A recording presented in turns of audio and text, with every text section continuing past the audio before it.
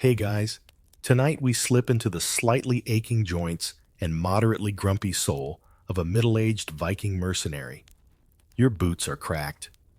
Your back hurts more than it should for someone who used to row a longship through a thunderstorm.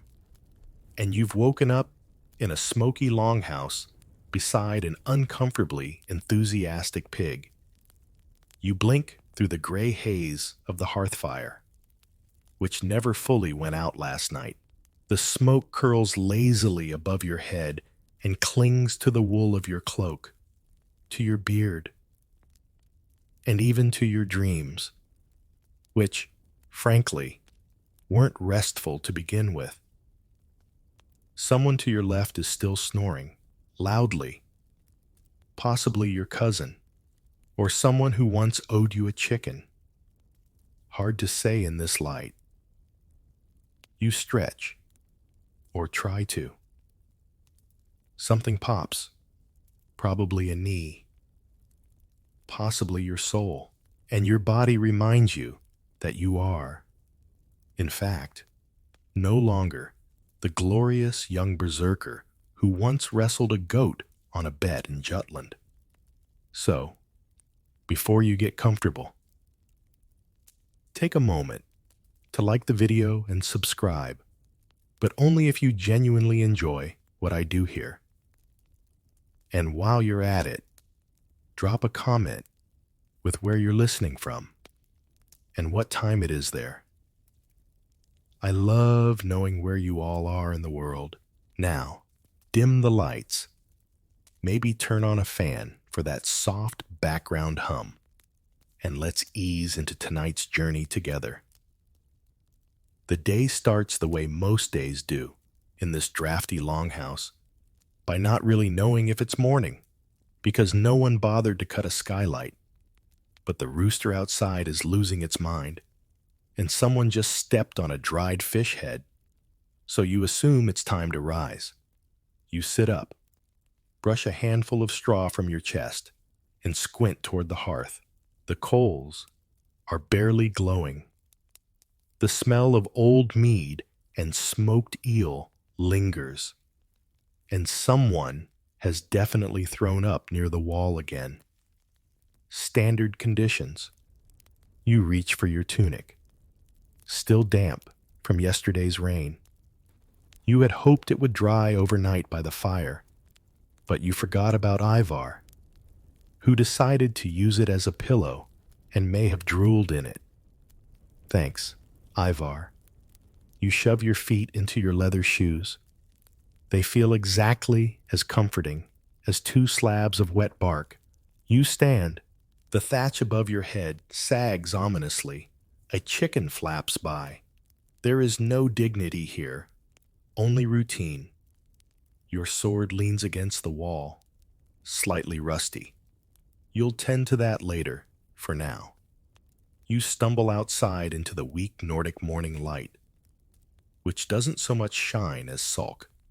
The wind bites. You forgot your cloak. You go back in for the cloak. Classic start. Outside. The camp stirs. Horses snort. A dog barks at a goose. Someone yells in Old Norse about oats. And there, over by the chopping block, is a young man trying to balance a shield on his head while juggling apples. You make a mental note never to stand behind him in battle. Your stomach growls, loudly, not because you're hungry in a hopeful, youthful way. No, it's more of a grim, resigned growl, like it knows breakfast is going to be depressing.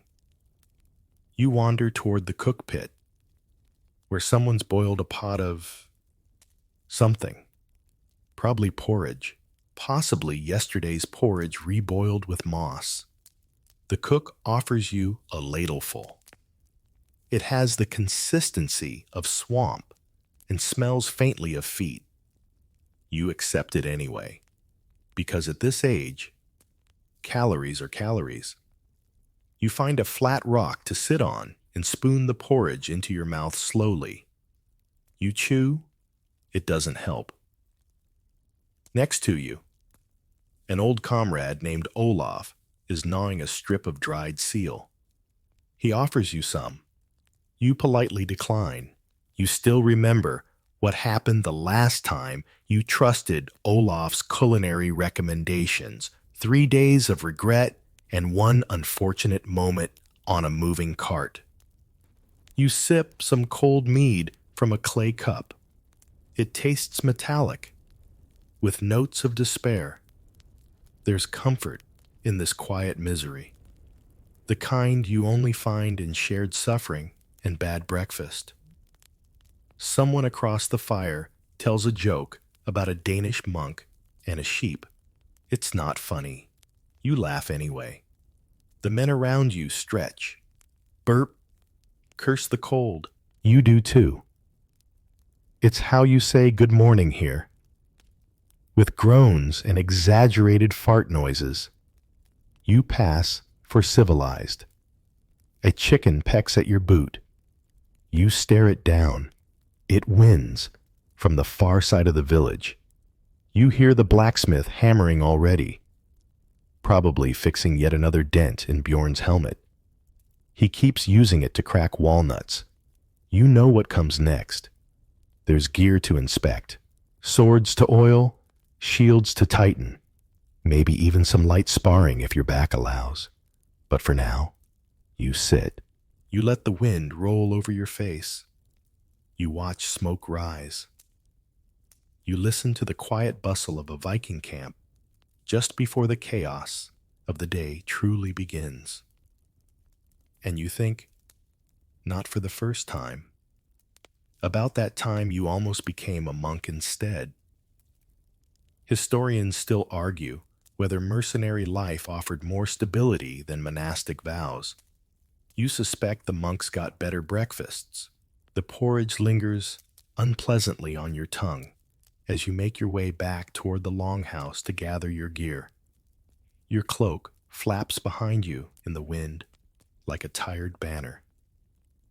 And somewhere deep inside your stomach, the mead has begun to question its own life choices. Inside, your gear lies where you left it. Mostly, your sword's still propped in the corner, its edge dulled by the previous week's brawl over a missing wheel of cheese. Your axe sits in its usual spot, just under the rickety bench, and your shield. Well, your shield has apparently taken a short journey, now leaning against a pile of firewood with an ominous dent shaped exactly like your neighbor's boot. You grunt as you bend down to inspect it. The dent isn't serious, but it does make you question whether lending it to Eric the day drunk yesterday was wise. He did promise he needed it for target practice, which you're now fairly certain meant leaning on it while throwing rocks at geese. You wipe some mud from your boots and begin the daily ritual of checking each piece of equipment. Your sword comes first. You draw it halfway from its sheath. Yep, still disappointingly dull. You've been meaning to sharpen it for 3 days, but it keeps raining. And frankly, it hasn't seen real blood since the time you cut your thumb slicing dried fish.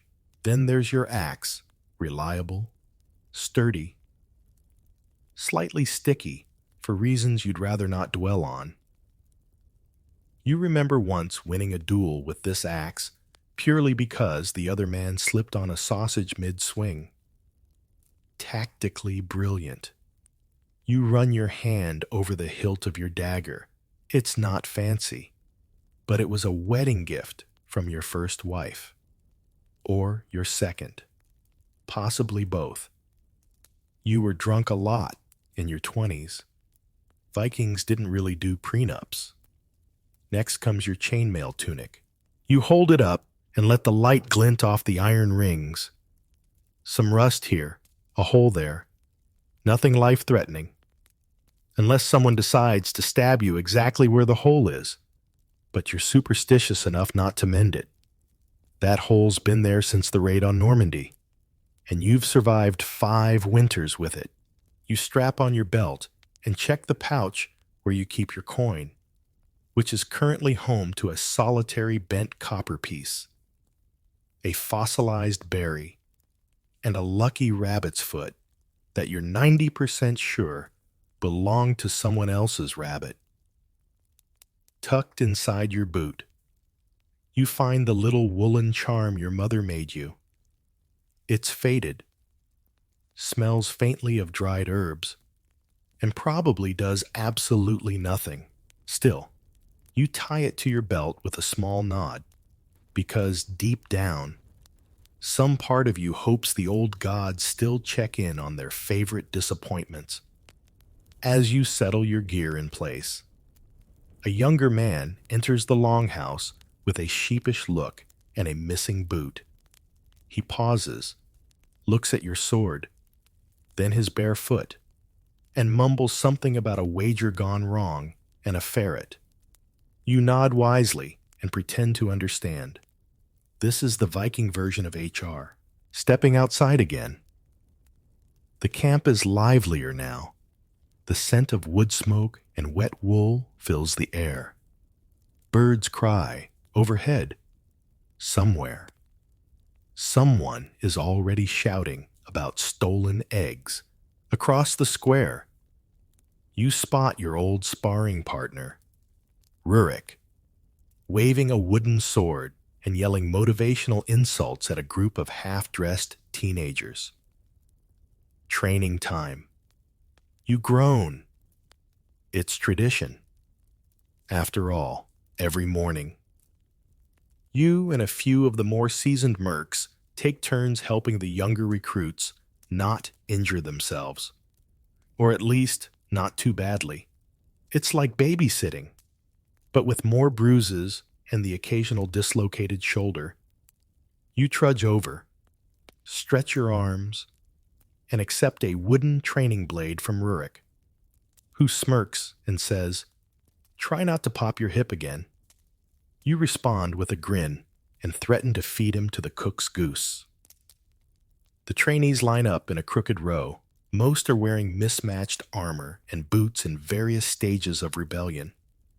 One kid's helmet is on backward. Another is holding a sword like he's about to butter bread with it. Classic. You step forward, bark a few instructions, and begin the morning drills. You lunge, parry, correct stances, and occasionally smack a head or two, gently.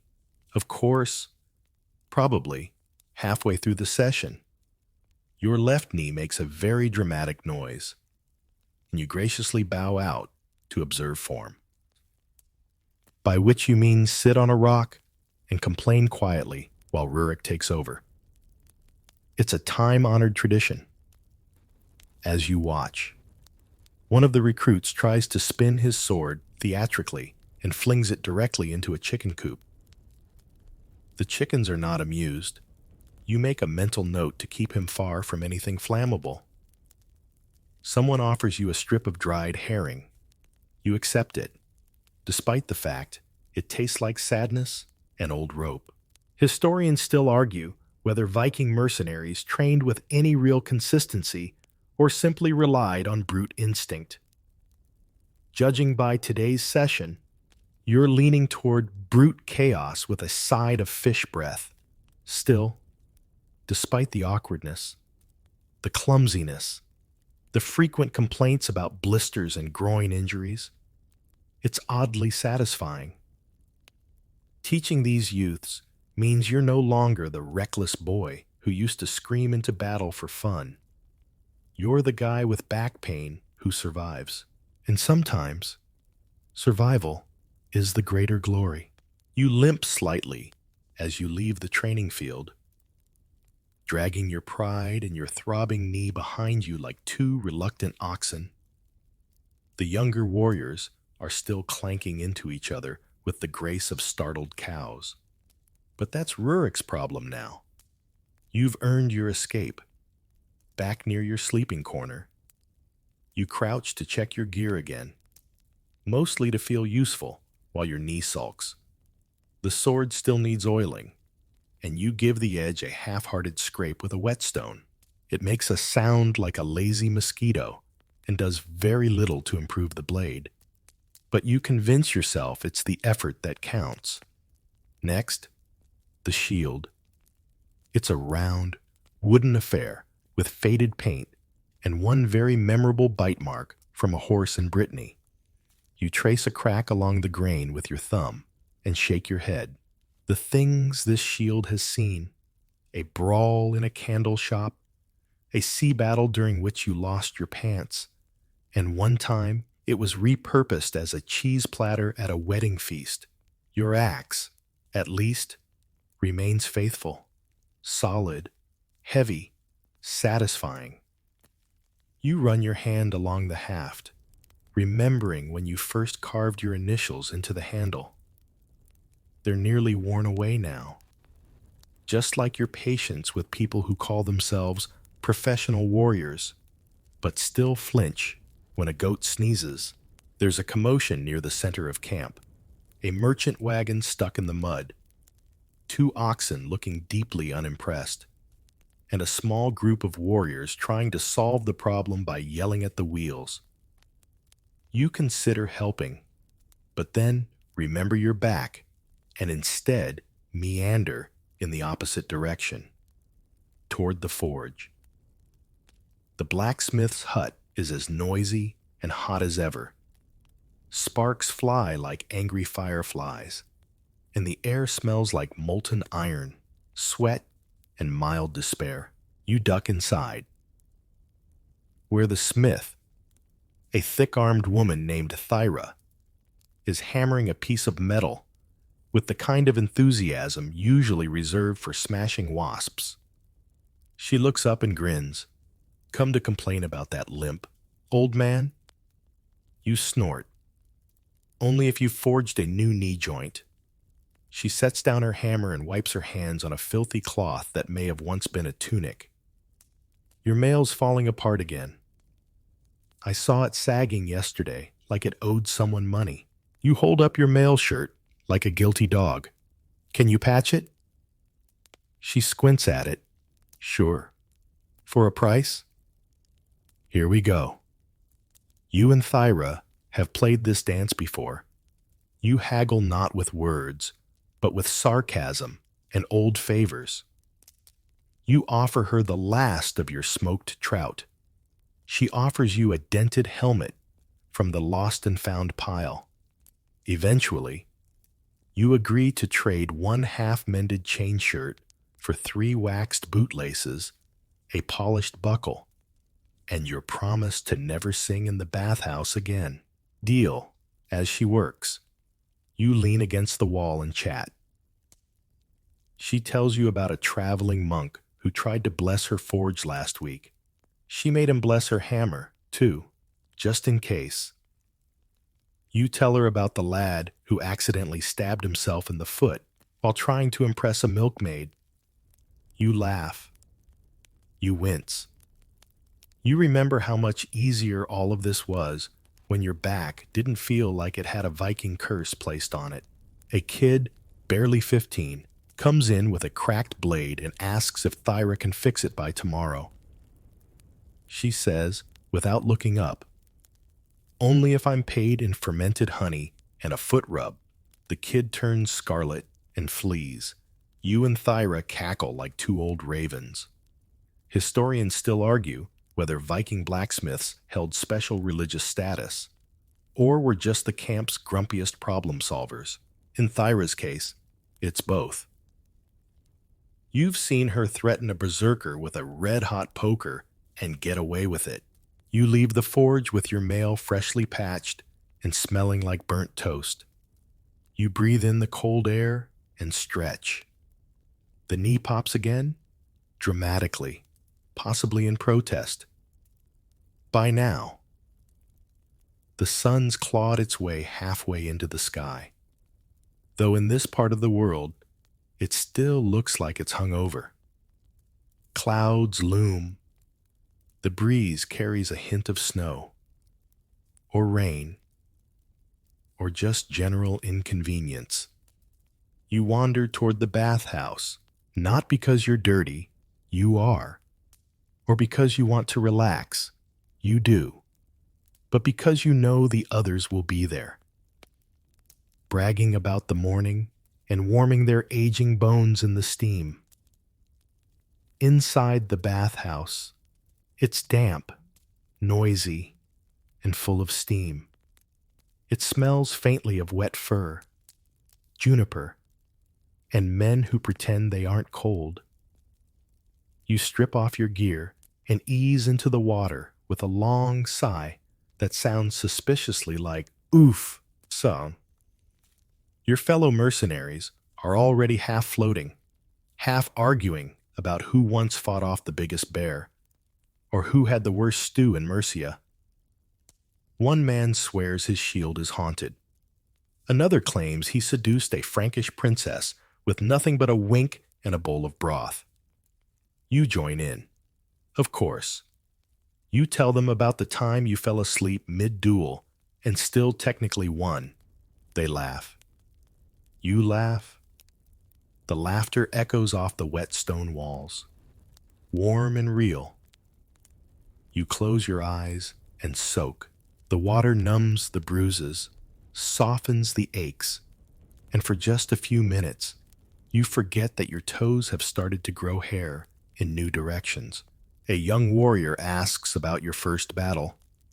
You give him a version of the story that involves geese, 3 barrels of ale, and a very confused monk. The truth is less impressive, but where's the fun in that? The bathhouse steam clings to your beard as you lean back against the warm stone, letting your limbs float like overcooked carrots. Someone beside you is humming off key, and another is loudly insisting that he once single-handedly defeated a band of Saxon raiders using only a spoon. No one believes him. No one stops him either. Your fingertips prune. Your knees sigh. You begin to nod off, which would be delightful if not for the sudden splash of freezing water someone pours over your head to keep you sharp. You vow revenge, but not until after lunch. Drying off takes longer than it should. The linen towels are slightly damp from the last dozen mercenaries, and one smells faintly of goat. You wrap yourself in it anyway, because modesty died with your 20s, outside. The air slaps your cheeks with a brisk breeze and the scent of pine smoke and something suspiciously cabbage-like wafting from the cook tent. You head toward the modest little temple on the hill, not because you're particularly devout, but because it's quiet, and the benches are dry, and every mercenary gets a little philosophical once their joints start clicking. The temple is a simple structure: timber walls, thatched roof, a carved post in the center honoring both Thor and Odin, depending on the angle of light and the person donating that week. Offerings litter the base: coins, bones, a carved fish, and one surprisingly well-preserved apple tart. You kneel, or rather, you lower yourself with careful grunts into a respectful crouch. You don't pray. Exactly. You mutter, you grumble, you give thanks to whoever might be listening that you haven't lost any fingers this month. You also ask, politely, that your next employer doesn't pay in moldy turnips or questionable silver. A breeze rustles the thatch above, and the candle flickers. Is it divine acknowledgement, or just the draft? Hard to say. Historians still debate whether Viking mercenaries genuinely believed in divine protection, or just enjoyed the dramatic symbolism. You sit for a moment longer. Resting your eyes, someone enters behind you, offers a half-hearted blessings in your direction, then leaves again, possibly looking for the tart, possibly mistaking this for the outhouse. Eventually, the stiffness in your legs wins the argument, and you rise, bones creaking like a longship under strain. The sun is higher now, but not warmer. You pull your cloak tighter and meander back through the village, boots crunching on frost-hardened grass. Back at your longhouse, you consider a nap. After all, you've trained young fools, repaired old armor, and endured spiritual introspection. That's enough productivity for a Viking before noon. You push open the door and collapse onto your straw mattress. Face first, a faint puff of dust rises. Someone left half a radish in your bed again. You toss it across the room without even lifting your head. Sleep doesn't come easy. A goat bleats loudly outside. A bard is singing something heroic and deeply off-key within earshot. And somewhere nearby, two men are arguing loudly about who invented salted fish. You pull a fur over your head and try to count sheep. Real ones. You name them. Alphabetically. After Griselda, you lose track and start over. Eventually, your mind begins to drift. You think about that time in Dublin, when the wind tore the sails and you spent 3 days eating pickled eggs. You think about the silver bracelet you once gave a Saxon girl with a laugh like mead bubbles. You wonder if she ever sold it. The bard hits a particularly painful note. You groan. Then, just as sleep might have begun to creep in, the door bursts open. A shadow fills the frame, haloed in cold light. It's Hakon, wide-eyed, breathless, and waving what appears to be a piece of parchment. "Oh no," you mutter. Hakon stammers something about a noble, a cart, a cabbage shipment, bandits. You rub your eyes. Apparently, your midday nap has been interrupted by business. You sit up, stretch slowly, and listen to the pitch. A short escort job. Easy silver. Low risk. Just a cart of cabbages, traveling a few miles. Classic bait. You ask about the payment. 1 silver, a free meal. And, bizarrely, a song composed in your honor. You raise an eyebrow. Hakon assures you the noble is very serious. Historians still argue whether Viking mercenaries took these smaller jobs for income, honor, or just to escape camp boredom. You know the answer? Cabbage bribes are better than no bribes. You sigh, stand, and mutter something about armor chafing. Hakon beams. You wish he wouldn't. You grab your sword, your cloak, and your patience. Outside, the cart is already waiting. It's pulled by a donkey that looks older than you and considerably more judgmental. The noble is nowhere in sight, of course. Only a note with a wax seal and instructions. You climb onto the cart, nod at the driver, who looks like he'd rather be anywhere else, and take a deep breath. You're now officially guarding vegetable again.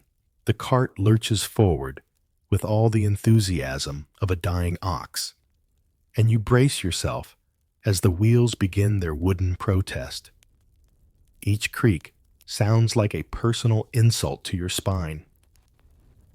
You grip the side of the cart and glance at the sacks of cabbages bouncing beside you. Green, bruised, and somehow smug-looking. The driver, a hunched man named Kettle, offers a grunt of greeting and promptly begins humming a funeral dirge. You try to relax, but your left foot keeps sliding into a cabbage. You sigh. This is not what you imagined when you pictured your glorious mercenary career. The road winds through thin forest and patches of muddy pasture.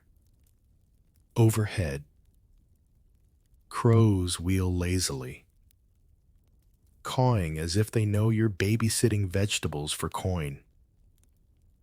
You eye them suspiciously. Crows are clever. You've seen them steal bread from a monk's beard. That was a good day.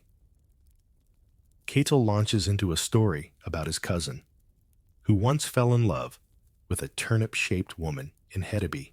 You nod politely while scanning the trees for signs of bandits.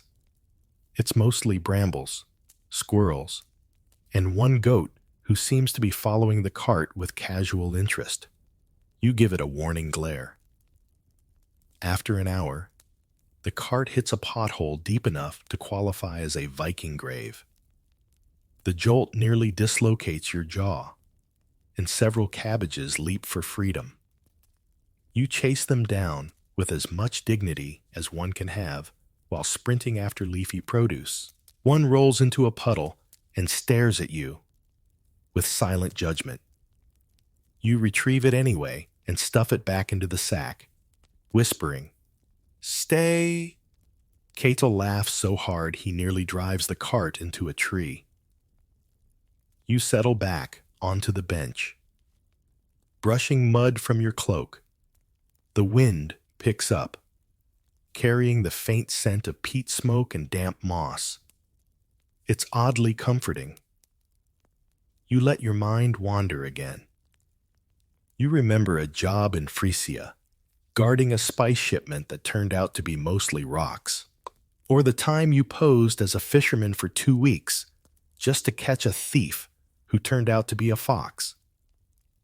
Sometimes you think about opening a bakery instead. Battle Buns has a nice ring to it. Suddenly, Ketel pulls the cart to a halt. You tense, hand on your sword, scanning the tree line. But it's not an ambush. It's worse. It's a toll booth. A small wooden shack stands beside the road, manned by 2 men with patched cloaks and suspiciously large noses. One holds a spear, the other leans on a ledger, as if it contains the secrets of the universe. They saunter over. "Toll for cabbage carts is 1 silver, says ledger man. You raise an eyebrow. "The noble already paid," he smirks. "Not this noble." You glance at Kettle. He shrugs. "They weren't here last week." You sigh. You could argue. You could fight. Or you could pay the toll and get on with your life. You reach into your pouch and hand over the silver the noble gave you. The men smile and hand you a tiny wooden token stamped with a cabbage. "Official proof of cabbage clearance," says Spearman. You stare at it. You consider throwing it at a crow. Instead, you nod and return to the cart. As you sit, Catel says, "At least we're past the hard part. You've lived long enough to know this means something ridiculous is about to happen."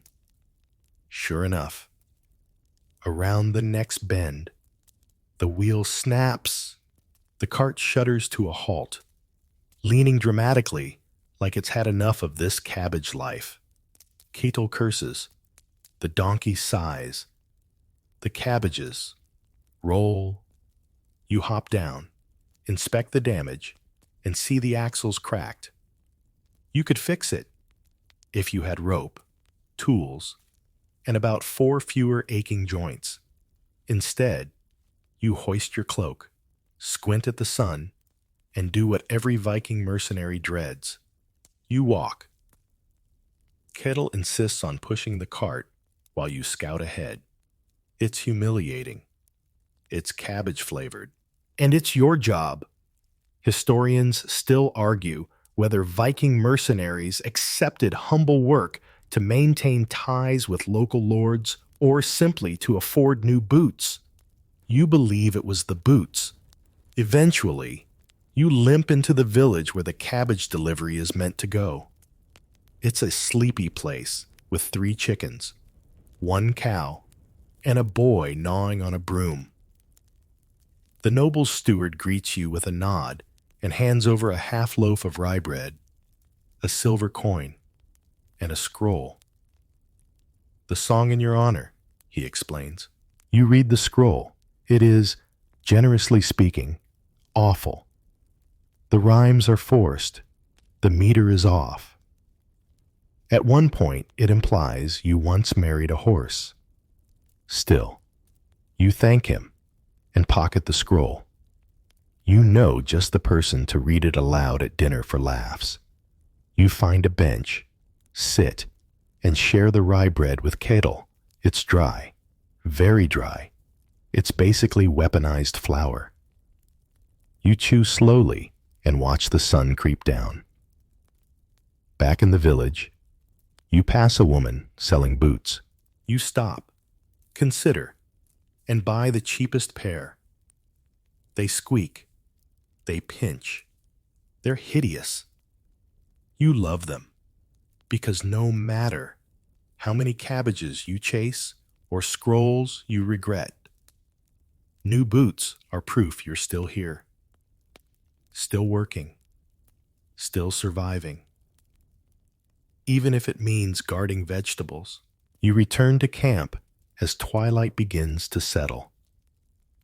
The air crisp and smelling of pine smoke and old stew. The new boots squeak with every step, loudly, proudly, like an accordion being stepped on by a goose. You try walking slower. It just makes the squeaking more tragic. As you pass the main fire pit, several of the others look up. One of them points at your boots and says, "Are those supposed to be intimidating?" Another offers you a piece of roast eel as consolation. You accept. You're not proud. Your body aches in that specific way only a cabbage job can cause. Part humiliation, part blunt trauma. You consider lying down for the night, but your stomach has other plans. You follow the scent of roasting fish and turnips to the great hall, where dinner is being prepared with all the enthusiasm of a dentist sharpening tools. Inside, a handful of warriors are already gathered around low tables, passing bowls, chewing loudly, and telling only slightly exaggerated tales. You spot Rurik mid-boast about how he once fended off 3 brigands with nothing but a dried cod. You slide in beside him and help yourself to a slab of something fishy and gray. The taste is not terrible, just emotionally confusing. You chew slowly as you listen to the others' banter. There's a lull in the conversation, and someone pulls out a battered lyre. You brace for a song. It's the steward's scroll, the one written in your honor. Your scroll, your masterpiece. The bard begins reading in a dramatic voice. Lo, a mercenary, mighty and bold, whose armor was rusty, whose bread was old. You drop your spoon by verse 3. It implies you once wooed a troll for passage through a haunted fjord. Everyone is howling by verse 5. It describes your heroic stand between a goose and a monastery. Rurik is crying from laughter. You pretend to be insulted, but secretly you're impressed. Whoever wrote this has flair. Eventually, the bard finishes with a rousing chorus involving you, a cabbage, and a very confused bishop. A round of applause erupts. You bow, grudgingly. Someone slaps your back. You're a legend now. Great, you mutter. Do legends get better, Stu? The evening settles into the familiar rhythm of storytelling and fishbones. A younger mercenary asks how one becomes a real fighter. You tell him the truth. Eat, sleep, don't die. He nods solemnly, as if you've passed on ancient wisdom. Later, you head toward the ale barrel and pour yourself a generous cup. The first sip is sharp, bitter, and oddly smoky. You wince. Did someone store a torch in this? No, says the brewer proudly. Just boiled it with pine bark for strength. You drink it anyway. You've had worse. Once, in York, you drank something called fermented sea pickle. You're still not entirely sure it wasn't lamp oil. Across the room, a heated discussion is forming. You drift over and discover two mercs mid-debate about an old and very sacred question. What really counts as honorable warfare? Olaf insists that burning a barn counts, as long as no livestock are inside. Gunnar argues that even thinking about using fire near grain is dishonorable. You sip your ale and weigh in. Depends, you say. Did the barn have geese in it? A hush. They nod thoughtfully. Geese complicate everything. Historians still argue whether Viking codes of conduct were strict moral frameworks or just suggestions easily ignored after 3 drinks. Judging by tonight, the latter feels accurate. The debate spirals into stories. One time, someone threw flour at an enemy to make him slippery. Another time, a mercenary bribed a local monk to bless his helmet with garlic oil for luck. You smile as the stories swirl around you like wood smoke. Someone challenges you to a friendly duel. It's tradition. It's light-hearted. It's exactly what your knees don't need right now. But the ale's kicked in. The mood is high. And you hate backing down in front of rookies. So you accept. The crowd clears a small space in the hall. You step in, wobble slightly from the ale, and draw your wooden practice sword from the rack.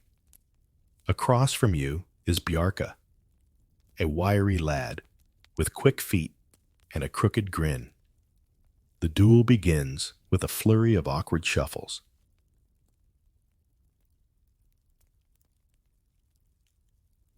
You both swing wide, miss, and nearly collide shoulder first. The audience roars with approval. You land a hit on his arm. He retaliates by smacking your hip. You grunt. He dodges and slips on a turnip. It ends with both of you falling backwards into a sack of straw, tangled and laughing. The duel is declared a mutual embarrassment. Someone tosses you a boot. Not yours. Still, a nice gesture. You rise, dust yourself off, and bow dramatically. Bjark claps you on the back. I hope I'm half as nimble when I'm your age. I hope you're twice as humble. You reply. You retire from the crowd, your legs protesting, your new boots still squeaking like angry mice. You refill your cup and sit near the edge of the firelight, letting the sounds of laughter and crackling wood wrap around you like a familiar song. You think of your old comrades, some gone, some retired to farms or monasteries. You think of the younger mercs now filling the halls. You wonder what stories they'll tell one day, and whether your name will show up in any, hopefully not attached to cabbage. You stretch. The fire warms your feet. A dog lies beside you and farts with conviction. You sigh. Just another evening for a middle-aged Viking mercenary. The fire has burned low, leaving behind orange coals and flickers of blue flame that dance lazily on the logs. Most of the warriors have drifted off to their straw beds or collapsed under benches, snoring through their own boots. You, however, are still wide awake. Maybe it's the pine bark ale. Maybe it's the adrenaline from the world's slowest duel. Or maybe your back has just decided that sleep is a myth invented by younger men. You rise with a creak, gather your cloak, and step outside into the night air. It's colder now, the kind of cold that bites first, then slowly chews. The moon glows behind thin clouds, casting long silver shadows across the settlement. Somewhere in the distance, a wolf howls, or maybe it's just Eric having night terrors again. You wander aimlessly at first, past the longhouse, the blacksmith's still warm forge, and the coop where the chickens slumber like feathery nobles. You stop by the water trough, splash your face, and breathe deep. Then your legs carry you uphill, toward the temple again. The flickering torchlight from within draws you in like an old friend. You push open the wooden door and step inside. It's empty this time, just you, the gods, and the quiet hum of wind slipping through the thatch. You kneel again, more slowly now, knees popping in protest, and whisper whatever half-prayers you can remember, a mix of reverence, routine, and vague requests for coin, peace, and less embarrassing songs written in your honor. On the central altar, someone's left a curious offering, a polished stone carved in the shape of a raven. You pick it up, turn it in your hand. Smooth, heavy, well made. Probably a tribute to Odin, or just a child's toy. It's hard to tell with these things. You set it back carefully, adjust the fur at your shoulders, and linger for a moment longer. Historians still debate whether Viking temples were true places of worship or simply communal centers where people sought solace when everything else felt uncertain. Tonight, for you, it's the latter. You exit the temple and head toward your assigned post. Night watch. Of course, night watch is mostly ceremonial. You're not expecting an invasion, just a handful of farmers returning late, a drunk trying to sleep in the wrong hut, or maybe a raccoon-related theft. Still, you don your armor, just the basics: chainmail shirt, woolen gloves, helmet that still smells faintly of vinegar, and pick up your torch. The world looks different at night, quieter, more honest. The shadows are long and the sounds sharper. You take slow laps around the camp perimeter, boots crunching softly on the frost-stiff ground. You nod at the stable master as he checks the horses. You wave to two boys half asleep on their own watch, one of whom is carving a face into a turnip for reasons unknown. You pause near the gates and lean against the palisade. Beyond it, the forest stretches like a sleeping giant, black and still. You stare for a long time, the cold settling into your bones, and think about everything and nothing. You remember your first winter in the north, how you nearly froze because no one told you not to sleep next to the outside wall, or the time you mistook a priest's ceremonial horn for a soup ladle. You chuckle softly. The sound vanishes into the mist. Eventually, you're joined by Hakon, carrying a steaming mug of something he calls sleep broth. It smells like broth. It also smells like moss and regret. You looked cold, he offers. I look like a man guarding turnips. You reply, sipping cautiously. He grins. Better than guarding nobles. He's not wrong. You sit together on the log bench beside the gate. Silence stretches between you, comfortable and deep. Somewhere, an owl hoots. Somewhere else, a mercenary farts so loudly a dog barks in alarm. You shake your head. Home, sweet home. Hakon laughs. Think you'll still be doing this when you're 60?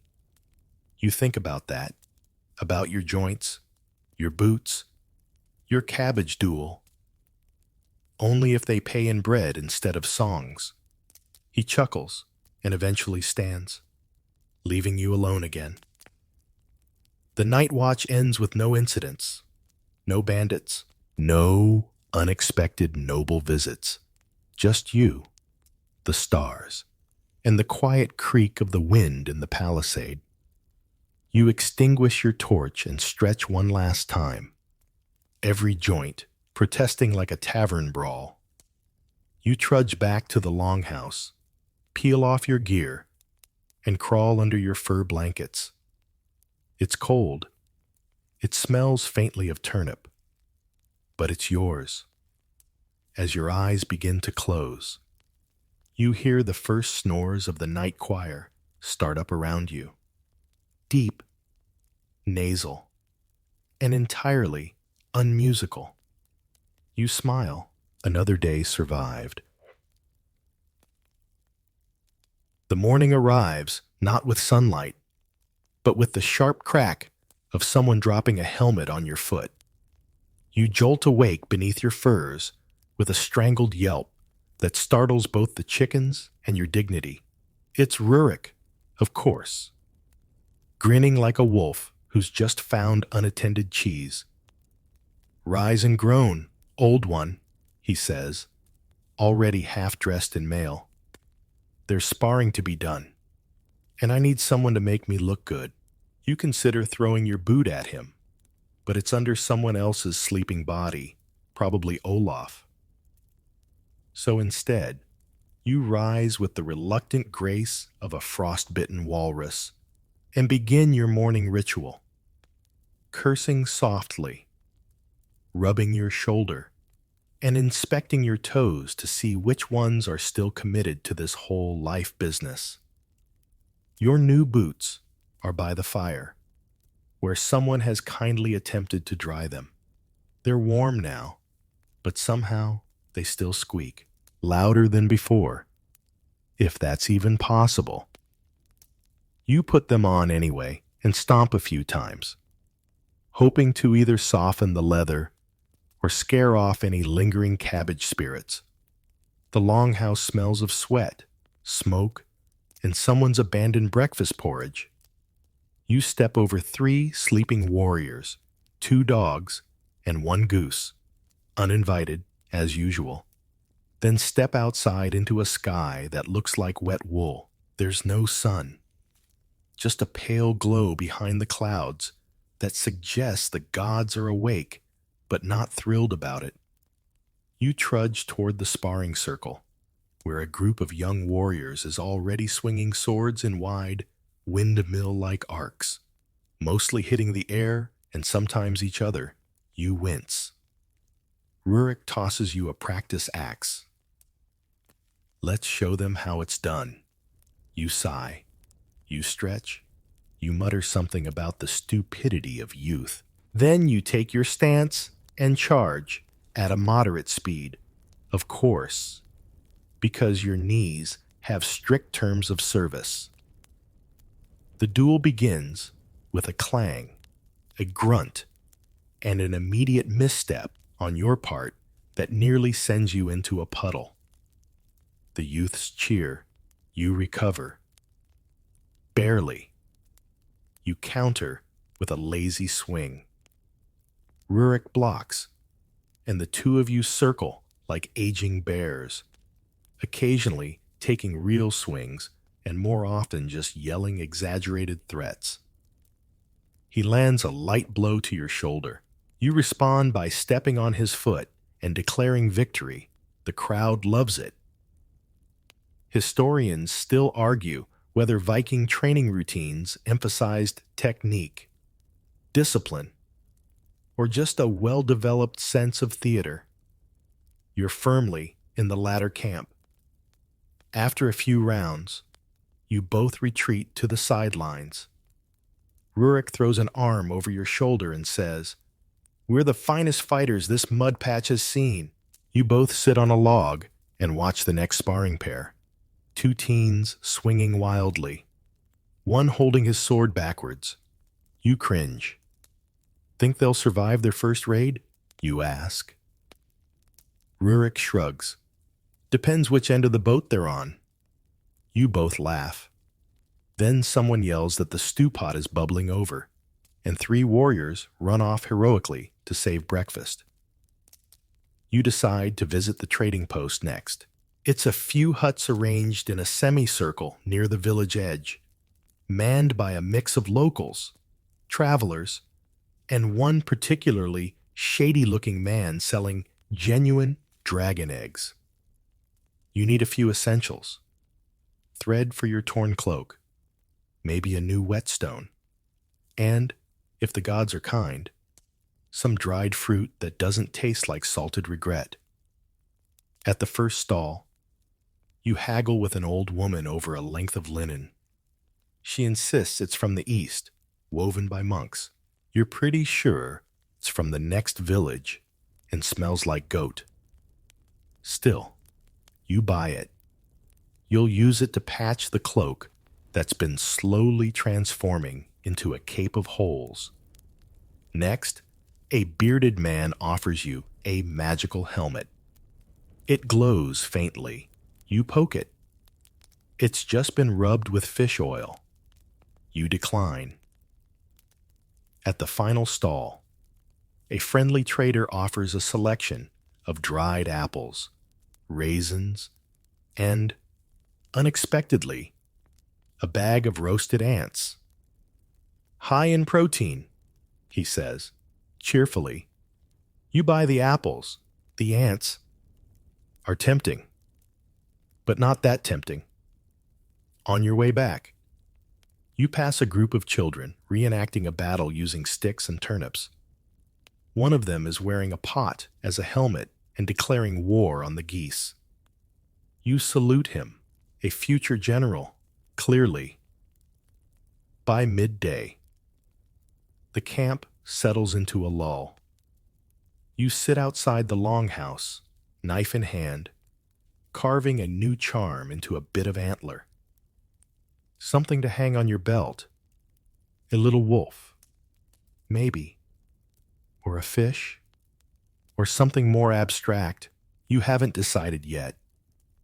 The sun makes a half-hearted appearance, casting watery light across the muddy courtyard. You close your eyes and let the warmth seep in. Then someone shouts. You jolt, half-carved antler flying from your hand. It's Hakon again, of course, running like a man with bees in his boots. "You've got visitors," he shouts. You groan. If it's another noble with a cart of vegetables. "No," he says, panting. "It's worse." Worse turns out to be two monks, a goat, and a very large ledger. The monks explain they're collecting stories for a chronicle. They've heard of your recent cabbage heroism. They want to interview you. You stare at them, then at the goat, who's chewing your bootlace, and sigh. Another day in the glamorous life of a middle-aged Viking mercenary. The monks are smiling in that serene, unreadable way that makes you immediately suspicious. One is tall and thin with ink-stained fingers, the other round and ruddy-cheeked, holding the goat's leash like it's an honored guest. You cross your arms, eyeing them as they unpack an absurdly large ledger and a quill that looks like it came straight from a swan mid-flight. We are compiling tales of regional valor. The tall one says, particularly, peculiar acts of bravery. You already regret this. The round monk opens the ledger. We've titled your section, The Guardian of the Sacred Cabbages. You stare at them, then slowly look down at your boots, which, of course, squeak, I'm going to need ale, you mutter. You're seated on an overturned barrel beside the smithy, answering questions that grow increasingly ridiculous. What was the emotional weight of escorting cabbage? Did you sense divine symbolism in the rolling vegetables? Was the goose symbolic of inner conflict? You briefly consider throwing the monk into the trough. Instead, you lean back and start fabricating. You tell them the cabbages spoke to you, that the donkey whispered secrets of ancient kings, that you warded off evil spirits by humming lullabies to a bag of leeks. The monks nod furiously, scribbling it all down. The goat sneezes on your cloak. You accept this as divine commentary. After nearly an hour, they thank you profusely, offer you a small bag of raisins and a woodcut of a saint riding a fish, and trundle off toward the next victim, hero. You shake your head and watch them disappear down the road, goat clopping behind. Just then, your stomach growls. Lunch, the camp cook, Solveig, is ladling soup into wooden bowls, her sleeves rolled up and her expression daring anyone to complain. You get in line behind a boy trying to trade a squirrel pelt for extra bread. She eyes you. Regular portion, she says, hero-sized. You reply. She squints. You want 2 ladles of turnips? You consider 1.5. She snorts and gives you 2. You're touched. You sit beneath the awning of the hall, sipping the hot broth. It's mostly root vegetables and something chewy that might have once been part of a fish. You're not sure. You don't ask. Across the yard, Rurik is trying to teach a group of younger warriors how to dice meat without losing fingers. One of them immediately slices his sleeve. Another sneezes into the stew pot. You pretend not to see. You finish your soup and set off toward the trader's quarter again. This time not for supplies, but for curiosity. The smell of incense and sea salt hits you first, then the voices, bartering, boasting, and the occasional mild swearing over spilled barley. You pause at a tent filled with curiosities. Bells shaped like cats, combs carved with runes, and a set of dice made from animal teeth. The vendor, a woman with braided hair and a missing tooth, grins. Fancy something lucky? You raise an eyebrow. Are these the kind of dice that favor the buyer? Only if you speak nicely to them. You pick up a die. It's warm, probably from the sun, or curses. You buy the set anyway. As you wander further, a boy runs past you carrying a duck, chased by another boy with a net. You step aside gracefully. The duck quacks with purpose. In a nearby stall, you see a tapestry, crudely woven but charming.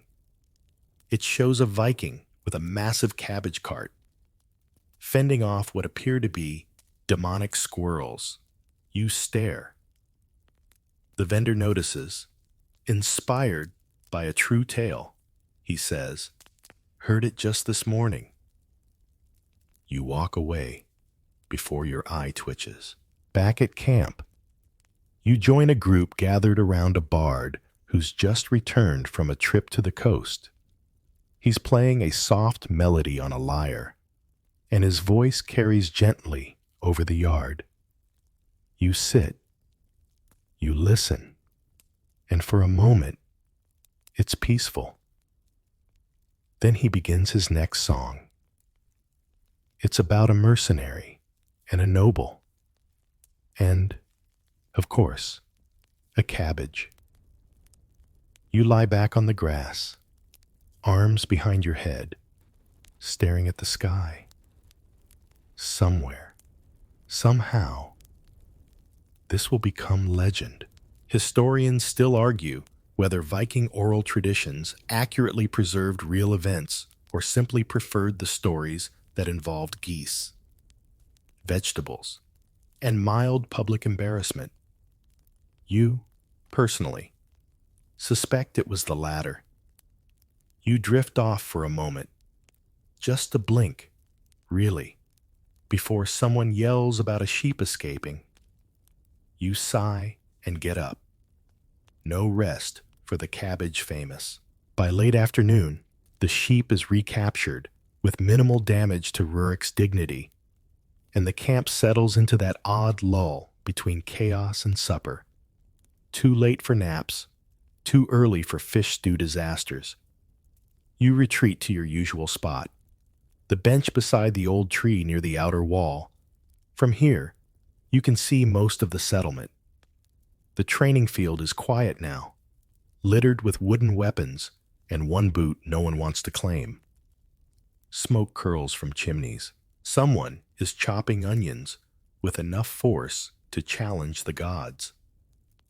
You sit with a relieved groan and begin to fiddle with your new dice, rolling them in your palm, listening to the clack of bone on wood.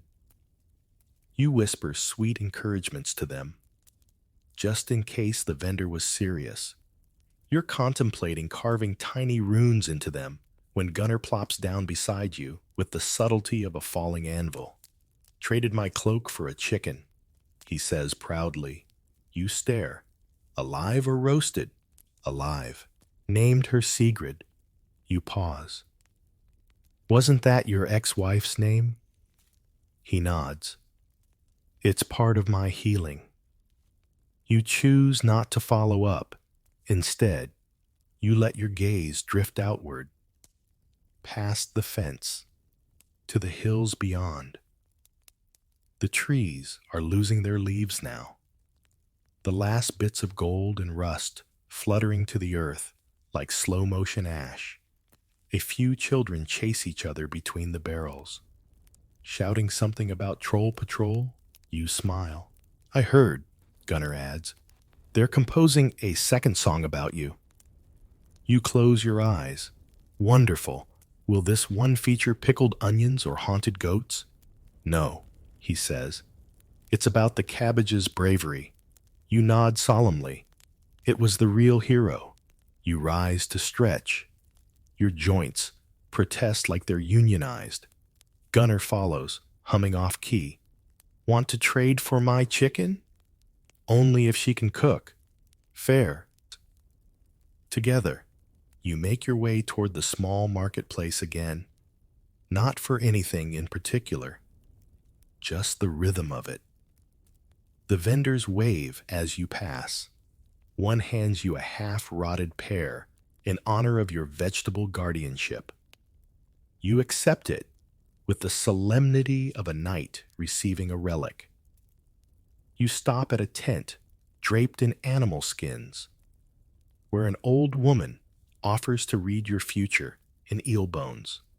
You agree, naturally. She throws the bones onto a worn cloth and stares at them. Eyes narrowed. "You will encounter danger," she intones. "Also, onions. Many onions." You nod. Checks out. She continues. "You will be offered something sweet, but it will sour." You think back to that pine bark ale. She frowns. "And someone will challenge your honor." "Is it a goose?" you ask. She doesn't answer, just hands you a small charm made of string and dried nettles. "For protection," she says. You thank her and hang it on your belt, next to your antler carving and your dagger. You're starting to resemble a mobile herb garden. You and Gunner return to the longhouse, where preparations for supper are underway. The air is thick with the scent of fish, boiled roots, and someone's attempt at spiced mead. The benches are filling. You find your place, drop onto the fur-covered seat, and begin tearing into a hunk of bread that could double as a roof tile. Someone places a steaming bowl in front of you. You stare. Cabbage stew. Of course. You dip your spoon. The broth is thick, herby, surprisingly decent. You chew slowly, listening to the hum of voices around you. Rurik tells a new story. Something about falling in love with a shield maiden who turned out to be 3 raccoons in a cloak. No one questions it. You sip your mead, which tastes vaguely of cinnamon and regret. Then a hush falls as the chieftain rises. He gives a short speech, a few jokes, mentions a successful trade deal with the coastal village. Then, of course, he thanks you for your vegetable valor. The hall bursts into applause. You raise your spoon in salute. The cabbage stew burbles appreciatively. After dinner, the musicians begin. A flute, a lyre, and one man drumming on a barrel with a spoon. The rhythm is soothing, the melody wandering. You lie back, resting against the timber wall, belly full, eyelids heavy. The conversations blur into background noise. Just the ebb and flow of a camp that has seen too much, laughed enough, and eaten just barely enough not to riot. Historians still debate whether these gatherings strengthened social bonds or were simply excuses for second servings. You know the truth. Nothing unites a mercenary band like shared soup and a mutual distrust of ballads. You close your eyes for a moment, just one, and drift, not into deep sleep, not yet, just that floating space between thoughts where time slows and cabbage jokes echo like distant thunder. You wake to the sound of a barrel being rolled directly into someone's shins. Not yours. Thankfully, the longhouse is dim, lit only by the glowing hearth and a few sputtering torches. Most of the warriors have trickled off to their beds, sprawled like laundry across benches and furs. Someone's snoring sounds like a dying moose. Another mutters, "Fish stew," in his sleep, possibly in warning. You sit up slowly, neck stiff, back stiff, everything stiff. Your hand finds your new dice in your pouch. You roll one on the table absently, lands on a 6. You nod, satisfied. The lucky streak continues.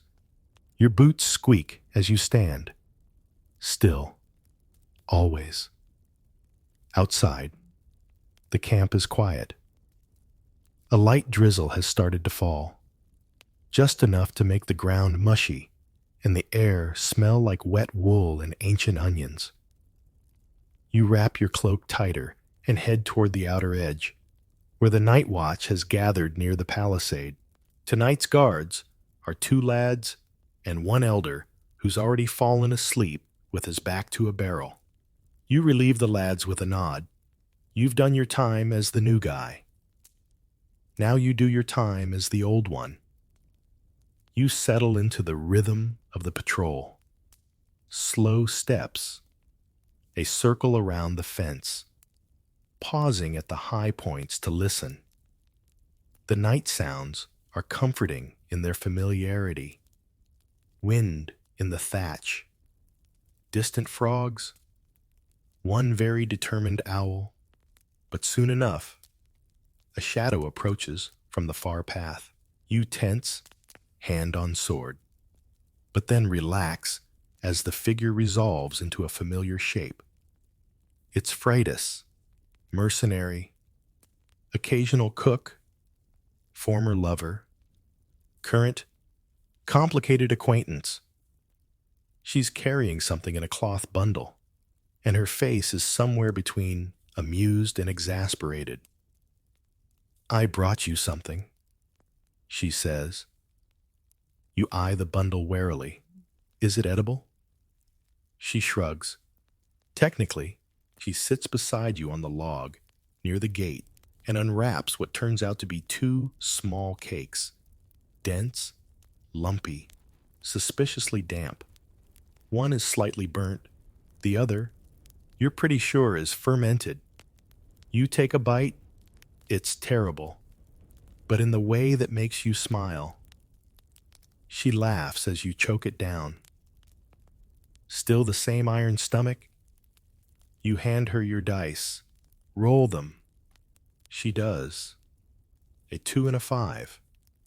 "Unlucky," she says. "Not necessarily." You reply, "Depends who you're playing against." You sit in silence for a while, listening to the rain patter on the leather of your cloak. She speaks softly. "I heard about the cabbage." You groan. "Of course you did. They're making a puppet show." You stare. "A what?" "For the children. You're the brave guard of the greens. The villain is a weasel in a bishop's hat." You put your face in your hands. Freitas nudges your elbow. "Could be worse. Last month they turned Rurik into a goose. That explains the beak on his helmet." You mutter. She leans back and pulls the hood over her hair. The drizzle has become a steady whisper against the wooden palisade. It's calming. Eventually, she stands. "Get some sleep," she says. "You look like you lost a duel to a stew pot." You grin. "I might have." She leaves without a goodbye. Typical Freitas. And you watch her disappear into the shadows with the grace of someone who's never once stepped on a rake in the dark. Unlike you, you finish your rounds and return to the fire pit. A few coals remain, glowing softly. You poke one with a stick out of habit, then sit down to remove your boots. The squeak echoes in the silence. You sigh. You lie on your back, using your rolled-up cloak as a pillow. The stars peek through the clouds now, blinking like distant lanterns. And then you hear it, a whisper, faint, from the other side of the camp. You sit up. It comes again, soft, rhythmic, oddly melodic. A voice. "Someone singing?" You rise, quietly now, creeping past sleeping warriors, stepping over snoring dogs, toward the source. It's coming from the stable. You peek inside and find a bard, alone, playing a gentle tune to a horse. You blink. He looks up, helps her sleep. You nod. "Want to hear the new verse?" he offers. You hesitate, then sit down in the hay. He strums and sings. This one's not about cabbage. It's about stars and old warriors and a long ship that sailed so far west it found nothing but silence and peace. You listen, and your eyelids grow heavy. Historians still debate whether Viking camps had official lullabies or simply relied on mead and exhaustion. But this might just be enough. You wake to the warm, damp breath of a horse nuzzling your forehead. It's not the worst way you've woken up. You blink groggily in the hayloft, brush a bit of straw from your beard, and pat the horse's nose. She snorts, satisfied, then resumes chewing on something that was probably never meant to be edible. The bard is gone. Only faint boot prints and the memory of his melody lingering in the stable air. For a moment, you lie still, letting the gentle scent of hay, manure, and warm fur lull you back toward sleep. But the morning has other plans. Your joints crack as you sit up. Your knees register their disapproval in the usual fashion: a pop, a throb, and an ominous creak that sounds like a haunted door. You grunt, roll to your feet, and shuffle outside. Dawn is bleeding quietly into the sky, blue and gold smudges stretching behind the trees. The village is just beginning to stir. Smoke from early fires drifts lazily upward, and you hear the unmistakable clatter of someone dropping an entire sack of onions. You head toward the well, drawing up a pail of icy water. You splash your face and immediately regret it. A nearby chicken watches you, judgmental. You mutter, "You're part of the problem." Back at the longhouse, breakfast is underway. Solve is stirring something gray and bubbling. You pray it's porridge. It might be glue. Rurik waves you over, grinning far too brightly for someone who still has fish bones in his beard. You sit beside him, accepting a bowl of the mystery mush and a stale crust of bread. "Did you sleep in the hayloft?" he asks. You nod. "With the horse?" You nod again. "She's a better listener than you." You mutter. He laughs, and the others join in. It's a warm sound, the kind that cuts through the morning chill, better than fire. Mid-bite. A boy runs in, breathless. "There's a foreign trader at the gate," he gasps. You and Rurik exchange glances. Foreign traders mean one of three things: overpriced trinkets, strange music, or news that no one really asked for. You grab your cloak and follow the curious crowd to the camp entrance. The trader stands beside a cart draped in colorful cloth and mysterious parcels. His beard is forked, his hat is ridiculous, and his accent is delightfully unplaceable. "I bring wonders from the east," he declares. "Silks, spices, a duck that sings when wet." Everyone immediately wants to see the duck. While the crowd swarms the cart, you quietly inspect the more useful wares: iron needles, polished flint, a small flask of something labeled Elixir of Enthusiasm, which smells like vinegar and fermented pears, and a box of dried dates. The trader sees you looking and leans in. For the warrior who has everything, something he forgot he needed. You raise an eyebrow. Like what? Peace and quiet? He chuckles and holds up a curious item: a carved wooden comb inlaid with brass, bearing runes you can't read. "From far across the sea," he says. "Legend says it untangles not just hair, but thoughts." You snort. "Does it come with instructions?" "No," he replies, "only with possibilities." You buy it anyway, not because you believe him, but because you've had the same comb since you were 16, and it once doubled as a weapon in a tavern fight.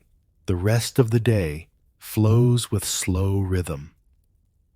You spend an hour helping Freitas mend a torn sailcloth, another hour carving your name into a flat stone to mark your sleeping spot. In the hope that others stop mistaking it for the communal sock pile. You even try the elixir of enthusiasm. You remain entirely unenthusiastic. You return to the forge, where Thyra is hammering out a new batch of arrowheads. She inspects your patched chainmail, nods, and tells you it's acceptable. Which, coming from Thyra, is the closest thing to a compliment you've received in months. Later, a message arrives from a neighboring village. A harvest feast is being planned, and mercenaries are invited for protection, entertainment, and, if possible, to bring their own cutlery. You're not sure if it's a job or a party, probably both. Rurik is already rehearsing his traditional Viking dance, which mostly involves stomping in a circle and yelling. You promise to supervise. Historians still argue whether Viking communities embrace these regional festivals for cultural exchange or simply to flirt while wearing wreaths. You suspect it's equal parts stew, mead, and mischief. The sun dips lower. You sit by the fire once more, carving into a bit of driftwood. Your fingers move slowly, shaping what might become a small dragon or a walrus. It's hard to say. Someone asks for another tale from your travels. You consider, then launch into the story of how you once negotiated peace between two rival clans, using only a fishing net, a bowl of eggs, and 3 confused musicians. It's a hit. As the laughter rises again, the flames flicker brighter, casting long shadows and golden halos across faces, armor, and beards. You lean back, full belly, tired legs, and the comforting ache of a day spent doing very little. And somehow, just enough, the fire crackles quietly, sending soft sparks into the night air as the latest tale winds down. Something about a man who tried to turn a longship into a tavern and succeeded only in inventing damp disappointment. You sit with your cloak drawn tightly around your shoulders, the carved comb tucked into your belt, the taste of dried dates still lingering on your tongue. Around you, the camp buzzes with that specific kind of contentment that only follows a day with no sword wounds, decent soup, and mild public embarrassment. From the corner of your eye, you spot someone approaching. Slow steps, careful posture, a silhouette you're all too familiar with. It's Bjorn the Bookish, a part-time scribe, full-time know-it-all, and the closest thing the camp has to an unpaid librarian. He always smells faintly of ink and boiled leeks. "I need your opinion," he says, clutching a scroll like it's a newborn kitten. You sigh. "Is it another verse about me and the cabbages?" "No," he replies. "This one's about the philosophical implications of helmet design." You blink. How thrilling. He unrolls the scroll anyway and begins reading aloud, words tumbling out like falling hay bales. You try your best to listen. Truly, you do. But your mind drifts to warm baths in distant cities. To that time, a Roman told you your beard was unfashionably northern. To the first time you ever sailed a longship and nearly got decapitated by the sail. Bjorn keeps reading. You keep nodding. Eventually, even he loses interest in his scroll and offers you a boiled turnip as consolation. You chew it thoughtfully. It tastes like regret. but with more fiber. As he leaves, you notice a small group of younger mercs gathered around a table. Whispering and giggling, you stroll over, boots still squeaking their musical protest. On the table lies a game board, one of those wooden grids with carved pieces shaped like warriors and ships. King's Table, they call it. Strategy for those who can sit still long enough. You ask who's winning. They groan. We've been trying to beat Helga for 2 hours. Helga is hunched over the board, grinning like a cat who's just outwitted a monastery. You chuckle and sit down, watching as she traps another piece in 3 swift moves. Want to try? Someone asks. You nod, cracking your knuckles. The game begins. You last longer than expected. You even pull off a surprising flank maneuver involving a decoy archer and a sacrificial sheep token. But in the end, Helga still wins. She pats your hand. Nice try, Cabbage Lord. You bow in defeat, and someone awards you a carved wooden spoon for effort. The games continue into the evening. Someone starts juggling apples badly. A dog steals half a loaf of bread and isn't seen again for hours. Gunner challenges a chicken to a staring contest and loses. Then the weather shifts. A sudden gust of wind rolls in, pushing smoke sideways and making everyone duck reflexively. The clouds churn above, and the first droplets of rain begin to fall. Slow, deliberate, testing the ground. The fire is hurriedly covered with a flat stone lid. Benches are dragged under awnings. You grab your cloak and pull it tighter, squinting upward. A storm is coming. You know the signs. The air smells like lightning. The geese have vanished.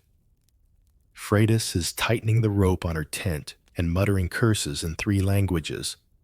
You help secure the edges of the longhouse, driving a few extra pegs into the earth. Water trickles in slow lines down the slope outside, pooling near the goat pen.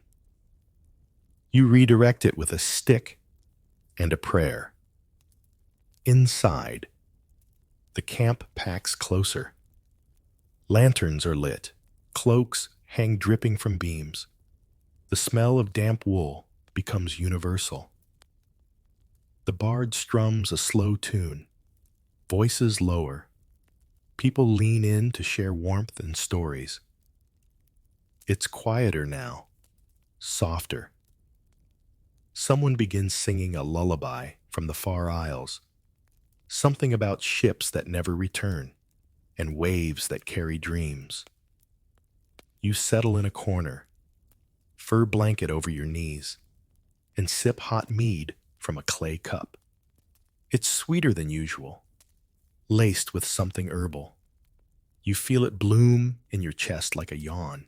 Historians still argue whether these communal nights bonded Viking mercenaries into brotherhoods or simply kept them from freezing to death. Probably both. You close your eyes for a moment and dream, not of battle or glory, but of bread warm from the hearth, of fields without mud, of boots that do not squeak. Outside, the rain thickens into a steady drumbeat. Thunder rolls in the distance. The longhouse creaks in the wind, but holds strong. You smile, drifting. You've seen empires rise and kings fall, but nothing. Nothing. Beats being warm and dry on a stormy night.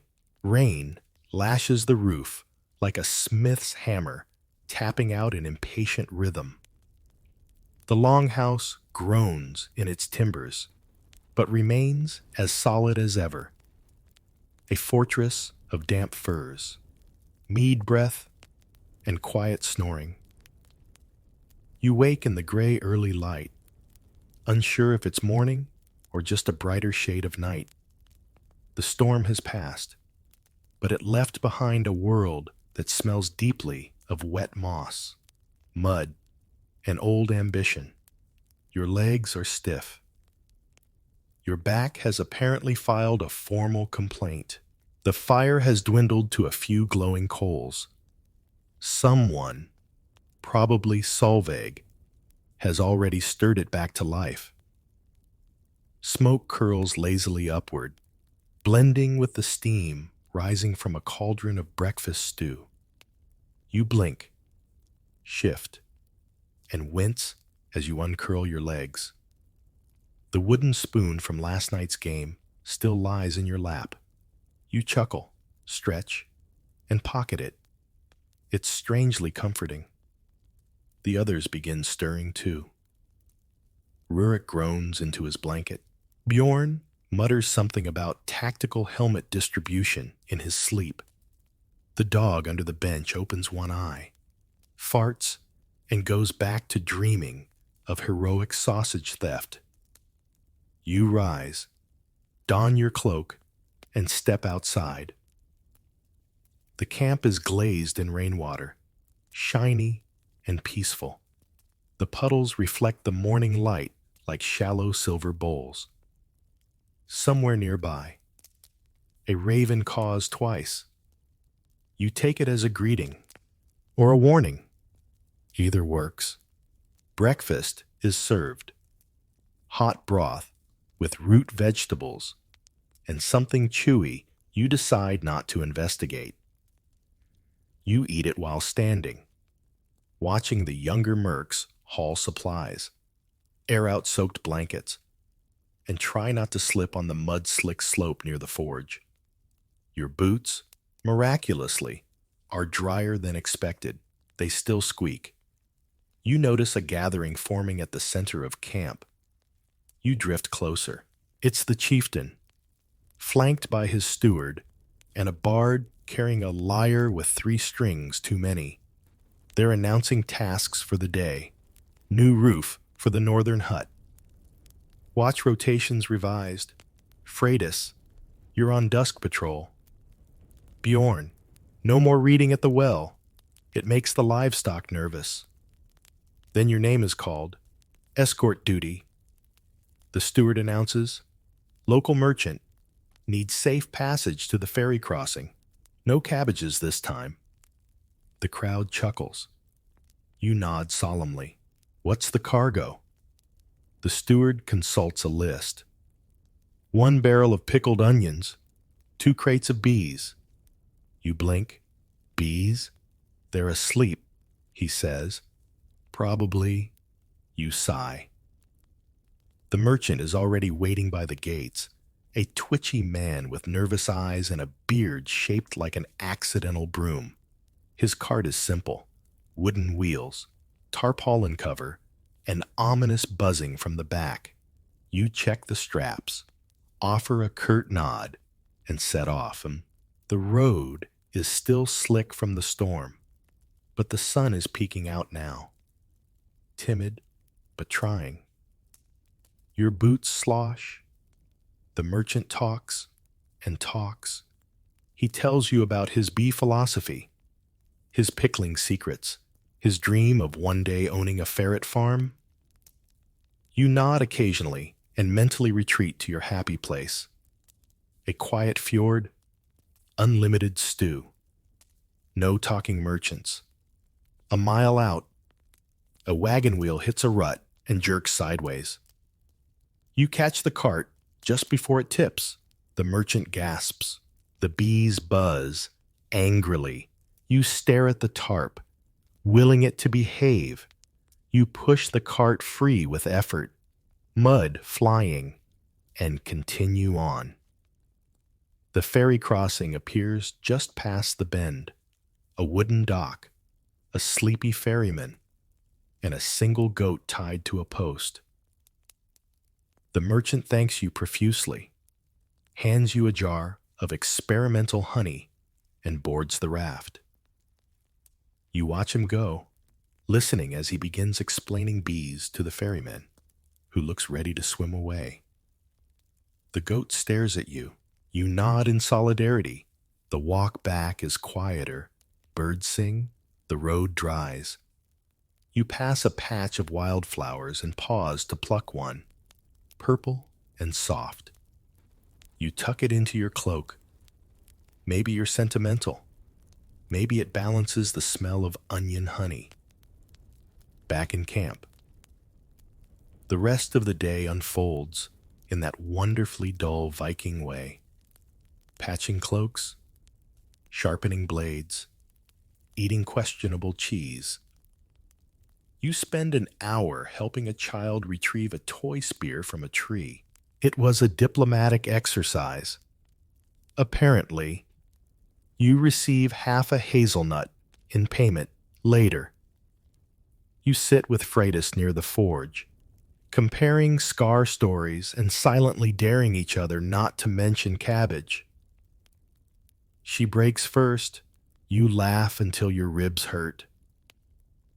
Historians still argue whether mercenaries like you led exciting lives or simply had exceptional storytelling instincts. You believe it's a bit of both. Evening draws in with slow light, golden and soft, slanting across the rooftops. Someone plays a soft tune on a bone flute. You sit near the fire, drink weak ale, and rest your boots on a warm stone. The bard begins a new tale. Not about you. This time. This one is about a dog that saves a village from rain clouds by barking at the sky. It is entirely made up. It is entirely perfect. You lean back, let the words wash over you, and feel the weight of the day begin to fade. Another sunset, another story, another mercenary evening with just enough oddness to be worth remembering. By nightfall, the camp glows with the quiet warmth of routine. The fire crackles lazily. Clay mugs pass from hand to hand. The stew this evening is less suspicious than usual. Thicker, heartier, and generously salted. Solveig must have received an offering, or a threat. You're perched on your usual bench, back to the post near the fire pit, boots off, feet near enough to the flames to steam slightly. Your toes thank you with muffled gratitude. Rurik sits beside you, working on a broken buckle, with a knife far too small for the job. His face is scrunched in concentration, tongue sticking out like a scholar decoding a prophecy.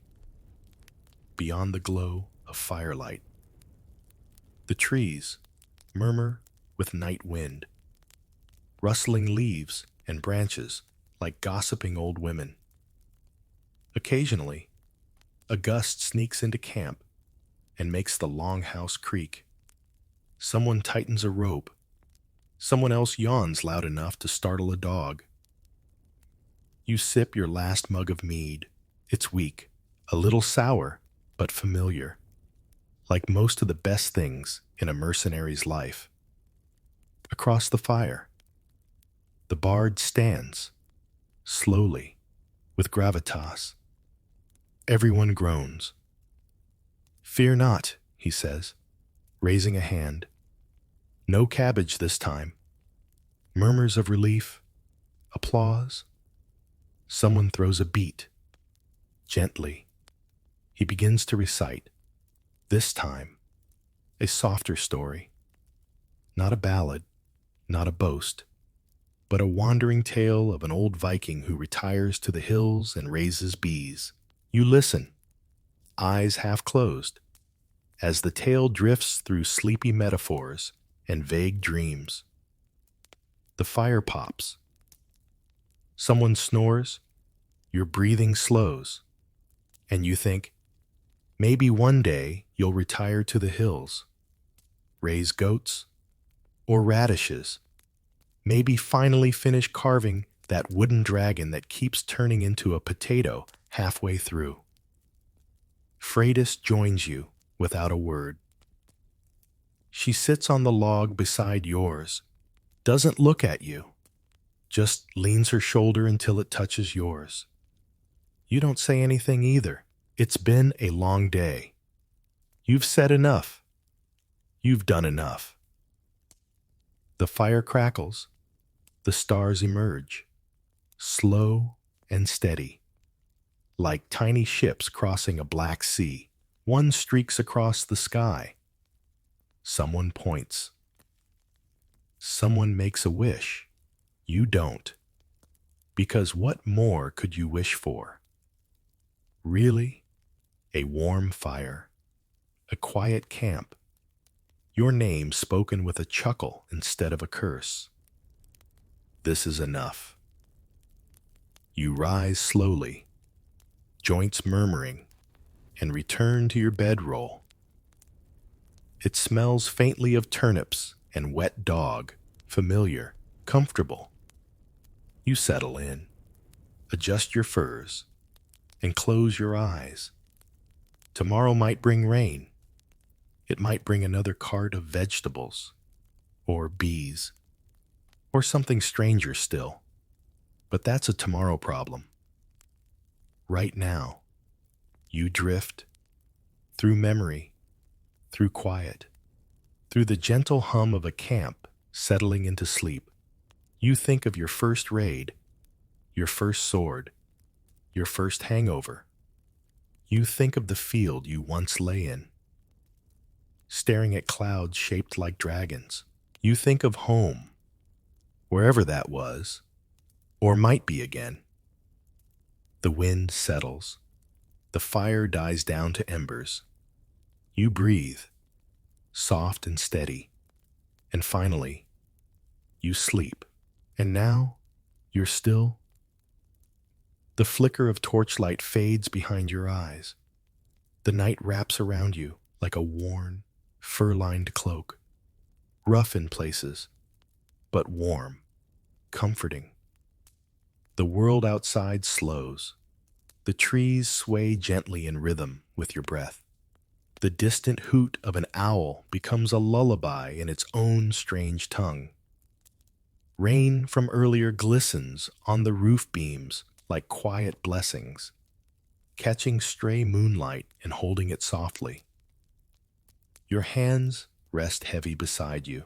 The aches of the day retreat, not gone, but quieter now, content to wait until morning. Each breath draws you deeper, into calm, into stillness, into a kind of peace that only comes after a full belly, a long walk, and the smallest of victories, like keeping the bees asleep, or surviving another day without embarrassing yourself in front of a goat. The night doesn't ask questions. It doesn't demand anything of you. It simply welcomes you to rest.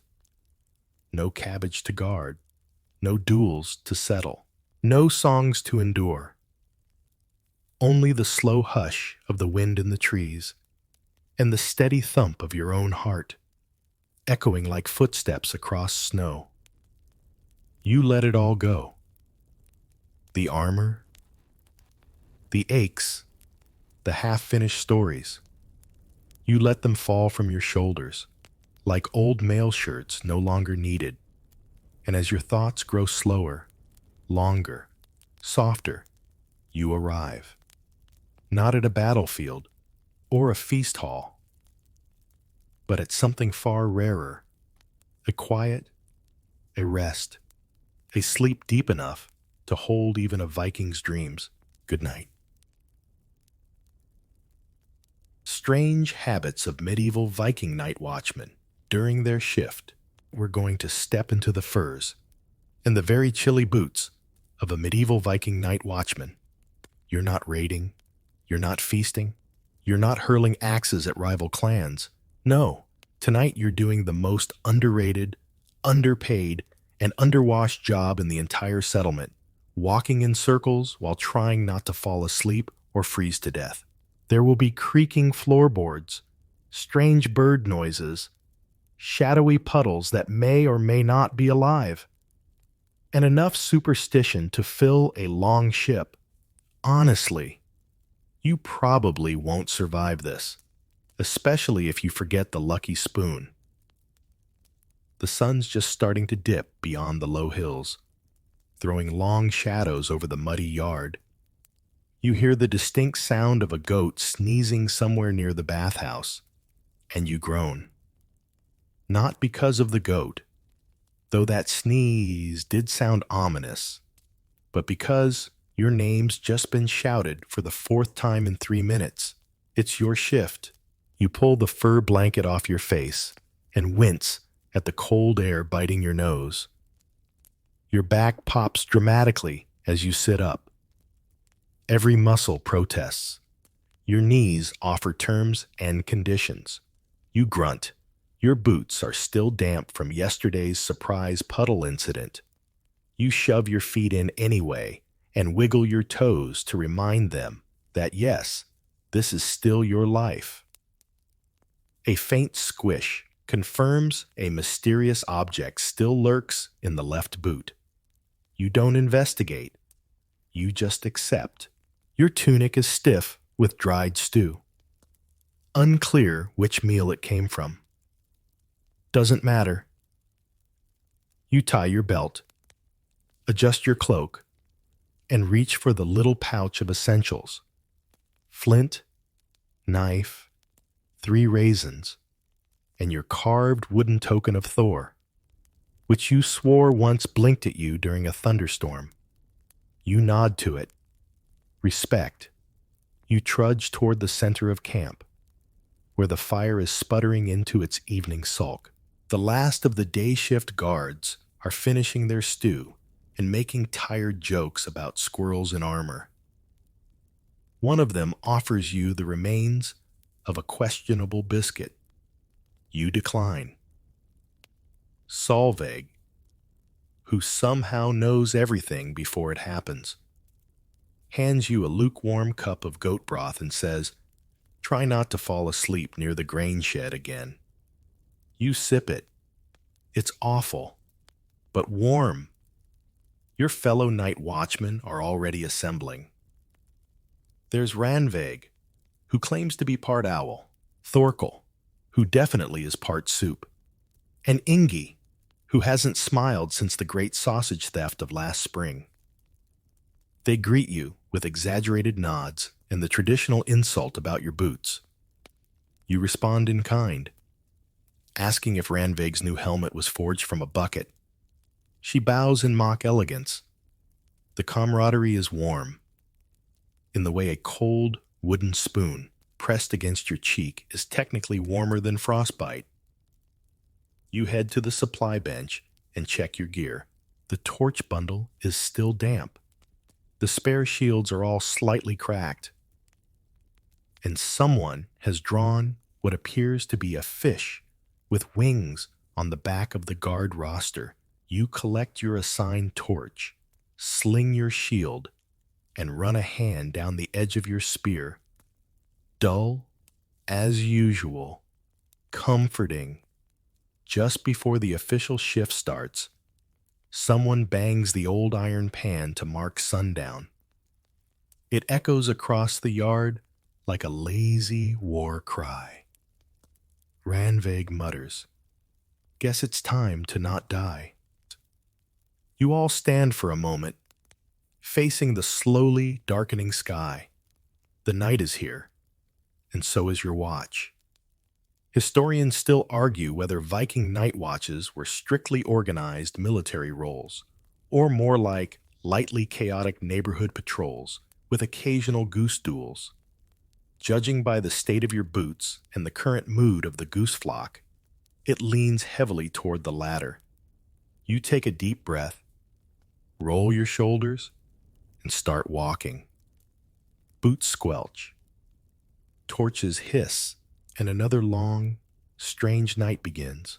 You start your circuit around the camp with the rhythmic thud squelch of wet boots and the faint clinking of your gear. The torch in your hand crackles as it catches, flaring just enough to temporarily blind you. You blink until the blobs in your vision resemble less of a Norse god and more of a mildly annoyed chicken. Your first stop is the stew pot, not for security reasons, just because it's customary.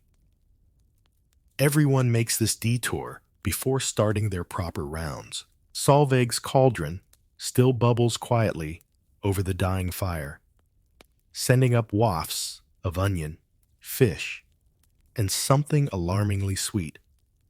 You ladle yourself a modest scoop into a carved wooden bowl. It's thick, beige, and steaming. Ranveig is already there, holding a spoon that might double as a weapon. She looks over her bowl like it's trying to challenge her authority. "Found a turnip chunk," she says proudly. You find a piece of something chewy, possibly meat, possibly cloth. You chew it thoughtfully, decide it's passable, and move on to dipping your chunk of yesterday's bread into the stew. It dissolves instantly. You eat it anyway, around the fire. The others gather for this strange little pre-shift stew ritual. No one talks much. It's not a meal. Exactly. It's more of a solemn act of survival, like bracing yourself before walking into a snowstorm or petting a goat you suspect might bite. Thorkel finishes his bowl, wipes his beard with the back of his hand, and taps the rim twice with his spoon.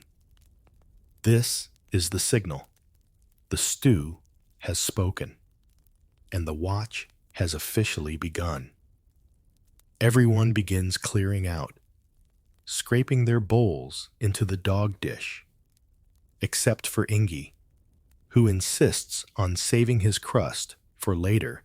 He says this every night. The crust is never seen again. You drop your own spoon back into the communal bucket of cleaning broth. It's mostly warm water with a floating leaf in it. You tell yourself it's enough, with bellies full, or at least full enough to stop growling audibly. You trudge toward your assigned post near the north wall. The path takes you through the narrow passage between the storage hut and the tanning racks, where the smell of hide and salt punches you gently in the face. You adjust your torch, duck under a low-hanging roof beam, and emerge into the open space between the wall and the edge of the woods. The forest is a shadowy blur beyond the fence. Still, quiet, and probably full of things that either want to steal your boots or tell you long-winded stories about their ancestors. You settle onto the watch bench, a rickety plank supported by two uneven logs. It wobbles like an indecisive chair, but it's home for the next few hours. You wedge a rock under one leg to stop the worst of the tilt. You light the small side torch and rest it in its holder, casting a warm orange halo across your little corner of night. You unwrap a cloth from your belt pouch and pull out a surprise, half a cold dumpling from yesterday's feast. You had forgotten about it. You do not hesitate to eat it. This is the real joy of night watch. The tiny secret snacks, the stolen dumplings, the bits of cheese hidden in boot linings and inside hollow fence posts. Everyone does it. No one admits it. You're pretty sure there's a full, smoked fish behind the bathhouse beams, and one day you'll find it. You lean back, watching the shadows shift. Nothing moves, not even the trees. Except, was that a flicker? A glint in the woods? You squint. Nope, just your own torchlight, bouncing off a particularly smug rock. Your legs start to go numb. You shift positions, accidentally elbowing your shield, which clatters loudly against a beam. A dog barks in the distance. You freeze. Wait. Listen. Nothing follows. You sigh. Somewhere. Solveig is probably shaking her head. Historians still argue whether Viking guards were trained to stay hyper-alert through the long dark, or if their effectiveness was mostly based on sheer stubbornness and excessive stew. Evidence seems to suggest a heavy bias toward the stew. You finish your dumpling and toss the crumbs to a nearby rat, who thanks you by not biting your boot. Generous. Ranveig passes by, nods, and continues on her route, humming something tuneless and grim. Likely another saga about betrayal, fire, and mildly haunted cows. You adjust your cloak, pull it tighter, and settle in for the long haul. The wind picks up slightly, rustling the reeds by the ditch. You pull your hood low, rub your hands together, and begin the ritual. Every night, guard knows by heart. Watch. Wait. Hope nothing honks. The wind rustles the edge of your hood and carries with it the scent of wet earth, distant smoke, and something faintly like boiled turnips. You squint into the darkness.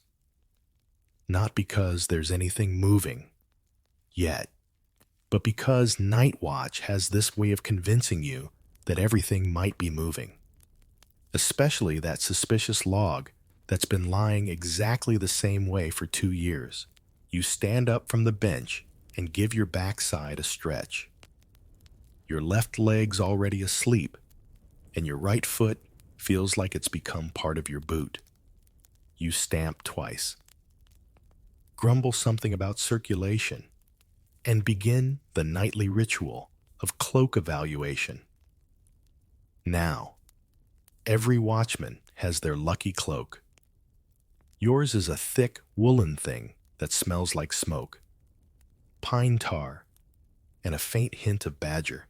It's been patched 5 times, including once with fabric that may have been stolen from someone's curtain, and it has a tiny bone charm sewn into the hem, allegedly for protection, although it could also be leftover stew bone. You check that it's sitting right on your shoulders. You tug the hood tighter, then looser, then tighter again. There's a superstition that if your cloak flaps too loudly at the start of your round, something is bound to go wrong before morning. You don't remember where that started. Probably Bjorn or a goat. Still, you take it seriously. Next comes the watch beard. This is not your normal, everyday beard. It's a style adjustment. You pull out a piece of twine and loosely rebraid the front part of your beard into what Fridas once called a combat plait. There's no logic behind it, only habit. Some say a tight braid keeps the trolls away. Others say it helps you stay awake. Mostly, it keeps your beard from getting tangled in your torch arm when you scratch your neck, which happens a lot. Across the yard, you spot Thorkel finishing his own cloak ritual. He's wrapped his in reverse, hood tucked into his belt and arms free like a dramatic chicken. It's ridiculous. You nod in approval. Then comes the goat hair. Yes, the goat hair. Every seasoned night watchman carries a small pouch of it, dried, plucked from a specific goat, usually named something ridiculous like Thunderfluff or Sir Ba-a-lot, and wrapped in wool. You don't ask questions. You just rub a pinch of it between your fingers before a shift. It's said to ward off accidents, ghosts, and on one notable occasion, a very bold duck. Tonight, you pinch the goat hair, whisper a half-formed prayer to whoever's listening, and tap it 3 times against the hilt of your dagger. Done. Ranveig passes you again, walking in her slow, even rhythm. She sees you mid-goat hair rub and raises her brow. You doing the double rub now? You nod solemnly. Bold move, she says. Last guy who did that fell into the fish vat. You counter with a shrug.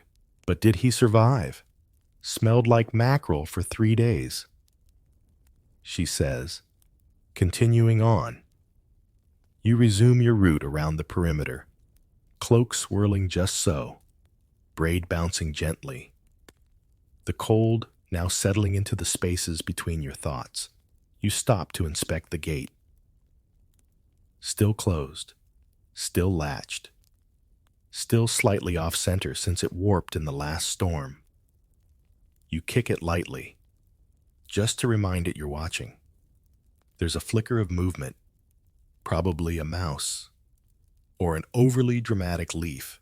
You raise your torch, inspect the area, and find only footprints, yours, mostly, and one suspiciously circular mark that might have been made by a barrel, or a very round-footed goblin. You choose to believe it's the barrel. At your next checkpoint, the lookout stump, you pause to make a note, not on parchment. No one trusts paper out here. No. You carve a tiny notch into the edge of the post, marking your round. 5 tonight will do it. 6 if you're feeling ambitious or can't sleep. So far, you've got 1.5. As you make your way back past the longhouse, you spot Ingi sitting alone by the corner with his infamous crust. He's whispering to it again. You don't interrupt. He's a good watchman. Odd, but reliable.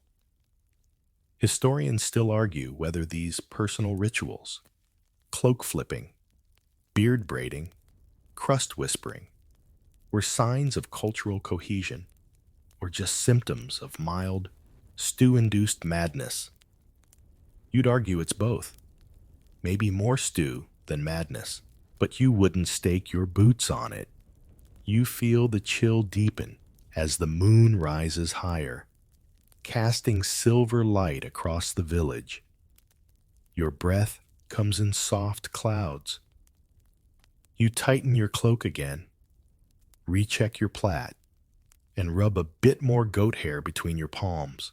It's not logical, it's not strategic, but it's how the night holds together. One cloak, one beard, one perfectly pocketed pouch of goat fluff at a time. Oh, the night has properly settled in now. Thick, dark, and quiet in the way only a Viking village surrounded by cold forest and endless possibility can be.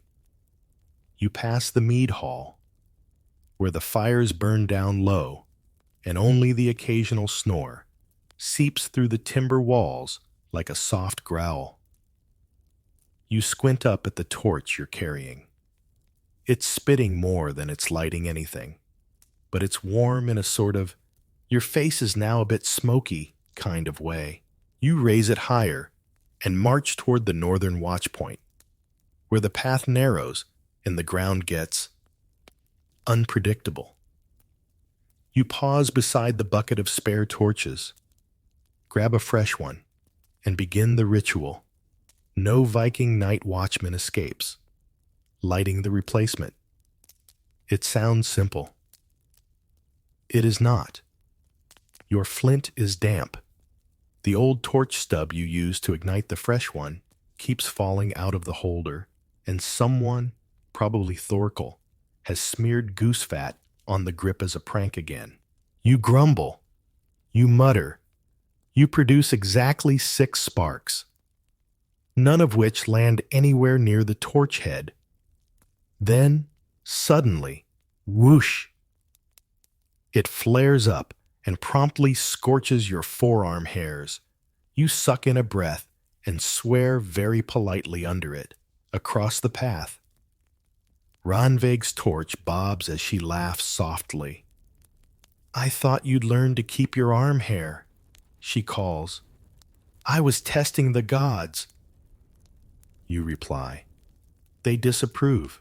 So with fresh flame in hand, you make your way toward the north fence, where the trees loom close and the ground has the unfortunate tendency to surprise you with ankle-deep puddles.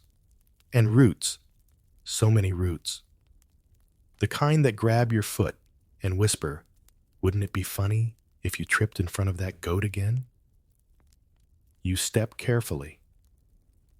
Past the firewood pile, past the compost heap, which is definitely steaming in an unnatural way tonight, but you've made a personal rule not to question the compost, and then, squelch, your boot sinks into what you hope is mud. You freeze. It's warm. You stare downward, lift your foot slowly, and find a turnip, a half-eaten turnip, just lying there, smug. You know this prank. You were part of it last week. The turnip trap is a time-honored tradition among the night watch. Whoever steps in the baited turnip owes the others either their dessert portion at breakfast or a small performance of interpretive dance with a fish. You sigh and make a mental note. You are now turnip victim of the night. You mark your shame with a notch in the fence post, besides several others, including one labeled Bjorn's Goose Fiasco. You don't ask. From somewhere in the trees, you hear a thump. You tense, hand on the hilt of your dagger. The torchlight flickers against the wooden planks. You hold your breath.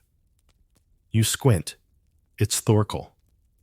He's practicing silent barrel rolling, which, ironically, is not silent. He grins and waves. You make the sign of the turnip, and he winces. Oof. Bad luck. You continue your round. A few meters down, you stop to rewrap your torch hand. The leather grip is slipping, probably goose fat again, and your fingers are starting to feel like old carrots. Just then, you hear it. A crack! You whip around, eyes wide, senses alert. It's the gate, but only the top hinge. It always creaks. You knew this. You still jump every time. You lean against a beam and breathe. Then you tap the hinge gently with your finger.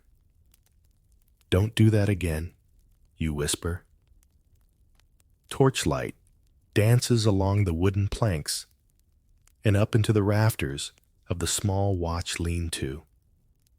You duck inside to check supplies, emergency furs, backup torches, a bundle of oatcakes that expired 2 winters ago, all present.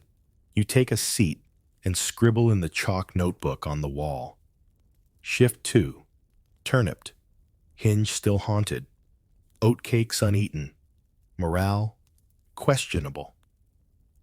Historians still argue whether these night log scribbles were official military records or just board graffiti with better spelling. Judging by the number of drawings of fish and helmets, you're inclined to believe the latter. You pause. You hear footsteps, quiet ones, then a faint plop. You rush outside, torch held high. There it is, another turnip, fresh, upright, mocking. You glance into the darkness. You shout, "I see you, Ingy." Silence. But you know. You always know.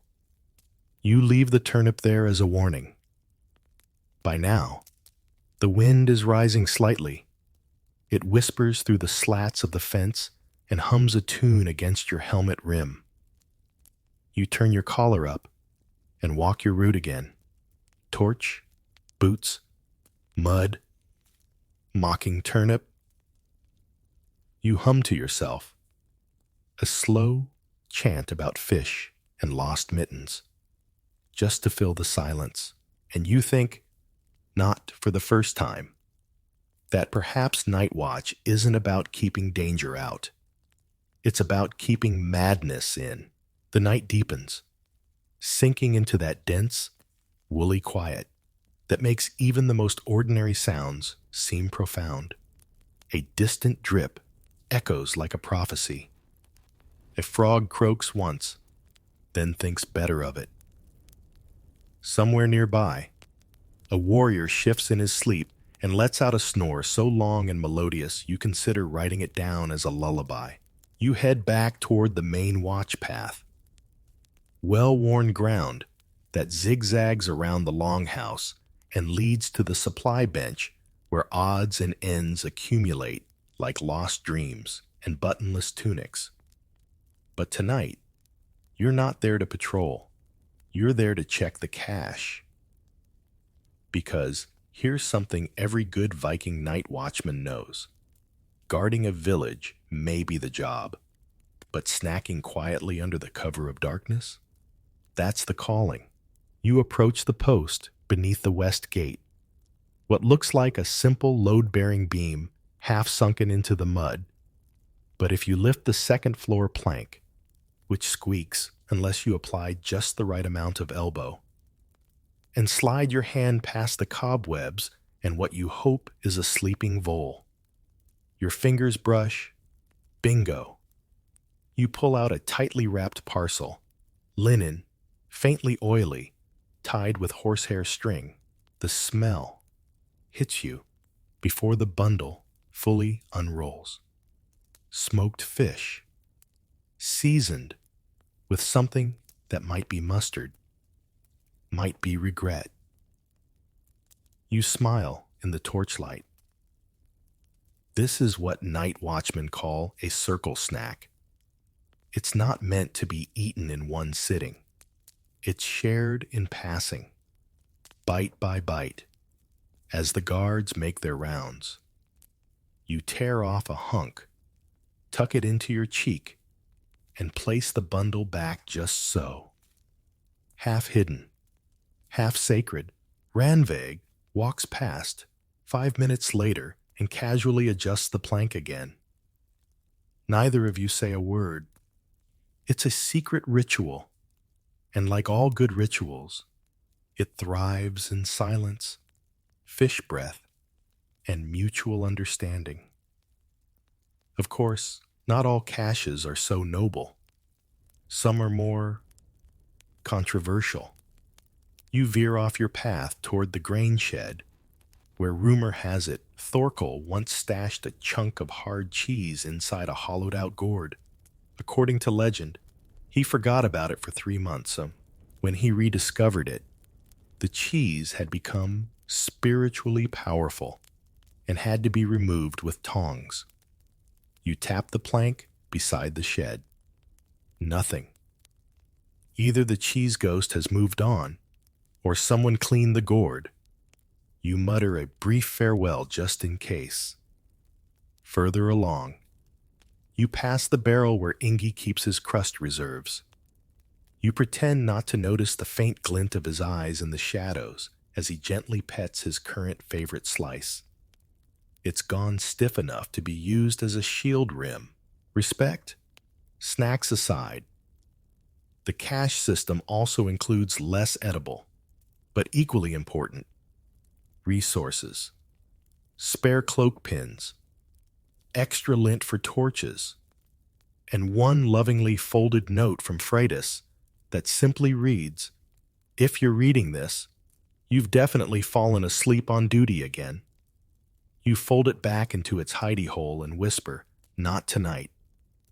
Historians still argue whether Viking guards developed these stash systems intentionally or simply became very creative with hiding food from one another.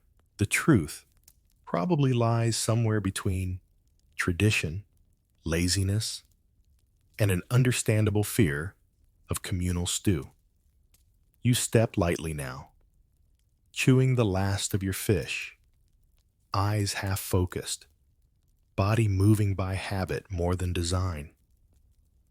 This is the rhythm of the shift. Slow patrol, snack, quiet pause, then more patrol. You reach the south end of the fence, where the grass has turned into more of a damp, spongy moss. You spot an old shield propped up against the wall, a relic from last winter's snowball battle that escalated into a full-blown tactical exercise involving hot cider and shouting. You sit on the shield now, torch resting beside you, the moss making everything feel momentarily soft. You close one eye, then the other, and almost fall asleep. But no, not yet. You jolt yourself awake and mutter, "No dreaming," until the sun agrees to rise. You reach into your pouch and pull out a piece of dried pear you've been saving. It's hard as a rock and tastes like bark, but bark with ambition. You chew slowly and let the flavor bring you back into your body. Suddenly, there's a thump. You stand, raise your torch, wait. Nothing. Just a sack of grain that fell over in the breeze. You let out a long breath and say, to no one in particular, "Not now, ghosts. I just ate." As you make your way back toward the torch stand, you pause beneath the overhang and let a few drops of dew fall on your face. It's cold, refreshing, grounding. You make a quick check of your essentials. Cloak? Check. Spoon from stew pot? Definitely stolen.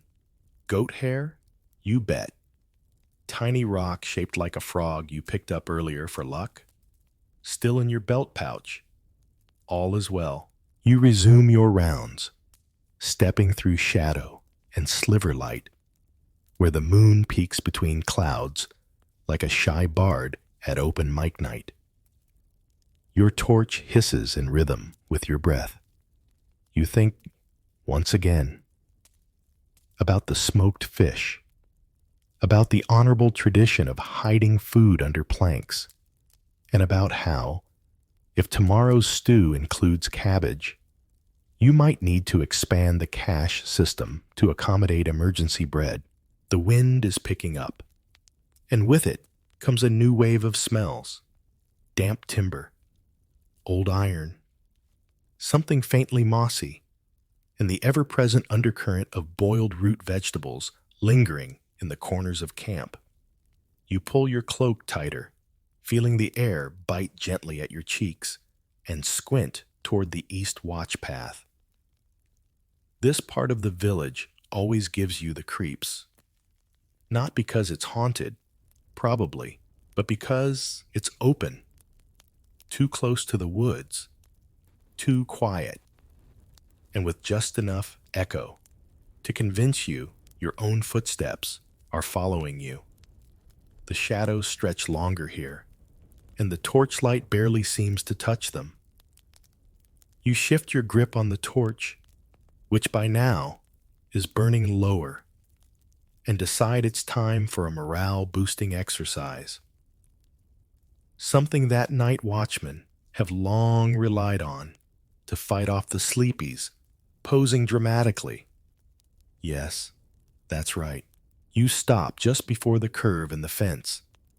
Adjust your cloak so it flares a bit in the breeze, and plant your spear in the ground at a noble angle. You strike a classic Warden of the North stance. 1 foot forward, chin up, staring into the dark like you're waiting for something ancient and dangerous to crawl from the woods. You hold it. Let the wind catch your beard a little. Let the moonlight do its work. You imagine what the others would say if they could see you now. Ranveig would scoff and tell you to quit preening. Ingi would say nothing. Just hand you a crust, Thorkel would absolutely take this opportunity to throw a turnip at your back. Still, it feels good. There's something noble about pretending to be noble, especially when no one's awake to question it. This is a long-standing tradition among Viking night watchmen. When the shift stretches and the cold seeps into your thoughts, the only thing left to do is stand like you're in a saga no one's written yet. You imagine a bard watching from the shadows, taking notes for a ballad titled The Vigil of the West Fence. You even start composing it in your head. By fire and frost he held the line, with cloak and beard both sharp and fine, his eyes like spears, his stance a wall. He stared down night and snack recall. You stop composing. That last line got away from you. You continue your patrol, now with a little more flair in your step. Every time you pass a reflective surface, shield, puddle, even the slightly polished side of the water trough, you throw a glance at yourself, just to check that the silhouette still says heroic. You think it does. The others are likely doing the same thing at their own posts. It's understood. You've all mocked each other for it in the past, but everyone does it. Some even take it further. Ranveig once posed for an entire hour, holding a banner pole she found in the storage tent. Thorkel wears his ceremonial fur shoulder pad on Thursdays, just in case a saga starts. In fact, one of the watch rotations is unofficially called the epic hour, usually right before midnight, when the cold is at its rudest and the mind needs distraction. You all try to outdo each other with poses, leaning on spears, gazing at the moon, occasionally kneeling by a puddle, like you're mourning a fallen comrade. Tonight, you go for the rarely attempted leaning on a fence post while squinting suspiciously at a stick pose. It's surprisingly effective. And that's when you hear it, a rustle. You freeze. Is it the wind? A rabbit? One of those mischievous pine martens that likes to steal sandals? You lower your torch and spot nothing except a strange pattern scratched into the dirt beside the storage hut. 3 intersecting circles, a triangle, a very crude goose. You stare. What in Odin's socks is this? It's too deliberate to be random, and too weird to be useful. You take a step back, squint harder, and mutter, Thorkel's been drawing again. Probably. You hope. You scrape a bit of the symbol away with your boot. Better not to tempt fate, or invite goose spirits. Historians still argue whether night watchmen truly believed in the power of gestures and posing, or whether they simply got very bored and very cold. You personally believe that holding your arms just right can absolutely keep trolls at bay, or, at the very least, keep you awake. With the torch now just a stub, you head to the supply barrel and swap it out. The new one flares quickly, bathing the path in soft amber light. You take a few steps, then stop again, feet shoulder-width apart, spear resting across your shoulders like a conqueror surveying his lands. You hold it, you breathe, and you hear from the shadows. You dropped your crust. You whip around. Ingi stands there, offering you a square of toasted bread like it's a peace treaty. You take it, nod, resume the pose. Even legends need snacks. The crust is objectively terrible. Hard as a jawbone and vaguely smoky in a way that suggests it spent time in a boot. Possibly Ingi's boot, but in this moment, chewing it as you resume your patrol, it feels like fuel for the saga of the night. You move through the center of camp again, torchlight bouncing off barrels, furs, and the occasional glint of a helmet left to dry. And then, there it is, the flock, a cluster of 6 geese, hunched in the shadows near the forge, their white feathers dimmed by soot and suspicion. You slow your pace. Everyone knows the geese. They are not farm animals. They are sentient security hazards. Originally meant to honk at intruders, they've instead honed their talents to torment guards, poop exactly where you walk, and form inexplicable vendettas against specific people. Like Ingi, who once wore a feather in his hat and hasn't known peace since. Tonight, they eye you. You eye them back. And then, one honks. Loud, accusatory. The others join in, flapping like you've just insulted their ancestors. You raise your torch and take a measured step backward.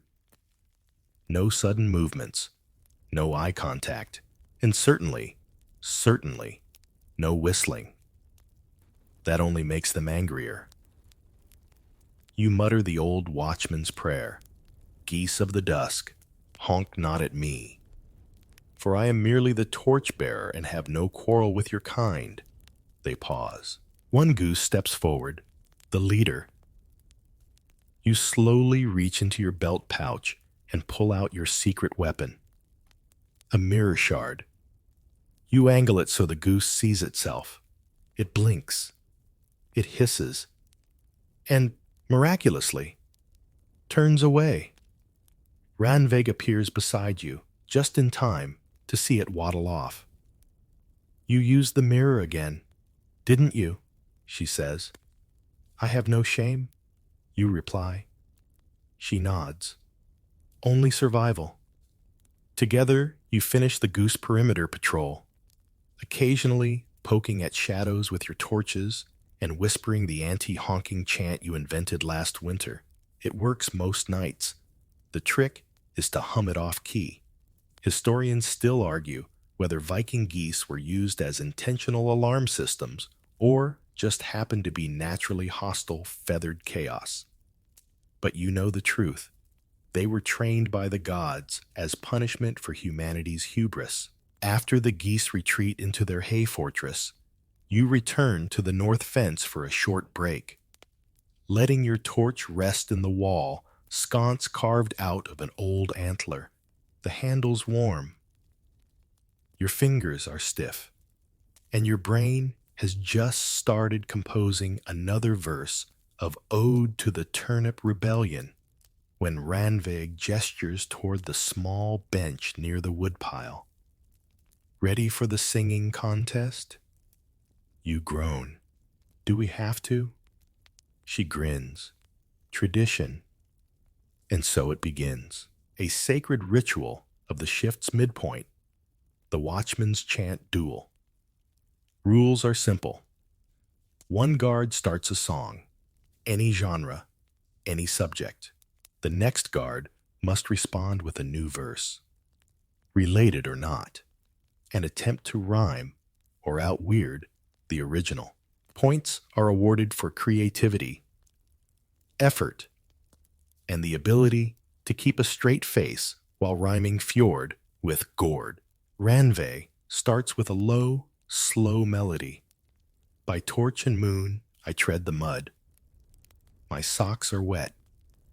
My thoughts are crud. You respond, not to be outdone.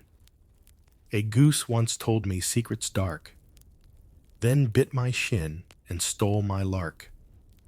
Ingi, who has appeared from the shadows holding his eternal crust, joins in with, my bread is old, my soul is tired. I dream of stew, and pants not mired. Even Thorkel pops up behind a barrel, offering I sharpened spoons to make a blade, then lost them all in soup I made. You all pause. That one might be real. You go around again, lines becoming stranger, rhyme schemes looser, eventually devolving into a harmony about cabbage-based revenge and a legendary fish who ran a tavern. No one wins. That's the point. You laugh into the torchlight, breath fogging as your shoulders relax for the first time in hours. Then, the silence returns. Not an eerie silence, just the normal kind that follows shared nonsense. You lean against the fence and let your head tip back. The stars are clearer now, blinking through breaks in the cloud cover. You find your usual constellation, the long goat. 4 stars that vaguely resemble a reclining animal. You nod in greeting. Another torch sputters. You swap it out, your fingers moving automatically. The night pulls on, minute by minute, like thick wool unraveling. You start walking again. The rhythm returns. Boot, boot, squelch, glance, breathe, listen. And you think, maybe the singing helps. Maybe it's not about noise or fun or even staying awake. Maybe it's about holding on to something human in the long stretch of dark. The wind has shifted again, this time bringing with it the briny tang of the distant sea, faint smoke from the dying hearth, and, disturbingly, the unmistakable odor of pickled onions. You sniff once, twice, and then glance over your shoulder toward the storage hut. Someone's definitely cracked open the winter barrel early. Probably Thorkel. You file it away in your mental log under Investigate Onion Breach and continue your patrol. Winding through the quieter paths that skirt the outer edges of the camp.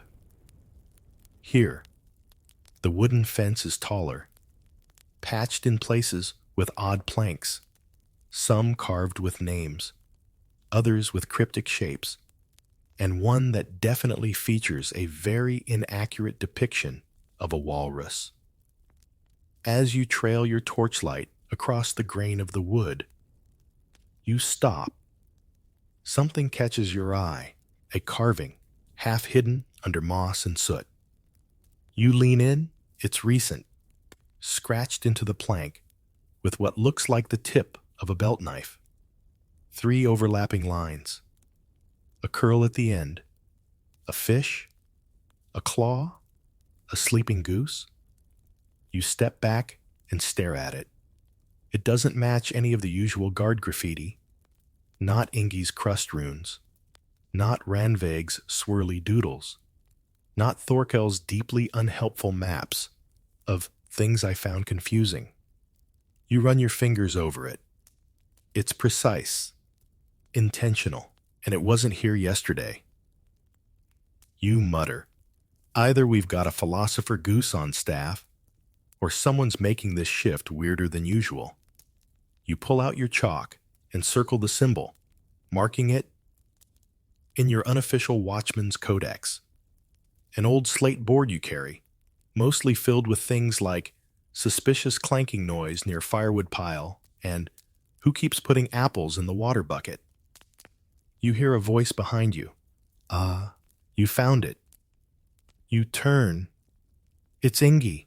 He's holding a crust, as usual, and staring at the carving with an oddly reverent look. You know what this is? You ask. He nods. Slowly. It's from the map. You blink. We have a map? He nods again. Sort of. And with that, he leads you through the mud, around the henhouse, where you politely avert your eyes as the geese glare at you. and toward the small storage shed near the edge of camp. He gestures to the back wall. Here, there, barely visible, beneath layers of soot and firewood scuff, is a carved panel, a true patchwork of lines, arrows, symbols, dates, and notes, a map of the camp, drawn by night watchmen. You stare. It's a chaotic masterpiece. Here's a note that reads, "Stumbled over this stump 4 times. Marked it Kevin." Here's another. "Goose nest.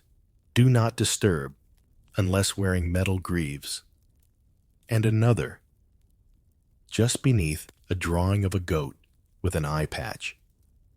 Don't ask. You trace your finger along one of the chalk paths and see your own notch from 3 nights ago. Marking the spot, you fell asleep against the firewood stack and had a dream about being a soup ladle. I thought I was the only one making notes. You murmur. Ingy smiles faintly. Every watchman adds to it. Only if you've been on at least 15 shifts. You count in your head. You're at 17. You kneel and add a new symbol. 3 lines in a circle. The strange carving you found on the fence. You scratch it in near the goat drawing. Then add the label. Fence sigil. Purpose unknown. Possibly goose prophecy. You and Ingy sit in silence for a moment, just looking at the map. It's absurd. It's beautiful. It's yours. You feel strangely connected now, not just to the camp, but to the whole strange lineage of sleepless souls who've trudged these muddy paths, whispered to themselves in the dark, and hidden snacks where no one else would think to look. Historians still argue whether Viking watchmen kept real patrol logs, or if this kind of collaborative graffiti counted as military documentation. You're pretty sure this map qualifies as both art and strategy, and definitely more useful than Bjorn's endless scroll about proper helmet fit. You rise, nod at Ingy, and continue your rounds with renewed purpose. You walk the path again, this time checking the spots marked on the map. The stinky log is indeed still stinky. The haunted bucket still creaks. You leave a pebble offering just in case.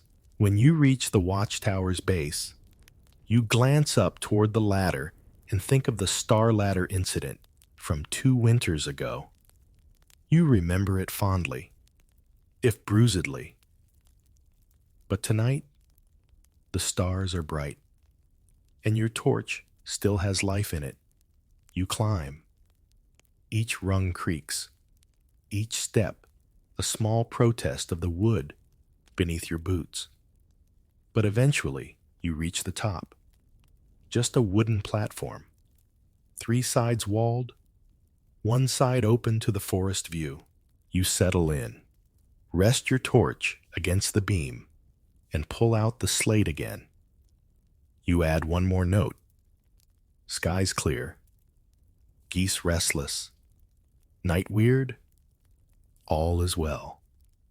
You lean on the railing, gaze out at the tree line, and feel the cold wind push against your cheeks. You think about the carving, the map, the crust in Ingy's hand like a sacred artifact, and you realize this isn't just a job, it's a fellowship of the bizarre, bound together by torchlight, silence, and an ever-growing mural of strange. You stay perched on the watchtower platform for a while longer, legs stretched out, torch propped beside you in a notch that someone carved long ago, possibly as a cup holder, possibly as a trap for unsuspecting elbows. From up here, the village feels smaller, softer. The longhouse roof glistens with frost under the stars.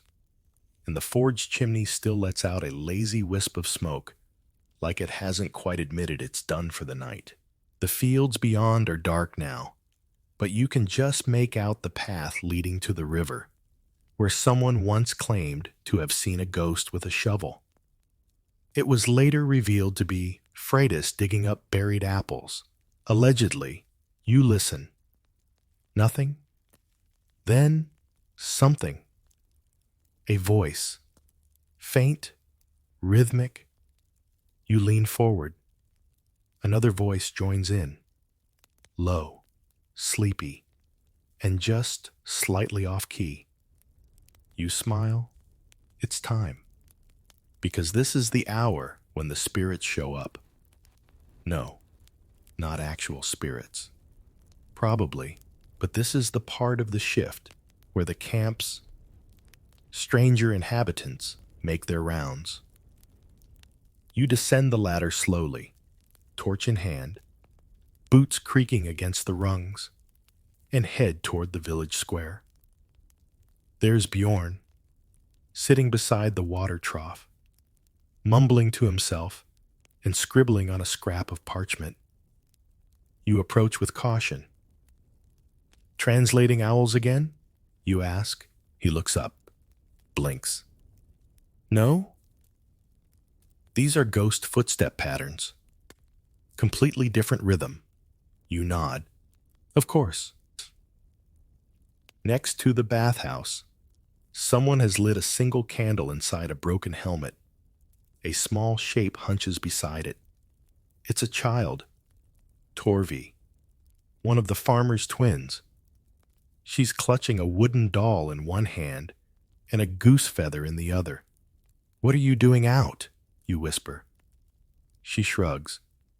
Listening. Papa says night has secrets. You crouch beside her. And what have you heard? She points toward the well.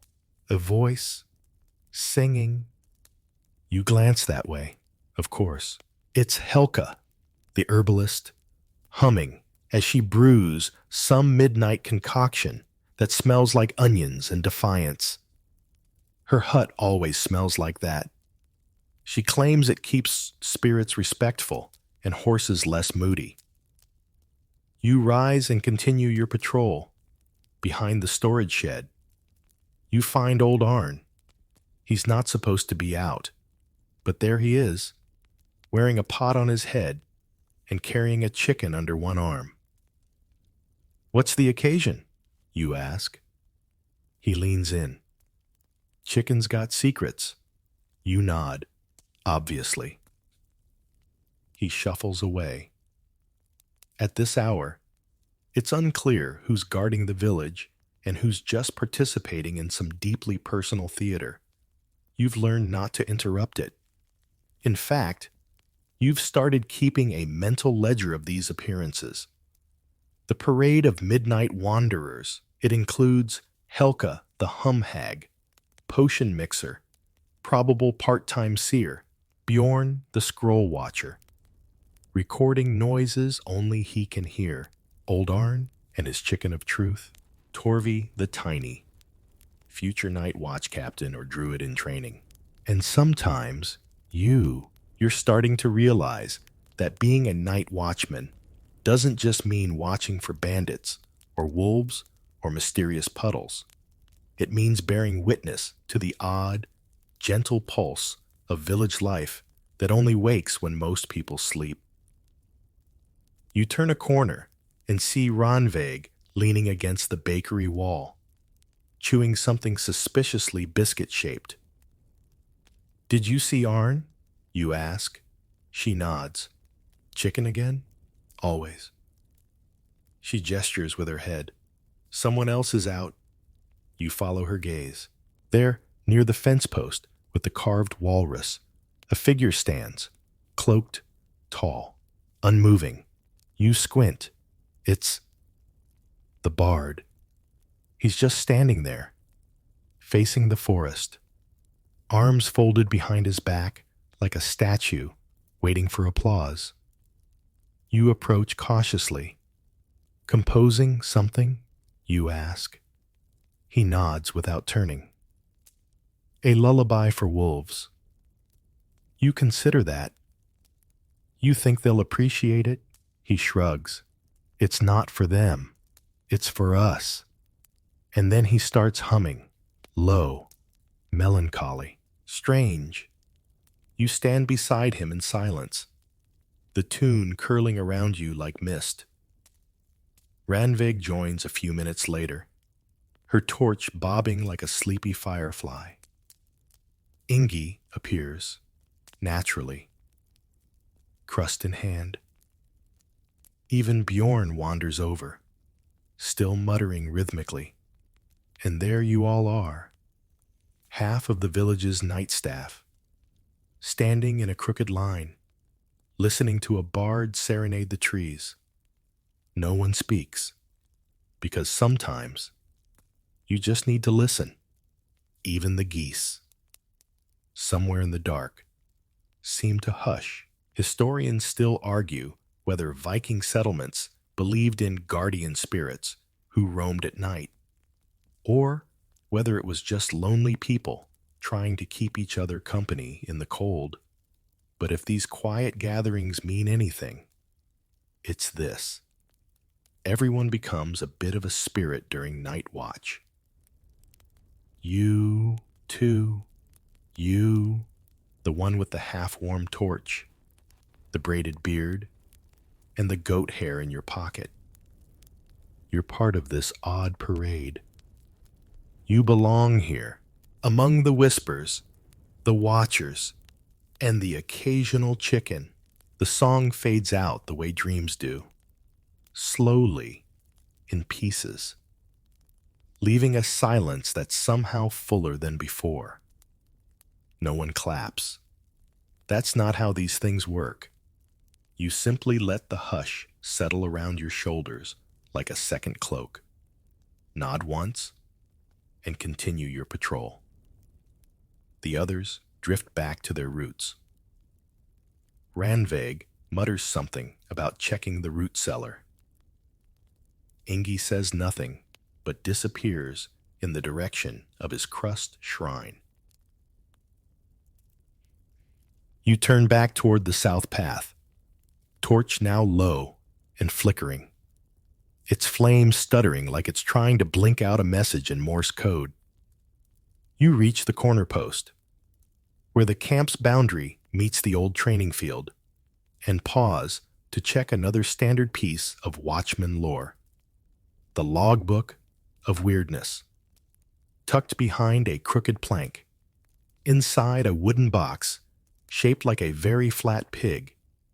The logbook is wrapped in oilskin and bound with a bit of twine made from braided hair. No one remembers whose hair, and at this point, it's best not to ask. You open it gently, the pages crackle. You hold your torch close, careful not to singe the corners, and begin to read the most recent entries. Goat stared at me for 2 full minutes without blinking. Uncertain if challenge or proposal, Ranvig. Sound of footsteps heard behind me, turned around. Was bread crust stuck in boot. Very spiritual experience. Ingi. Found fish inside helmet. No explanation. Helmet dry. Fish gone when I returned. Thorkel. You flip back a few pages and spot older entries from guards long gone. Names you only half recognize. There's one from a man named Herrick, who wrote in smudged charcoal. If you find this note, don't look in the compost pile. I said don't. You glance in the direction of the compost pile, then look away. Respecting boundaries is part of the job. There's an entire section labeled Unverified Phenomena, and you lose a solid 10 minutes reading through tales of glowing mushrooms, talking sheep, spectral echoes in the well, and, most baffling, a loaf of bread that allegedly predicted a thunderstorm 3 days in advance. Historians still argue whether such records were serious early folklore or an elaborate, long-running in-joke among a very bored garrison. You're pretty sure it's both. You consider contributing. You pull your chalk stub from your pouch and scrawl onto the next available line. Strange marking on east fence. Goose-shaped. Possibly a sigil. Possibly a prank. Either way, unsettling. You sign your name, then add a small drawing of a mildly offended fish. Standard protocol. You replace the logbook, slide the plank back into place, and gently thump it with your palm 3 times. A customary gesture to thank the watch spirits for keeping things only mostly weird. Back on patrol, the torch finally gutters out. You swap it for a fresh one from the supply barrel, where someone has drawn a frowning face on each handle. You choose the least disappointed one and light it from your flint. The flame sputters, then catches. Its light dances across the nearby tents and sheds like it's unsure what mood to pick. You walk slowly, letting the glow peel back the shadows, your footsteps now echoing a little louder in the frost-hardened mud. Your next stop is the latrine checkpoint. Yes, it's real, because even in a village of warriors and runecasters, someone has to make sure the outhouse hasn't frozen shut, or worse, become the nesting site of a particularly aggressive duck. You approach cautiously. No obvious movement. No honking. You give the door a light push. It creaks open. Empty. Relief. You make a mental note to pass along to Solveig that someone, probably Thorkel, has again carved a crude drawing of a sheep on the door. Stylized. Possibly prophetic. After the latrine inspection, you loop toward the eastern ridge and stop for what every good night guard knows as the deep breath break. It happens near the largest rock in camp, flat, smooth, and just tall enough to lean your elbows on and pretend you're a philosopher. You rest your torch beside it and exhale slowly, watching your breath puff out into the air like little ghosts fleeing your mouth. Above you, the stars have fully arrived. Dozens, maybe hundreds, blinking like they know something you don't. You pick out your favorite, the crooked row of 5 stars everyone calls the Watchman's Belt. Though Bjorn insists it was once the sleeping farmer's ladder.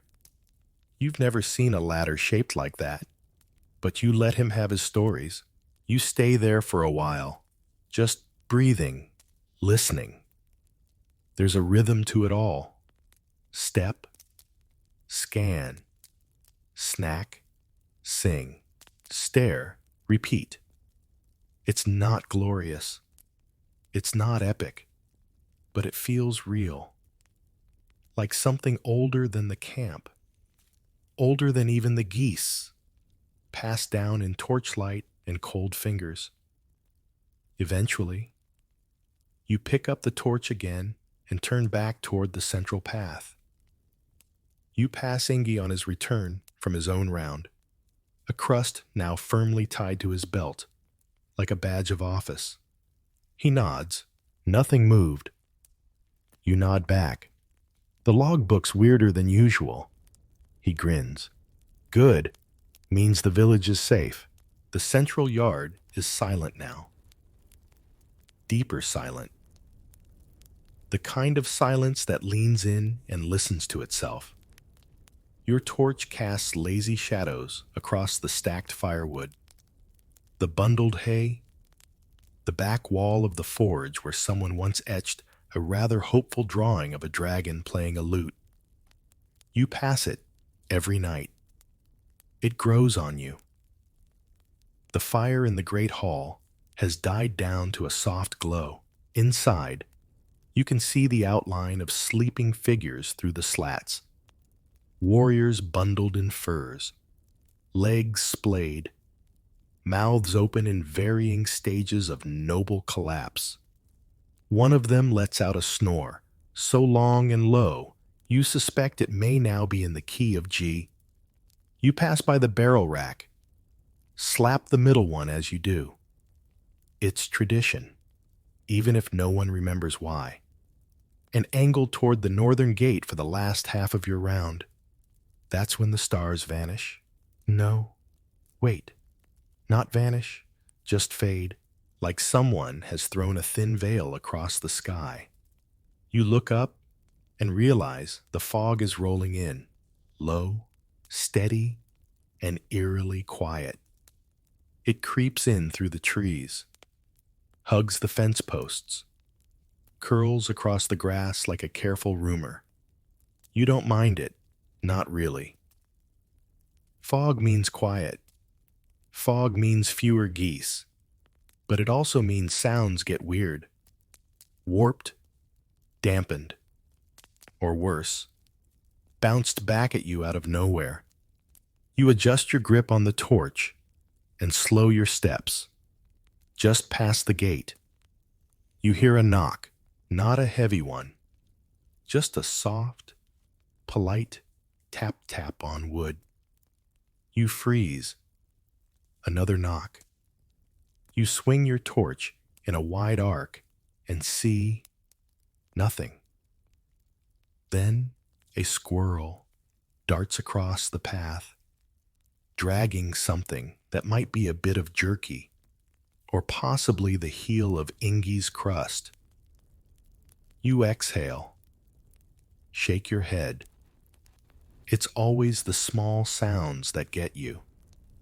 To shake off the fog brain, you head to the one place guaranteed to offer a weird distraction, the old corner shrine. It's wedged between the fence and a squat storage hut, just out of the way enough to be forgotten by the general population, and just mysterious enough to be remembered by the watchman. You lift the flap of oilcloth covering it. Inside is a bizarre little collection, a small wooden carving of a three-legged boar, a rock shaped like a loaf of bread, a rusted knife, half a spoon, 3 goose feathers bundled in string, and a piece of birch bark that reads, in crooked runes, "Do not feed the shadows, they get ideas." You stare, nod once, replace the cloth, add a pebble to the offering pile. Back on the path. You nearly trip over a stack of split logs that wasn't there an hour ago. You suspect Thorkel is doing late-night woodwork again. Despite the ongoing agreement that axes and darkness don't mix, you make a note to check the fence post later. Thorkel has a habit of leaving cryptic marks behind. Once he scratched the word beware, followed by a doodle of what might have been a fish on stilts. Further down the path, past the ale barrels, and beneath the leaning beam, where the mist drips like slow clock ticks. You see it, a faint glow, moving.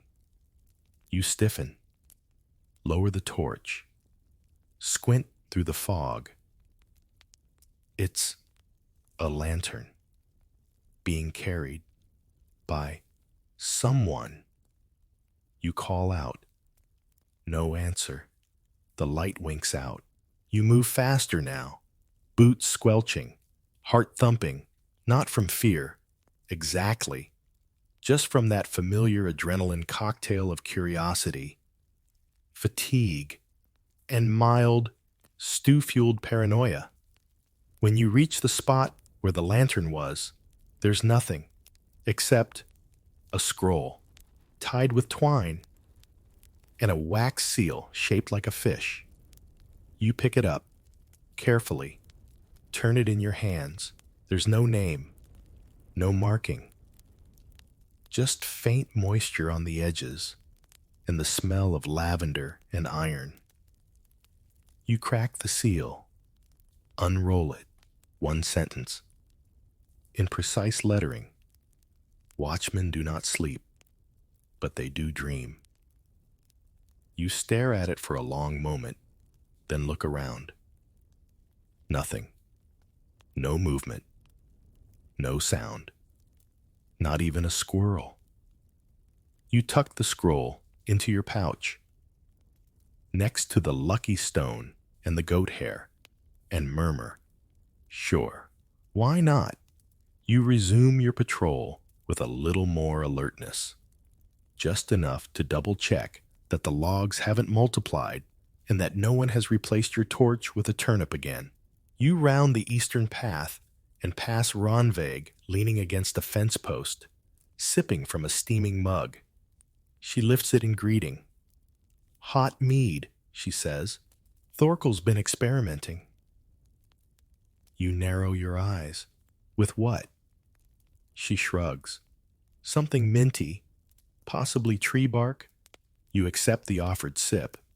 It's strange, warm, sweet, and with an aftertaste that feels like it's checking your dental history. You hand it back. "Thanks, I think." You don't mention the scroll. Not yet. Instead, you check your torch again, hold it aloft, and keep walking, because that's the job. Even when things get foggy, even when the shadows whisper, even when your brain starts quietly suggesting that the goose shrine might actually be working. Historians still argue whether Viking guards ever experienced organized visions, or if sleep deprivation and cabbage fumes just did strange things to their imaginations. You're not sure. But you are sure of one thing. This shift's only getting stranger. The fog has thickened now into a damp, velvety soup, thick enough to muffle your footsteps, swallow your torchlight, and make the nearby shed look like it's slowly drifting out to sea. Every movement becomes exaggerated, every creak amplified. Your own breathing sounds like distant bellows in your ears. You tighten your cloak, duck beneath a low beam that seems lower every night, and step around the water trough where a goat is sleeping upright with its eyes open. You give it a polite nod. It does not return the gesture. Back at the central yard, the fog softens the edges of everything. The wood piles seem rounder. The forge tools laid out by the anvil look like oversized spoons. You squint up at the stars, barely there now, just faint smudges of cold light. You're on your way to the highest lookout point in camp, the tower loft, not the main watchtower, but the small platform built atop the brewer's shed. Technically unauthorized, definitely unstable, and completely perfect for stargazing if you don't mind the occasional splinter or a slight risk of structural collapse. You climb up the crooked ladder, torch gritted between your teeth, boots knocking the rungs like a slow drum beat. At the top, you crouch on the swaying platform and finally stand, letting the fog rush around your ankles like ghostly cats. This is your favorite part of the shift. Here, above the camp, and yet still part of it, you feel the night stretch all the way out into the trees, into the distant hills, into the cold stars above. You imagine what it might be like to be one of those old wandering spirits, just drifting, watching, never needing sleep or stew. But of course, even they probably miss the feeling of warm boots and stolen dumplings. You sit down, rest your torch in a wall crack, and begin the second best ritual of late night watch duty. The icicle dodge. See, just above the shed's angled roof, a small trickle of meltwater always drips down when the fire's been burning hot.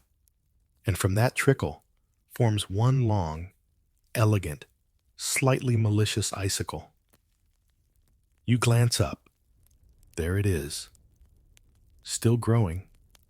You lean a little left, just out of its predicted trajectory.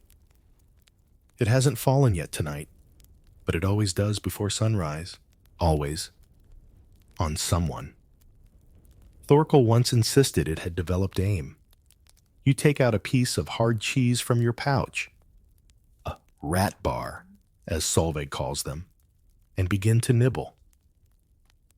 The cheese has the consistency of gravel and the flavor of disappointment, but the act of chewing gives your brain something to do besides think about mysterious scrolls and fog-dwelling chickens. And then it happens, a tiny crack. You look up. The icicle trembles. You lean further left. Thwip. It falls. It misses you by a whisker and lands, as always, exactly where you used to sit. You give it a courteous nod. See you tomorrow, friend. You sit in silence for a while longer, legs swinging slightly over the edge of the platform. Below, the camp is a foggy quilt of low fires, slouched fences, and the occasional muffled honk. The bard's tent flutters faintly. Ingi's crust shrine has a faint glow around it, which you refuse to investigate further. You reach into your pouch, pull out the scroll again. Watchmen do not sleep, but they do dream. You roll it up and return it to your belt, below you. Footsteps approach, careful ones. Ranveig.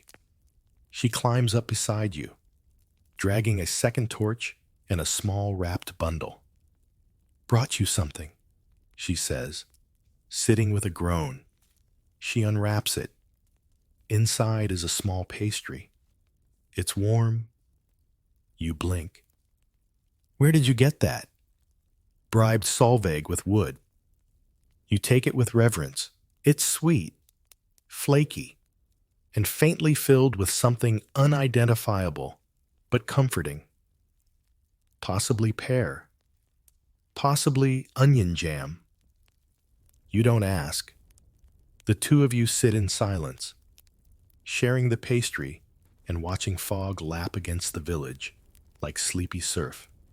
Then, below, a movement, a flicker, a figure, small and wrapped in a blanket, walks a straight line across the square. You squint. Is that Bjorn? Ranveig leans forward. What is he holding? You both stare. It's a broom, wrapped in cloth, topped with a feather. He plants it in the middle of the square and salutes it, then returns to the hall. You look at Ranveig. She shrugs. New ritual? Probably. Do we stop him? She takes another bite of the pastry. Not our job to stop meaning from forming. You nod. Wise. Historians still argue whether Viking night watchmen were responsible for maintaining order or simply observers of the inevitable. You, personally, believe you're part watchman, part witness, part tired actor in a village play no one's writing down. Eventually, you climb back down the ladder, feet numb, cheeks flushed with cold. You stamp warmth into your legs and resume your patrol. The torch in your hand burns low now. Its light less bright, but steadier somehow. You like that about night torches. The later they burn, the calmer they get. You pass the compost pile again. You do not look in. Instead, you whisper, "Good night, whatever you are," and move on. Because the fog is thick, The hours are long, and the watch goes on. By now, the hour has bent into that peculiar curve of night when time stops behaving. You can no longer guess how long you've been walking. Could be minutes, could be weeks. The sky is the same dull pewter, the fog the same thick soup, and your torch, though dwindling, insists it has more to give. You pass the same crooked barrel for the third time. Or is it the fourth? You tap it gently with your knuckle just to confirm it's real. It thunks back. Satisfied, you mutter, "Still a barrel?" You've entered what the night guards call the gray hour, the time of half-thoughts, slow blinks, and seeing things in the corner of your eye that may just be your own shadow with opinions. It's the hardest stretch of the shift. Your limbs begin to feel oddly separate from you. Your boots feel filled with soup. To stay awake, you talk aloud, to yourself, to the torch, to the fence, to the last remaining crust of hard cheese tucked in your pouch like a chewy emergency. You whisper questions like, "Do you think the moon remembers us?" And "What if the icicle was aiming?" And "Should I braid my beard again? Or just accept that it's a swamp vine now?" Then footsteps. Not yours. Not pacing. Wandering. You freeze. Hand hovering near your belt knife. The torch raised. From the fog emerges a cow. Just a cow. One of the village milkers. You know her. Her name is Gertha. She is as wide as a barrel and as unbothered as a stone. You blink. Gertha. She stares, chews, continues walking. You follow at a respectful distance. She makes a slow, deliberate path toward the smithy, pauses, then turns around and walks directly back into the fog. You stop at the smithy door and find a small note nailed to the frame in a child's handwriting. If cow returns to this point, she is the chosen one. You sigh. Somehow, this is not even in your top 10 oddest moments of the week. Back at the central yard, you find Ingy sitting near the unlit hearth, carefully balancing crusts in a stack. You point at the cow's retreating shape. He nods solemnly. Prophecy fulfilled. You nod back. There's no point in questioning these things anymore. You check the shrine again. The one tucked behind the shed with the spoon and the feathers. Someone's added a coin. And a small stone painted with what looks like an eye. You bow lightly and say, "Still watching. I see." The fog thins for a moment, just long enough to catch a glimpse of Ranvig by the gate, standing very still. You walk over. She doesn't move. You ask, "Is it the goose again?" She shakes her head. You wait. Finally, she says, "There's someone near the trees." You follow her gaze, and for a moment, you see it too. Not a shape, not a shadow, more like a pause in the fog. Like the air itself has stopped, held its breath, then it's gone. You both stand for another minute, listening, nothing. "You think it was real?" you ask. She shrugs. Real enough. Historians still argue whether Viking guards routinely encountered supernatural phenomena or simply shared a communal exhaustion hallucination. But you know what you saw, or almost saw, and in a way, that's enough. Ranveig pats your shoulder and returns to her post. You linger by the gate, eyes on the woods, torch burning low. The silence here is different, not empty, just patient. You eventually move on, torchlight dancing against the slick wood as you pass the fence. The carvings are still there, some new, some old, some weathered so much they've become just bumps in the grain. You add one, a small spiral, simple, unexplained. You don't know what it means yet. You might later. You rub the goat hair in your pouch between your fingers and whisper something under your breath. Not a prayer, not quite. Back at the forge, the coals have gone cold. A hammer sits beside the anvil, its handle damp with dew. You touch it once, just to remind yourself of solid things. Then you return to the wall, to the path, to the slow, squelching rhythm of your boots, and the familiar creak of the same fence post you tap every single night. You catch yourself humming a tune you don't recognize. Could be one the bard sang, could be something older. You let it roll around your throat. Half forgotten already, the fog curls tighter now, as if nudging you toward the final stretch. The hour is folding inward. Your shift is nearly done. The torch in your hand is nearly gone. Just a glowing nub that flickers with the tired energy of someone who's danced all night and can't remember why. You don't bother swapping it out. No need. The sky is starting to lighten. Just barely.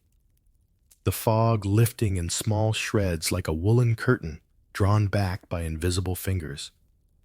The camp is still. Most of the night watch is finishing their final round. You catch sight of Thorkel limping slightly as he carries 2 buckets and a broken stool. He salutes you with the stool. You return the gesture with your torch stub. Ranveig yawns audibly, somewhere in the distance. And you're heading toward the gate, the final post of the night, the end of the circle. It's custom. Every watchman must pass the gate once more before retiring, to nod at the path beyond, to acknowledge that the village is still here, that no ghost armies or cabbage thieves have stormed the fence.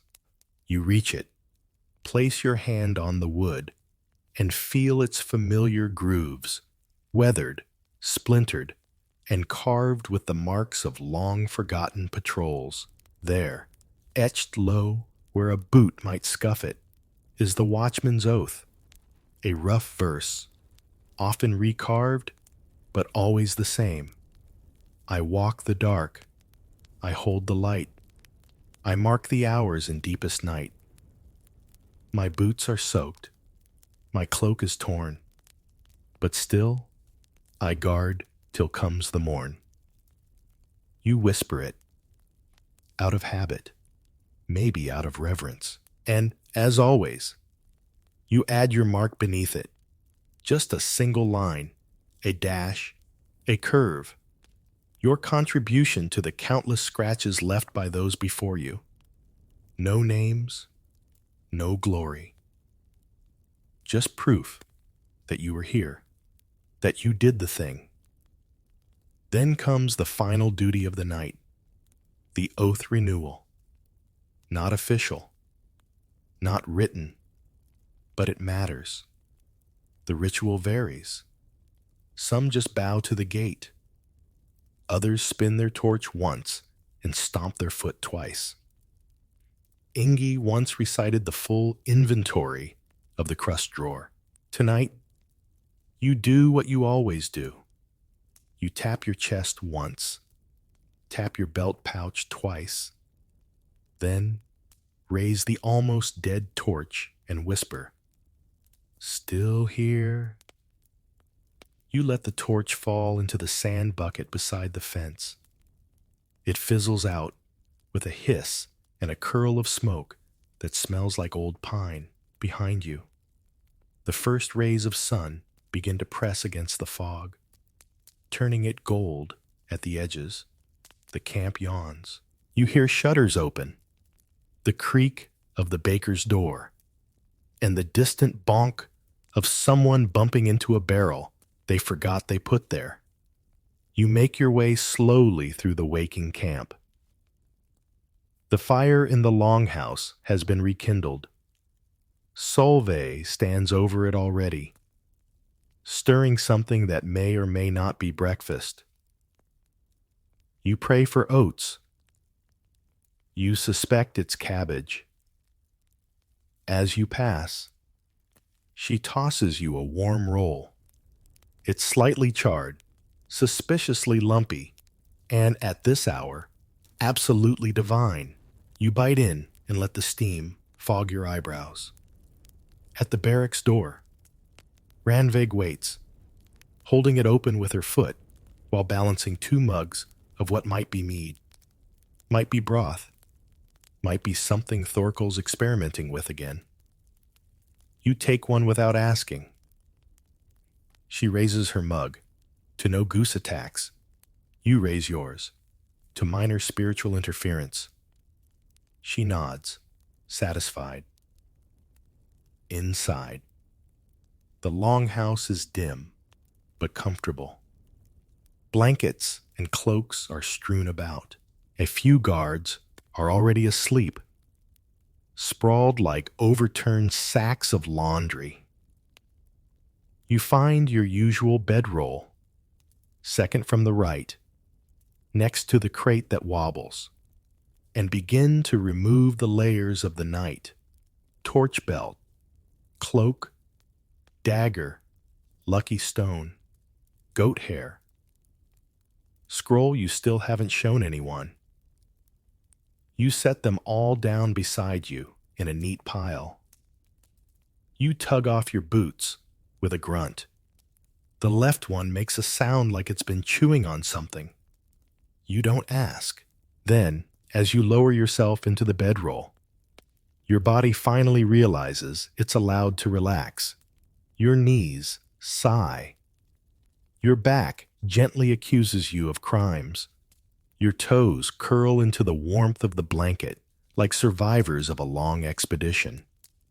And as your eyes begin to close, you realize you still have your belt pouch strapped on. You fumble it open and remove the scroll. Watchmen do not sleep, you read aloud, barely a whisper. But they do dream. You roll it back up and slide it under your blanket. Then you close your eyes. And just before sleep takes you, you mutter the last line of the oath. An addition only, some watchmen say, and only when they're sure no one's listening. I'll wake again when shadows stir.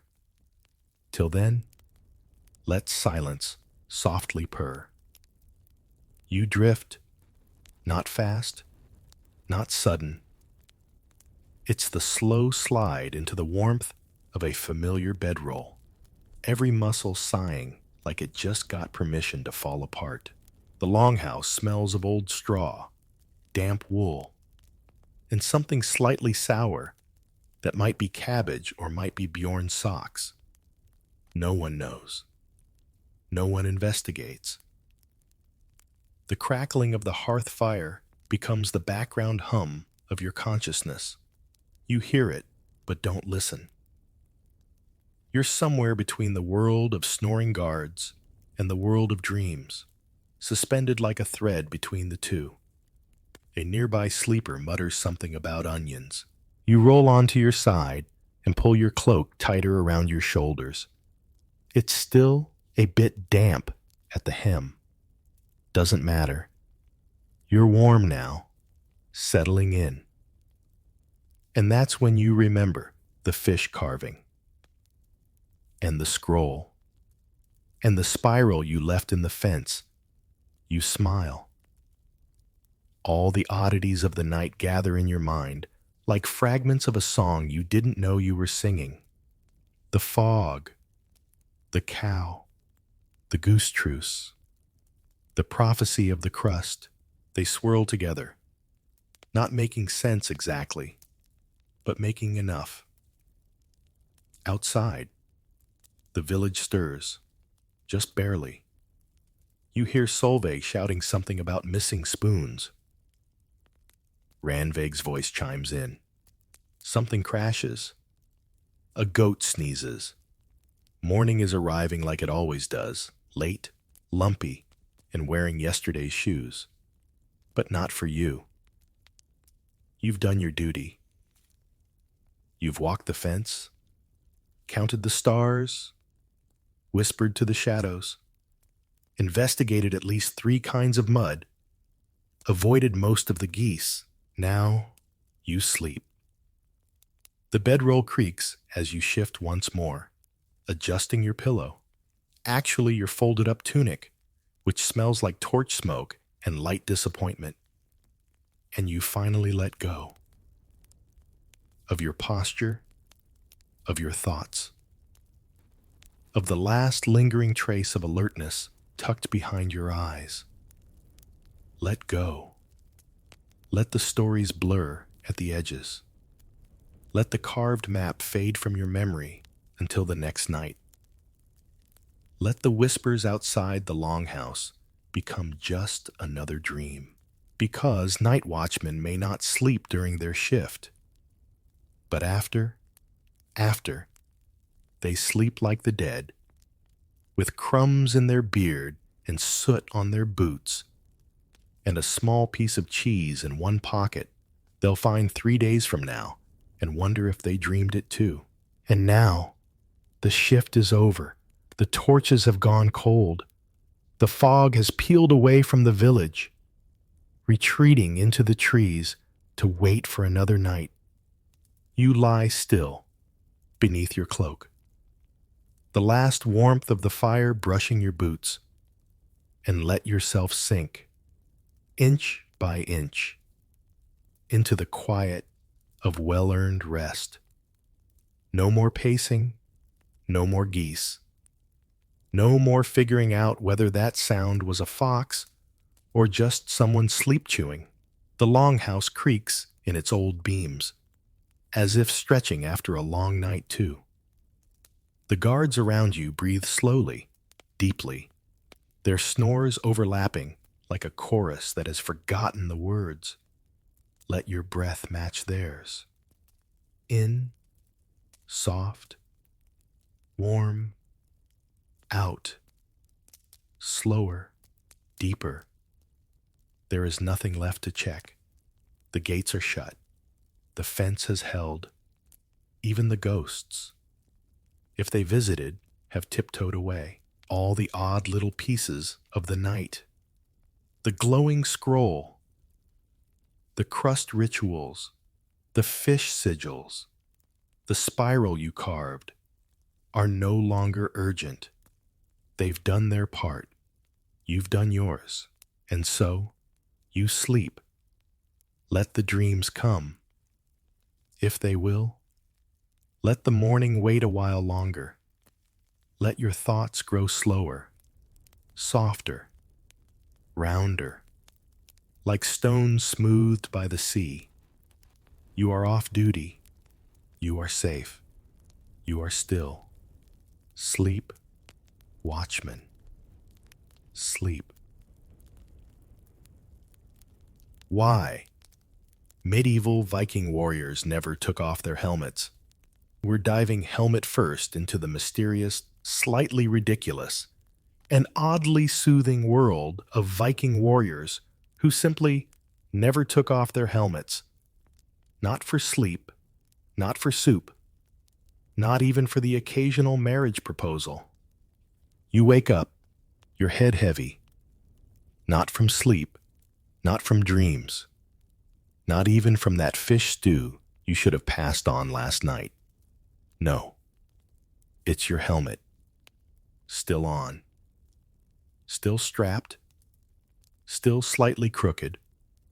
You blink, except it's more like a blink and clink, because your visor rattles just a bit when you move. The interior padding has shifted. There's a feather tucked under the chin strap that you don't remember adding. And you're fairly certain a beetle has taken up temporary residence near your left temple. But you don't take it off. Why would you? No one else does. You sit up on your straw-stuffed mattress and glance around the longhouse.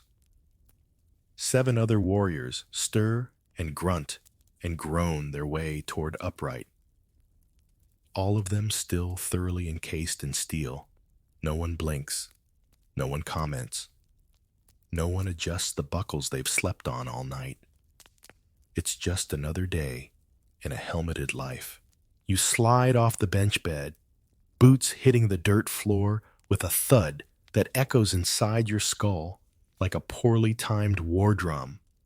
You shuffle toward the fire pit, visor fogging with the first inhale of smoke and morning air. Someone hands you a ladle of oat mash.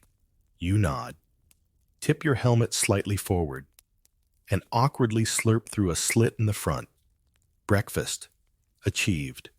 Across the fire.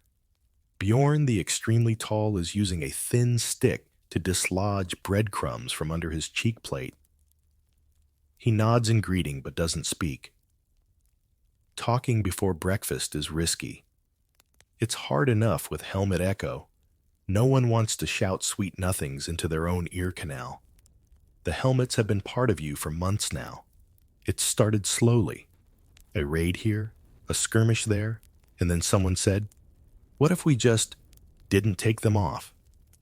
You laughed, and then you didn't. Because the truth is, once the helmet is off, you're vulnerable. Not just physically, emotionally, existentially. You remember the last time you removed it. Your hair looked like a tangle of depressed moss. Someone pointed out your slightly uneven ears. And worst of all, the blacksmith mistook you for a tax collector. Since then, it stayed on. Historians still argue whether Viking warriors actually wore helmets as frequently as legend claims. Archaeological records show that helmets were rare, expensive, often personalized, and almost always ceremonial. Yet some theories propose that certain warrior cults might have used them continuously, either for ritual, identity, or even intimidation. In this case, it's all 3, and possibly a 4th, because everyone else is doing it. You step outside. The morning air bites your knees, but not your face, which is snugly guarded by rust-proofed steel and the faint aroma of yesterday's leek stew. A boy waves at you. You wave back. He runs away screaming, which is fair. You forgot that the goat skull on your helmet still has red paint on it. Oops, someone slaps your back, hard. You hear a muffled "good morning" filtered through beard, padding, and cheek guards. You nod, resisting the urge to yell, "I'm in here," and instead return the gesture with a hearty shoulder bump. The day begins. You gather weapons. You stretch, though it's more of a collective creaking. You march through muddy fields. The sound of a dozen helmets thunking slightly out of sync, like a band of thunderous, confused turtles. You feel protected. You feel invincible. You also feel a little itchy. But that's helmet life. There's a certain unity in it. You don't know what your comrades' faces look like anymore, but you recognize their footsteps, their grunts, their helmet dents. You can identify someone by the tiny axe carved into their cheek plate, or the way their visor hisses when they breathe out.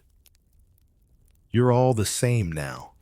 Warriors, brothers, anonymous heads inside identical domes of Viking steel. At dusk, you sit by the fire again. You eat. You hum. You tell stories. No one sees your smile, but they hear it. They laugh. You laugh.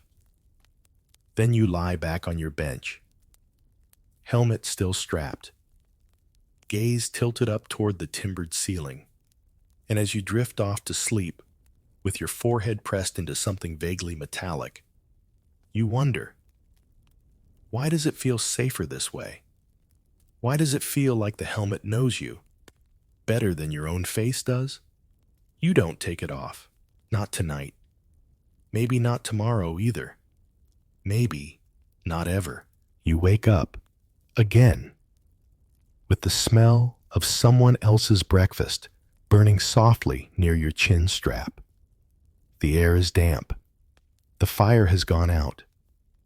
There's a small beetle parked defiantly just inside your visor. You try blowing at it. It doesn't move. You consider giving it a name.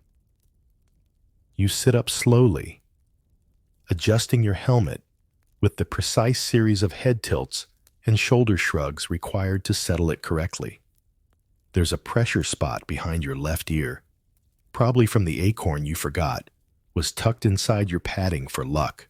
The leather liner is warm, sweaty, and faintly floral. Someone gifted you lavender oil 2 weeks ago, and you forgot to thank them. You make a mental note. Your neck creaks as you rotate it. The helmet makes a soft thunk with each movement, like a whispering bell. You can't remember the last time you took it off. You're not even sure you remember what your own forehead looks like. And that feels oddly comforting. Sleeping in steel used to seem strange. Now it's normal. The creak of cheek plates against your pillow. The faint clink when your visor taps the wall. The way your breathing echoes back at you at 3 a.m., like a reminder that you still exist, even in the dark. Other warriors have adapted similarly. Torvald now sleeps upright, propped against a barrel, like a particularly menacing houseplant. Bjorn the Tall uses his helmet as a pillow by stuffing wool inside and lying on his side. His spine protests, but his dignity remains intact. The twins, Hrolf and Hrolfa, share a bunk and communicate entirely in helmet knocking. No one knows what they're saying, but it seems affectionate. You recall the first time someone slept in their helmet during war watch duty, mostly as a joke. They claimed it would keep the dreams in. Everyone laughed. But the next morning, he said he'd had a vision of a dancing bear with excellent posture. After that, no one questioned it. Helmets became dream incubators. You begin to notice patterns, sleeping with your helmet slightly askew. Dream of tilting boats. Sleeping on your back with the chin strap unfastened. Vivid dreams of talking birds and sentient soup. You start assigning sleeping positions like a dream menu. Want clarity? Sleep on your right side with the visor cracked. Want nonsense? Helmet forward, legs crossed. No one calls it magic, but no one denies it either. Historians still debate whether Vikings truly valued their helmets as everyday gear. Some argue helmets were only used in battle and ceremonials due to their scarcity and expense. Others speculate that smaller warrior bands, especially those more isolated, may have adopted unique behavioral rituals surrounding armor and appearance. What no one accounts for is the sheer habit of it. You don't wear the helmet out of superstition anymore. You wear it because taking it off feels wrong, exposed, cold, like peeling away the only thing that understands how your eyebrows move. Besides, it's practical. Your longhouse roof leaks in two corners. The pig sleeps under the table and occasionally farts without remorse. Someone always burns something. Somewhere. Helmets are the final line of defense between your skull and the mess of life. There's also something meditative about it. The way the world sounds inside a helmet. Muted, rounded, distant, like the universe has been dipped in soup and wrapped in fur. Your thoughts become louder, but not in a bad way. In a listen to yourself, breathe, and remember your real way. Some warriors have begun decorating the insides of their helmets with personal touches. One has painted tiny birds along the rim. Another sewed a scrap of her mother's old tunic into the liner. You slip a smooth stone into yours, found near the river, shaped like a bean, slightly warm even when cold. It makes no sense. It also makes all the sense. Sleeping with a helmet on isn't just habit, it's ritual. It's the last thing between you and the dark. Tonight, the wind howls louder than usual. Someone's door rattles. A child cries briefly and then stops. You pull your blanket tighter, nestle deeper into your bedding, and feel your helmet press gently into your brow like a hand on your head. You could take it off. You don't. Not because you're afraid, but because you're you inside it. Your voice sounds more familiar. Your dreams stay tidier. Your thoughts echo like waves in a wooden bowl.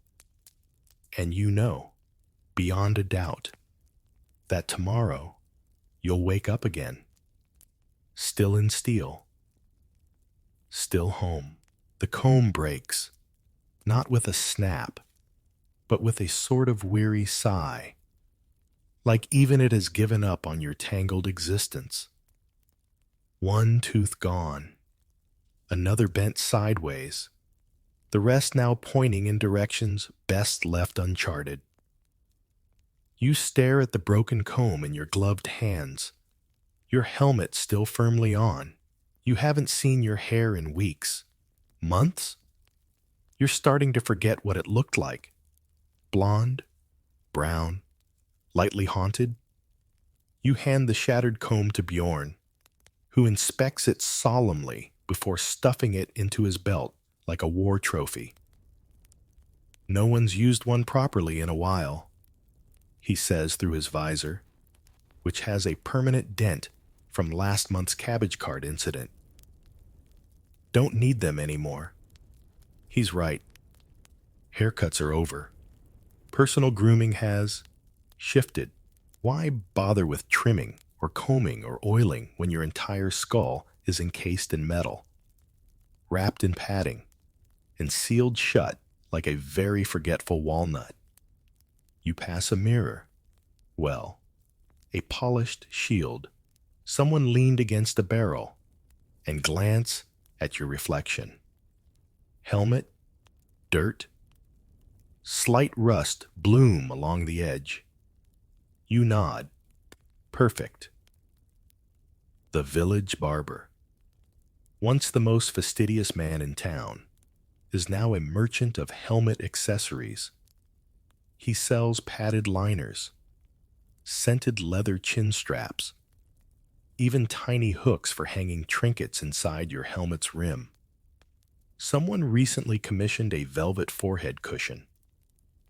Someone else has painted a constellation on their inner dome for nighttime navigation. Helmets are fashion now. A few warriors attempt to make theirs distinct. Feathers, painted rivets, carved runes. You hear rumors of someone embedding a tiny cow tooth for good luck. He's now the fourth luckiest person in the village and the least kissable. But that's beside the point. You sit on a log, your helmet gently pressing into your temples. And remember when you used to care about things like hairlines. Back then, before the great helmet consensus, people used to oil their beards. Oh, wow. Decorate their braids with beads. Have actual conversations about scalp health. Now, you communicate in nods, in the tilt of a helmet, in the way someone's visor creaks slightly to the left when they're trying to be coy.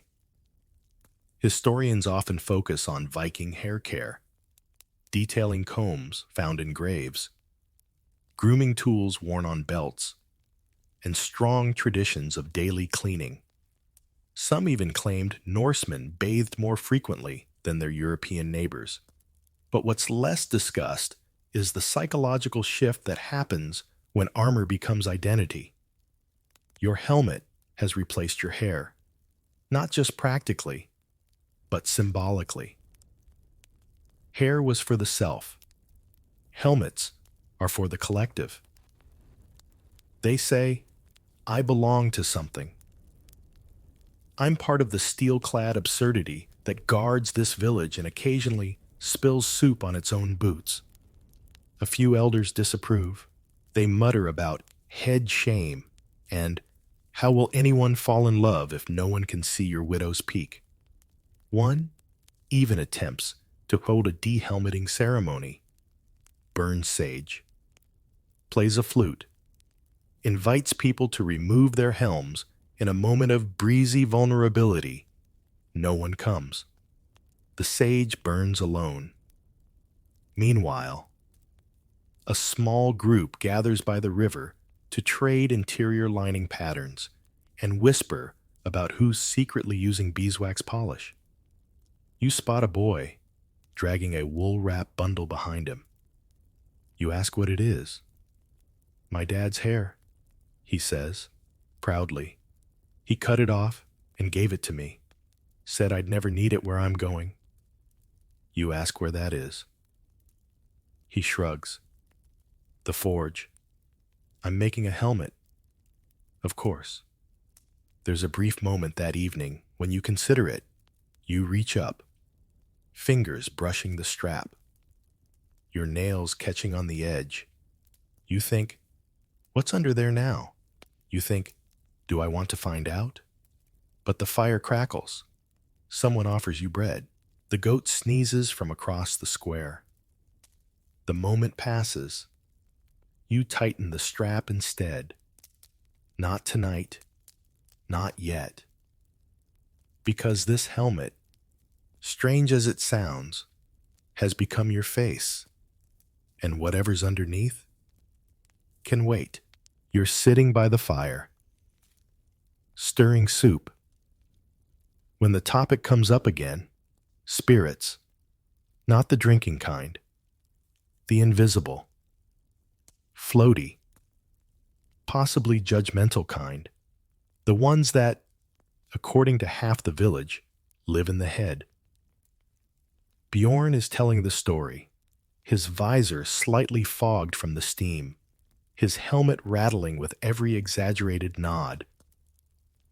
They say if you take off your helmet too long, he mutters, the head spirits get cold and leave, and then you forget who you are. You raise an eyebrow, which clangs softly against your forehead plate. Someone else adds, a man in Skarsfjord once sneezed with his helmet off and never remembered his own name again. You roll your eyes, but no one can see. Another chimes in, voice low, dramatic. My cousin's uncle saw a warrior remove his helmet just once, and his dream stopped working. You try to laugh, but the helmet muffles it. Still, a part of you wonders. Because truth be told, you felt it too. The strange weight of protection, the comfort, the sense that whatever's swirling around in your thoughts, your worries, your stories, your very you-ness, is somehow safer under a thin dome of metal and leather. The elders call it nonsense, You call it insurance. There's also the more practical explanation: lice. Helmet life began, in part, because someone's longhouse got infested. The goats caught it. The children caught it. The monks nearly shaved their eyebrows in protest. It was chaos. And so began the helmet days. Everyone covered up. At first, it was just during the night, then during meals, then during worship, then always. And strangely, it worked. No lice, no itching, no strange potions involving vinegar and regret. You were protected. Your hair, your scalp, your face, all safe behind steel. The village healer even endorsed it. She claimed the helmets were a warming shell for the cranial spirit centers. You didn't know what that meant, but she drew a diagram of a brain with little boots walking out of it, and you nodded respectfully. Soon, it wasn't just warriors. Children wore helmets made of bark and boiled leather. The blacksmith crafted kitchen helms for soup stirrers, vented, of course. One woman made a helmet with a flap that popped open when you sneezed. It broke immediately. But it was a good idea. Even the goat got one. It's a repurposed cooking pot with eye holes and a strap made of cheesecloth. No one is sure if the goat likes it, but it wears it proudly and headbutts anyone who suggests otherwise. Some days, you wonder how it got this far. You sit by the pool where you used to wash your hair, long before the helmet. You remember the feeling of wind through your strands, the drip of clean water down your scalp. It was nice, but not like this. Not like the low, reassuring hum of your own breath inside a helmet, the echo of your thoughts bouncing gently off metal, the privacy, the containment. Historians speculate that early medieval warriors often tied identity to their helmets, each etched or adorned with specific symbols. Some even argue that Norse helmets were never just protection, but portals, vessels to hold courage, rage, or even borrowed gods. You wonder if there's a god of never taking things off. Probably. You've begun whispering to your helmet sometimes, just short phrases. Let's go, before stepping into the cold. Not today. When you pass the blacksmith's new blade display, thanks. When you wake up from a dream you can't explain, but feel better for having had. You don't talk to your helmet because you're superstitious. You talk to it because it listens, and it never rolls its eyes. At night, you watch the firelight flicker across a dozen domes of steel. You hear soft breaths. You see heads nodding, tilting, occasionally bonking into each other with muffled apologies, and you feel, oddly, less alone. No one knows what the head spirits are, but if they exist, yours are warm. Safe, home, it's oatmeal again. You don't complain. You can't. Really. The last time you tried to express culinary critique, your voice echoed inside your helmet and startled a chicken so badly it laid a backwards egg. You didn't even know that was possible. So instead, you sit in your usual spot by the longhouse hearth, helmet securely strapped, trying to spoon porridge through the same narrow mouth slit that now defines most of your meals. A splash lands on your chin guard. You sigh. Bjorn leans over, visor half steamed from his own breakfast, and says, "You ever think about what our chins even look like anymore? You pause. You genuinely don't know. Yours might have grown, or disappeared entirely. You shrug, which is the international signal for no idea. Also, don't care anymore. The thing is, mealtime has become a game, a daily performance of silent skills honed over months of living in metal. How to angle the spoon just so without catching your lower lip plate. How to sniff soup discreetly without fogging your lens. How to drink from a ladle with the elegance of a goose who's read too much philosophy. Across the fire, someone drops their bread inside their visor. No one blinks. This is normal now. You remember the early days when meals were loud, stories, arguments, exaggerated chewing. Now, everything's muffled, muted. A quiet chorus of clinks, slurps, and occasional ows when someone misjudges the angle of stew entry. There's an etiquette to it. You don't comment on another warrior's feeding technique. You never point out when someone spills oatmeal into their ear vents. You especially don't laugh when someone uses tongs to extract an onion that fell down the back of their collar, because you've all made peace with it. Eating with your helmet on has become a ritual, a form of controlled chaos, a daily challenge wrapped in dignity and a faint layer of food crust. But more than that, it's become a shared language. You recognize your friends not by their faces anymore, but by how they eat. Bjorn. Fast. Decisive. One hand on the bowl like it might escape. Stick. Slow. Surgical. Always adds herbs before tasting. Hrolfa. Stabs her porridge like it insulted her grandmother. You. The graceful scooper. You try to keep your gear clean. You fail often, but you try. One evening, a visitor from a nearby village shows up. No helmet, clean hair, bare ears. They sit down, spoon in hand, smiling, and instantly, everything goes wrong. The conversation stops. The rhythm falters. No one knows where to look.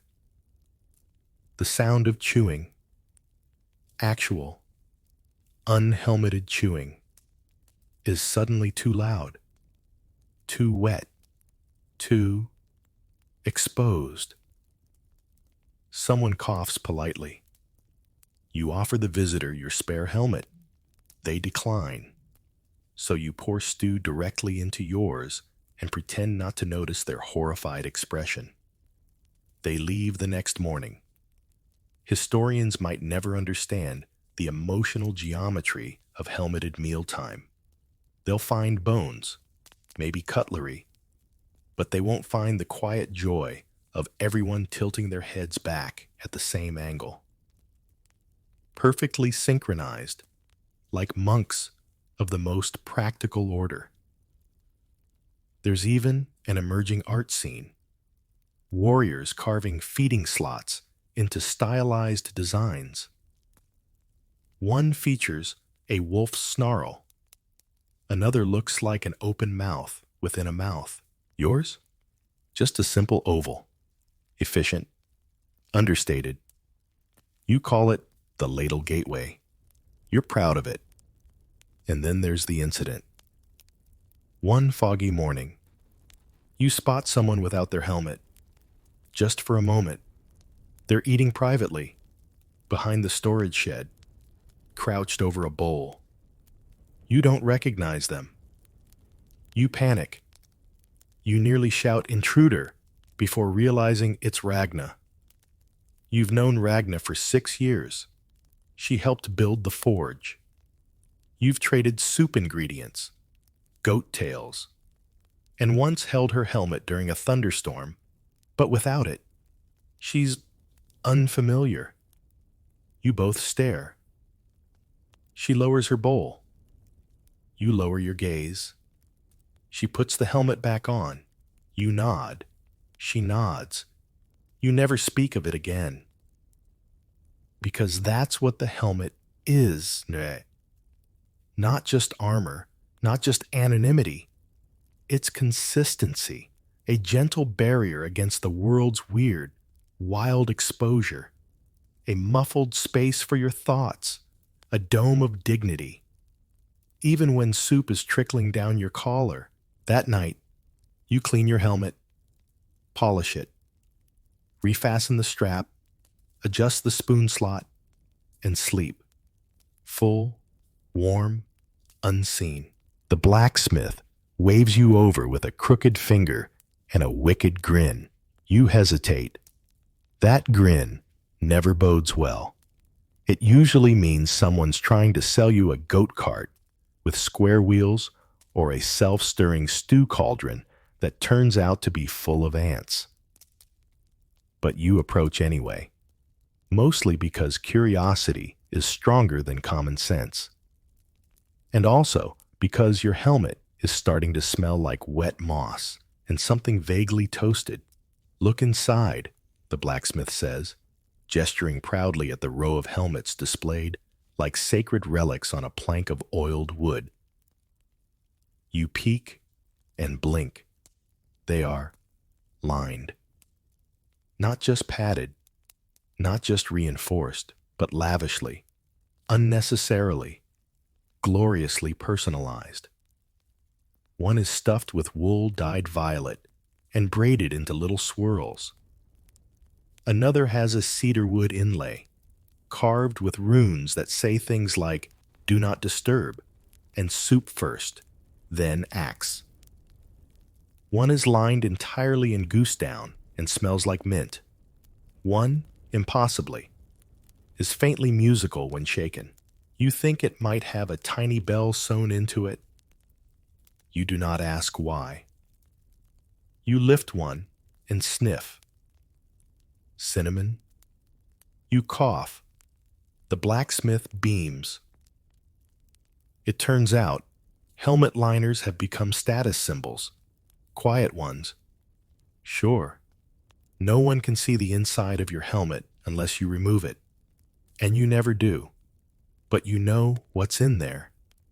And now, that knowledge carries weight. It's about comfort, the blacksmith says, wiping soot onto his apron and then immediately onto his forehead, but also about character. You eye your own helmet. Its lining is functional. Wool, mostly. Some hide. A bit of grass from that time you slept in the sheep field. It's fine. But suddenly, it feels terribly plain. So you upgrade. You trade 3 jars of fermented eel sauce and 1 gently used spoon for a strip of dyed hair fur, stitched into the crown of your helm.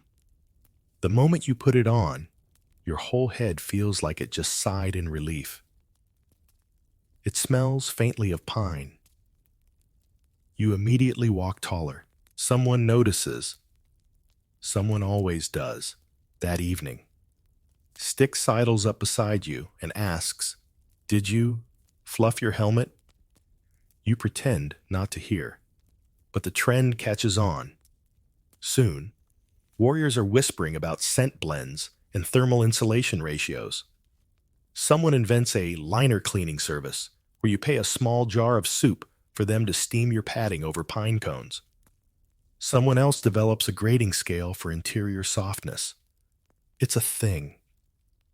You attend your first helmet interior circle. You all sit cross-legged in the longhouse.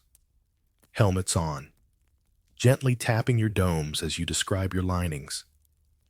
No one removes anything. That would ruin the magic. It's like a book club where no one opens the book, but everyone knows the plot. Historians probably won't find these gatherings in the records, but if they did, they'd discover a world of hidden expression. of pride tucked beneath steel, of whispered critiques like, "I heard hers is velvet." He added mint, bold, "Mine's from a monk's pillow." You can feel the penance. You even begin associating certain personalities with lining types. Soft wool, gentle soul, always shares bread. Fur plus herbs, overachiever. Definitely practices battle cries in private. Unlined, suspicious. Possibly forgets birthdays. One day, someone claims to have invented the liner diffuser. It's just a pouch of dried flowers sewn into the back panel. But the marketing is flawless. You buy one. It smells like crushed time and mild ambition.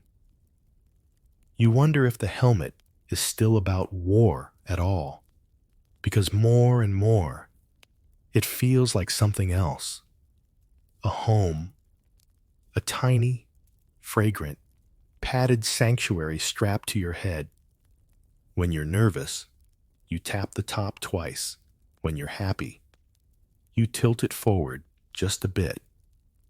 When you need to think, you rest your chin inside and hum softly. It amplifies beautifully. One night, while polishing your helm under candlelight, you find a note tucked behind the liner, just a scrap of bark, with a smudged drawing of a sun and a goat. No name, just the note. You don't remove it. You press it gently into place and whisper, "Thanks." Not to anyone in particular, just to the helmet, your helmet, which now, more than ever, feels like the one part of you that truly understands what you need. You're halfway through your morning walk, helmet snug, chin strap slightly itchy in that familiar, comforting way, when you round the corner near the grain shed and stop cold. The goat is wearing a helmet, not a pretend one, not a child's joke or a cooking pot with eye holes. An actual, forged, riveted, padded helmet. It's slightly too large. It tilts to one side. There's a dent already forming at the top, no doubt from enthusiastic headbutting, but it's there, strapped on, proud. You blink. The goat blinks back, unimpressed. You scan the area. A few villagers are watching from behind a crate of turnips, trying to look casual. One of them waves, another whispers. It chose it, whatever that means, and just like that, the helmet trend reaches peak absurdity. Soon, other animals follow. The chickens get leather caps. The blacksmith forges a tiny dome for the village dog, mostly for rain protection, he says. Someone tries to outfit a sheep with an iron-brimmed bonnet, but the sheep eats it. You don't know who started this trend. No one does. Or rather, everyone does, and just blames each other. Goat wore it first. No. The monk made it as a joke. No. It was Bjorn. Definitely Bjorn. Bjorn denies it. Bjorn also now wears a dual-chambered helmet that steams his herbs while he walks, so his testimony is considered suspect. You're not mad. In fact, it makes sense. Because if helmets have become your comfort, your shield, your identity, why wouldn't the same logic extend to those you love? And, for many, that includes the goat. Especially that goat. The one who headbutted the mayor from a neighboring village and became a folk hero overnight. You still remember that moment. There was soup. There was shouting. There was one very shocked diplomat. And then, goat glory. The helmeted goat is now part of the culture. It receives daily bread offerings. Children leave it painted stones and small flags. Someone composed a ballad. The monk illustrated it, complete with halos, banners, and a goat surrounded by stars. It is surprisingly moving.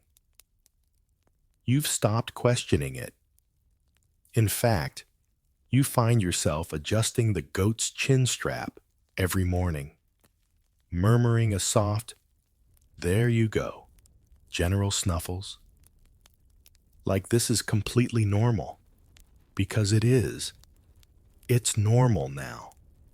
It's all normal now. The helmet isn't just war gear. It's ritual, religion, routine. There are stories of people forgetting themselves, truly, when they take theirs off.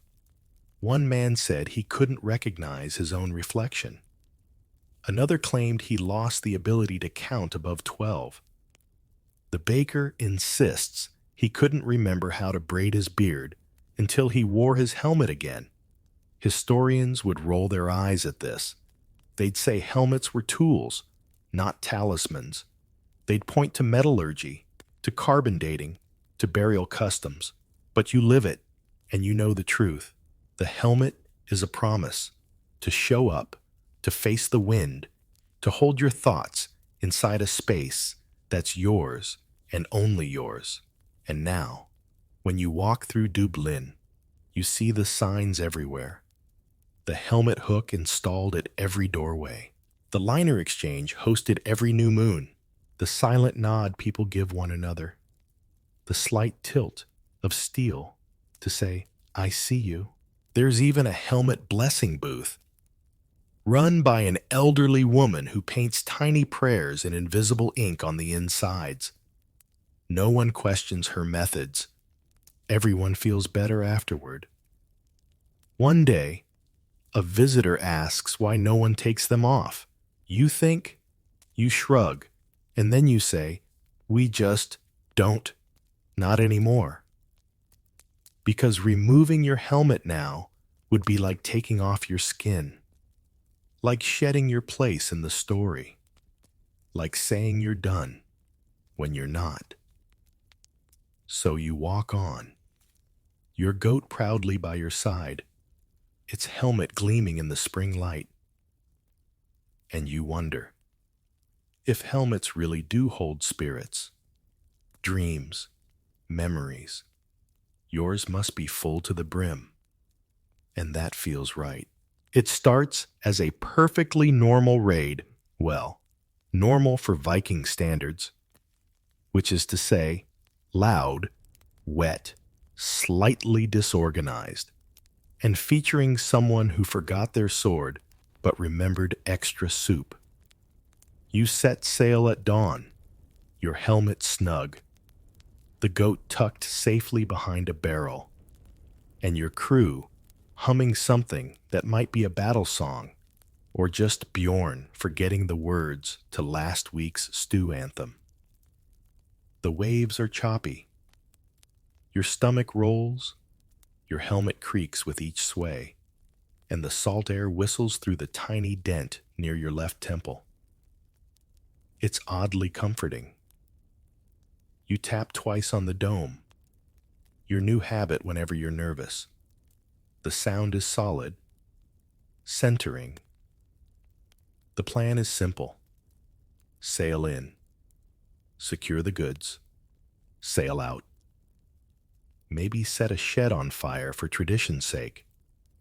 You row, you land, you shout, you raise your axes, and then it happens. A helmet falls off. It happens so fast no one sees who it belongs to. One moment, the line of warriors is charging forward in perfect sync, sunlight bouncing off metal like a divine signal. The next moment, clink, a helmet tumbles into the mud with a soft, squishy insult to dignity. Everything stops. The shouting ceases mid-echo. You all freeze, mid-stride, mid-breath, mid-yell. The helmet lies there, sad and alone, steaming faintly in the damp. Someone gasps. Someone drops their shield. the fallen warrior. A young man with curly hair and eyes like a startled sheep stares around in horror, as if suddenly naked. His hands fly to his head.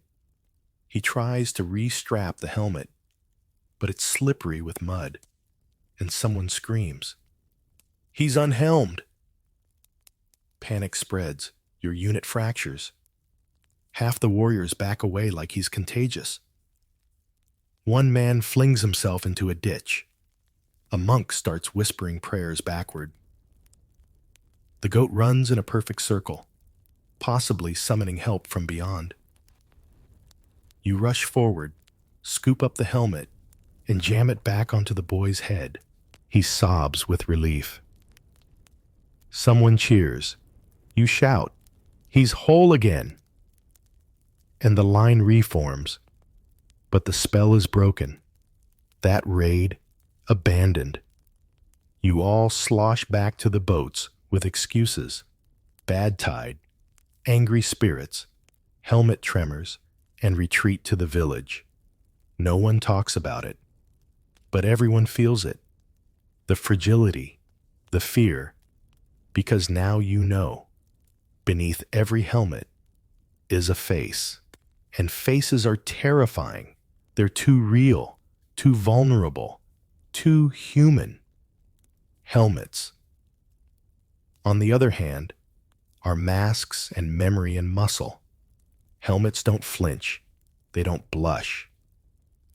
They don't cry out during night terrors or laugh too hard at cabbage jokes. They are containment. That night, around the fire, everyone silently adjusts their straps, double-checks the buckles, rubs linings with herbs. You hear the soft chorus of steel tightening. Click, tug, click, tug. A lullaby for the armored soul. And then someone mutters, "We need chin guards." You don't know who said it, but they're right. Within a week, the blacksmith's forge is working overtime. New features appear. Extra long straps, neck braces, emergency backup buckles. Someone designs a crisis hood, a soft leather balaclava for those what-if moments. It's the new must-have. Training sessions are updated, too. Now, before sword drills, you do a helmet retention check. Tap the crown, shake your head, recite your name twice into the dome. If it echoes back differently, re-strap immediately. Historians still argue about Viking battlefield rituals. Some mention talismans, chants, or special battle gear. But few record what really mattered, emotional armor. Because your helmet, it's not just steel. It's silence, when noise is too much. It's identity, when names don't feel like enough. It's strength, when your hands are shaking. After the unhelming incident, as it's later called in whispers, you all start walking differently. Shoulders squared, heads higher, not out of pride, but awareness. That what you wear isn't just protection, it's promise. That tomorrow you'll still be there, buckled in, polished or not, dented, muddy, helmeted, and so will the ones beside you. And that, somehow, is enough. It's raining again. Not a gentle mist or soft drizzle. No. This is the kind of sideways, spiteful Viking rain that seeps through roofs, cloaks, and spirits. You step outside and immediately regret it. The mud sucks at your boots with the enthusiasm of a lonely kraken. The sky is the color of wet wool. Even the goat looks insulted, but your helmet, immaculate. Rain beads on the curved steel, trails down your visor, drips from the cheek guards like ceremonial tears. You feel invincible. Moist, but invincible. Bjorn passes by, helmet dripping in elegant streams. He's added a small awning, some kind of leather flap that hangs over his nose guard like a curtain. He nods solemnly. You nod back. You both immediately slip in the mud. You land face first, helmet first. Really. The sound echoes like someone thumping a cooking pot full of regrets. But you're fine. Because of the helmet, you lie there for a moment, forehead in the mud, staring at a worm that looks mildly alarmed. And you think, this is peak Viking. Someone helps you up. You squelch back to your tent, water sloshing inside your boots, but your skull dry as dignity. And that's when it hits you. Helmets are perfect for rain. You've known this for a while, but today it becomes gospel. Suddenly, the helmet hair revolution kicks into full swing. It starts with jokes. Haven't combed my hair since the great mudslide of 41. Someone shouts, but soon, people begin embracing the chaos beneath the dome. You hear whispers in the village square. I haven't seen my scalp in 6 months. Mine developed its own climate. I braid mine by feel. It's become sentient. You no longer fear helmet hair. You celebrate it. You host the first ever helmet hair unveiling ceremony, a voluntary event where brave souls remove their helmets for precisely 10 seconds and reveal what has been growing in the shadows. You see one man with hair shaped exactly like his liner, a woman whose braid has begun curling into an accidental question mark, someone with a perfectly preserved leaf colony tucked behind their ear. No one mocks. Everyone claps. Because helmet hair is badge of honor now. It says, I endured. I stayed strapped. I slept through soup storms and screaming goats without once loosening my buckle. Historians may never recover a sample of authentic helmet hair. But if they did, they'd find stories, tangles, the memory of 1,000 windy mornings and sweat-soaked training sessions. Some take it further. One warrior shaves their head entirely, just for the feel of liner against bare scalp. Another braids their hair through the helmet slits, like defiant vines escaping captivity. It's alarming. It's iconic. You invent something new. The sweatband braid. It absorbs rain and ego in equal measure. The goat tries to eat it. You slap its nose gently. Meanwhile, the younger villagers begin to hold liner scent contests. They stuff herbs, moss, even smoked fish into their padding. You smell them before you see them. Winners are awarded a decorative ladle, one polished shell. Bragging rights that expire after 2 weeks. You participate once, stuffing dried lavender and birch bark under your brow strap. It smells like spring and anxiety. You lose to someone who lined theirs with caramelized onions for nostalgia. You do not ask. The blacksmith begins offering rain guard upgrades, tiny gutters along the helmet's edge that redirect water into your boots. He calls it efficient moisture management. You call it soggy toe surprise. But you buy it anyway, because, somehow, this absurd, metal-headed lifestyle is no longer a joke. It's a movement. You gather around fires in full helm. You trade tips on anti-fogging. You invent a dance where you clink domes gently in rhythm, like ceremonial rams. And when the rain pours hardest, you walk straight into it, head high, helmet gleaming, because rain isn't the enemy. Exposure is, and your helmet is your answer. To wet mornings, to loud thoughts, to the wild hair beneath that now lives in myth and mildew. So you tighten your strap, you brace your neck, you walk on. A proud, soggy Viking with mystery hair and a steel promise above your brow.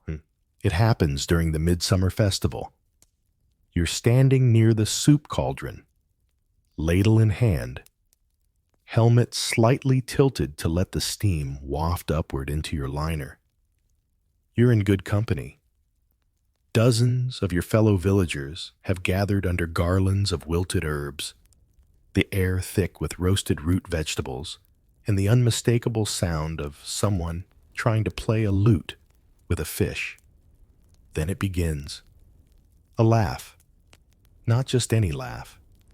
A giddy, high-pitched, hiccup-laced laugh, echoing from the gathering near the mead tent. You peer over a line of shoulders and at least 3 decorative helmets with glued-on flower petals to see a crowd forming around. A proposal. You squint. 2 warriors, both fully helmeted, are standing before the village elder. One drops to one knee. Everyone gasps. The elder raises her hands. "And who proposes marriage to whom?" she asks. There is a pause. A long, confused pause. Then, both helmets turn toward each other in perfect sync, then away, then toward the elder, then away again. Someone whispers, "Wait, which one is Eric?" Someone else whispers, "I thought that was Frida." A child gasps, "That's not even the right couple."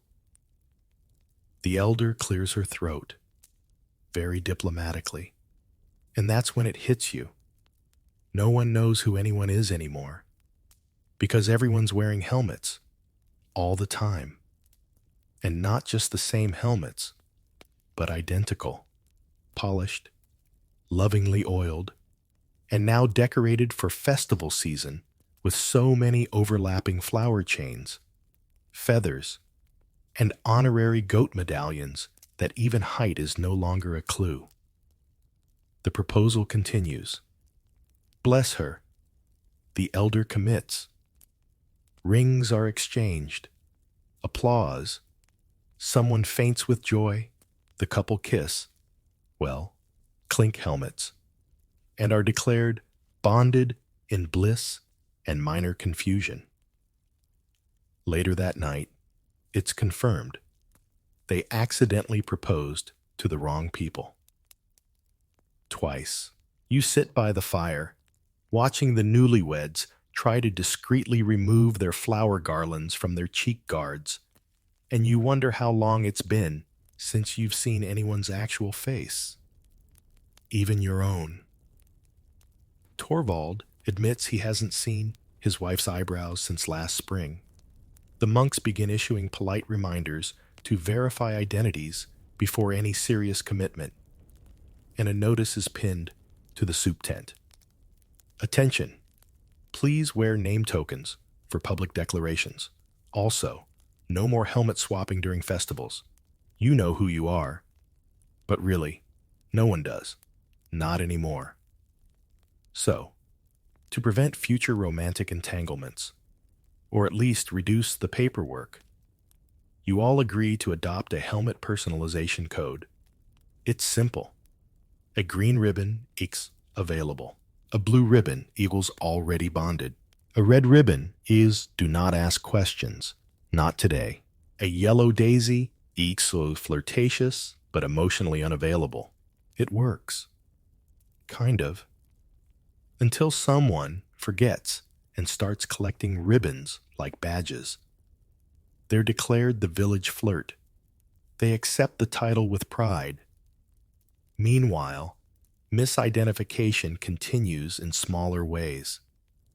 A soup ladle duel breaks out when two warriors think they're the same person. A child reports being tucked in by definitely not my actual mother.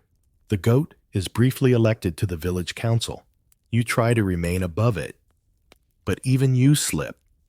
You find yourself waving at the wrong helmet during market day, then spending 10 minutes pretending you meant to wave at the barrel behind them. It's humiliating. The barrel is flattered. Eventually, you devise your own solution, a small charm, carved with your initials, hung just beneath your visor. It swings gently when you walk.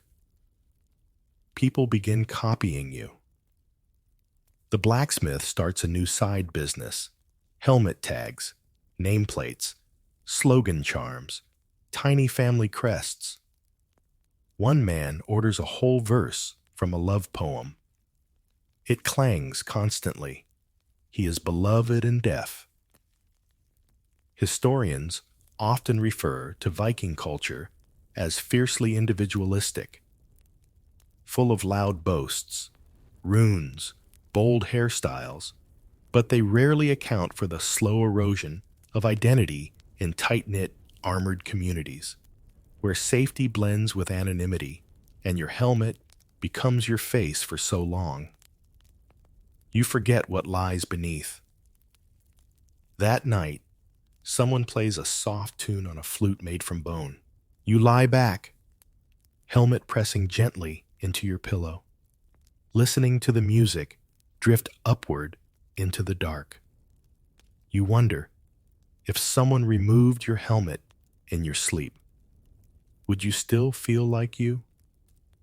Probably not. But maybe that's okay. Maybe your real face is the one you made together. Across clinking domes, soup misunderstandings, and wedding proposals that weren't quite meant for you. And tomorrow, when the ribbons are retied and the charms clink anew, you'll still be here, identifiable or not. The training yard is a blur of boots, axes, and flying clumps of turf. You're dodging, weaving, swinging, not with real aggression, but with that sleepy, rhythmic precision that only comes from long days of routine. Around you, helmets bob and clang. You can barely tell who's who anymore, which, as it turns out, is kind of the point. Training in helmets was once considered unnecessary. Most thought sparring should involve light gear, bare heads, flexible limbs, but then came the accidental forehead-to-forehead collision of last spring. The great bonk of Fritus and Olaf, and now full headgear is mandatory. The result? You now spar in identical, unlabeled, fully fastened steel domes. You are, for all tactical purposes, faceless clones. And it's surprisingly effective. You can't rely on facial expressions anymore. No sneers, no smirks, no raised eyebrows.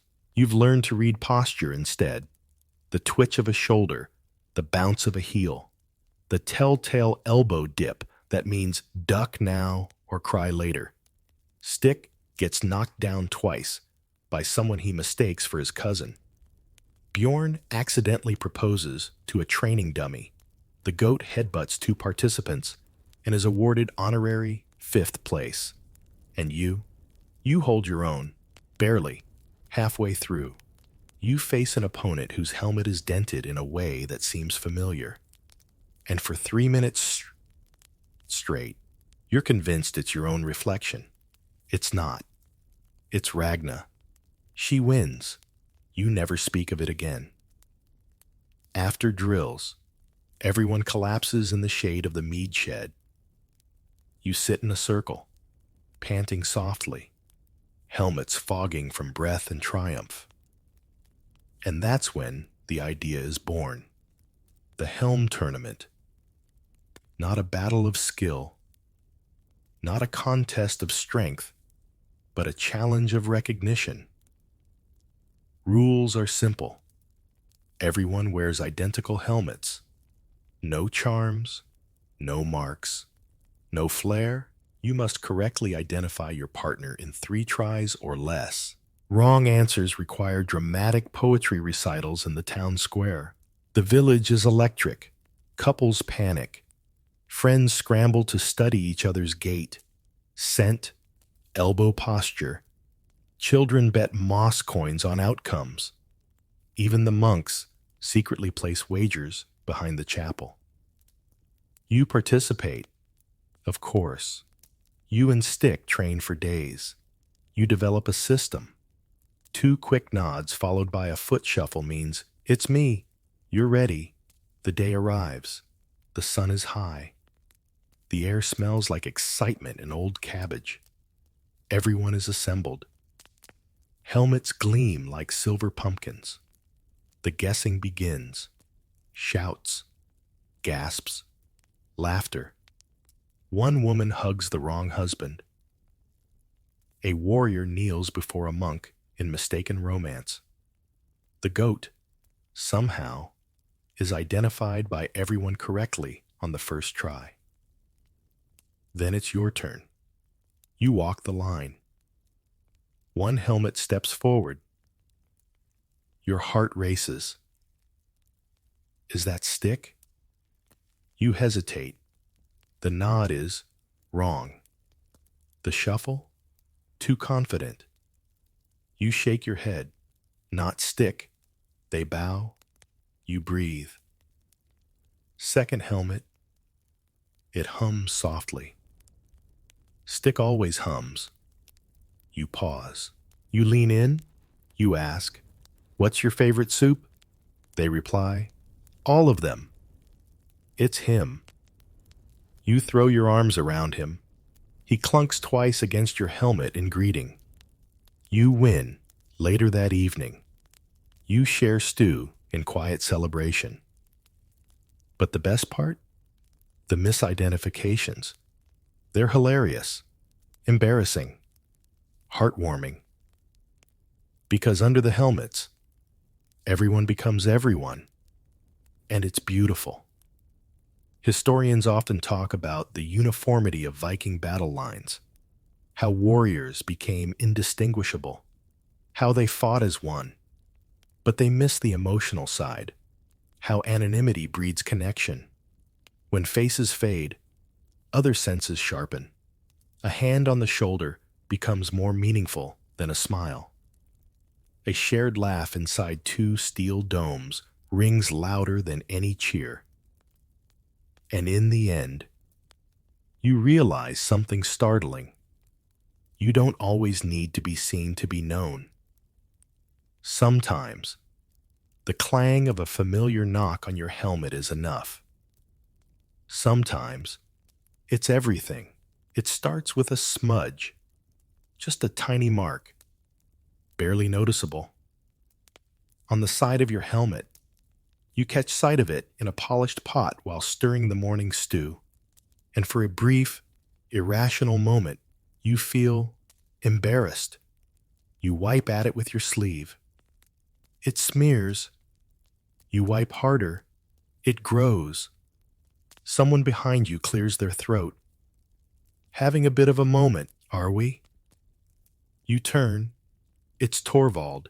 His helmet is gleaming, freshly oiled, polished so brightly it reflects the soup tent. He nods toward your smudge and says, "Tough morning?"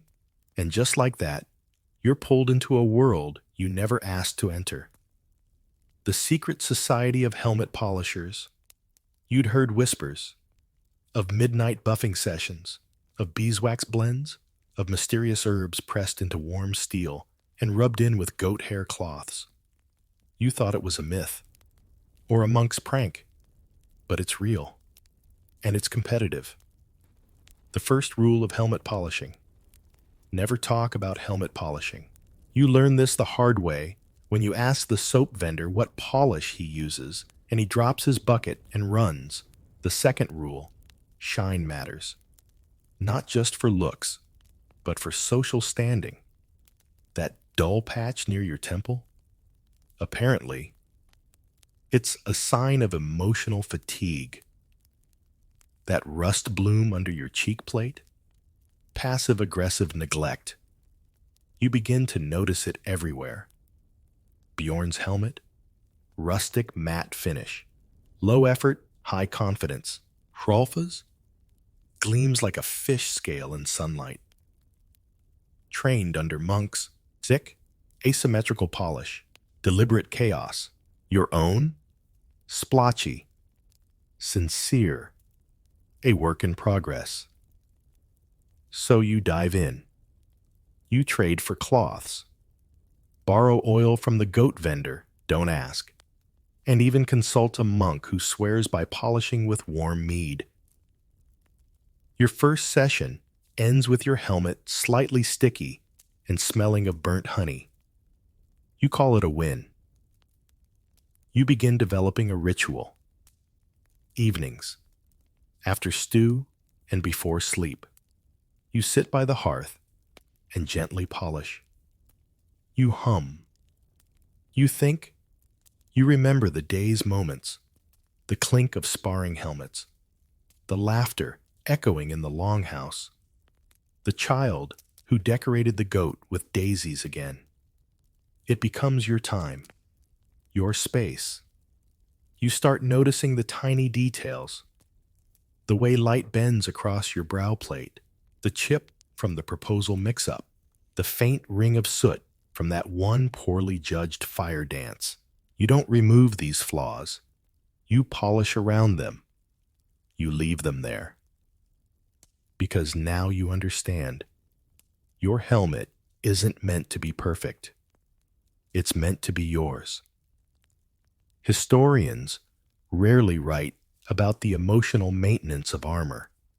They write about battle damage, craftsmanship, weight, but they don't mention the tenderness, the quiet touch, the whispered gratitude, the way you speak to the steel without words. One night, the goat approaches while you're mid-polish. It lowers its head, bumping its own little pot helmet against your leg. You polish it too. It doesn't move. You feel seen. Others join you. Without invitation, without announcement, just sitting, polishing, together, each in their own rhythm. A slow, soothing symphony of cloth on steel, firelight flickering across curved surfaces, the scent of beeswax and smoke curling in the air like memory. Someone starts calling it the buffing circle. It sticks. You joke, but you mean it. This is therapy. In a world of clashing blades and muddled identities, where no one sees your face, and where even weddings go wrong, here, in the polish, you find clarity. Each smudge you erase becomes a breath you didn't know you were holding. Each gleam reflects something steady, something peaceful. So now, each night, as the fire burns low and the voices quiet, you sit with your helmet in your lap. You buff slowly, softly. You don't rush. Because this isn't just about cleaning. It's about remembering that under all the steel and sweat and stories, you are still you. It's storming outside. Not just any storm. The kind that feels like the sky is having a full-blown emotional crisis. Thunder cracks like angry gods moving furniture. Rain pelts the longhouse roof like 1,000 tiny warriors trying to sneak in. you're inside. Of course, helmet on, blanket over your shoulders, stew in your lap, goat beside you like a moody shadow. The fire sputters, the walls creak.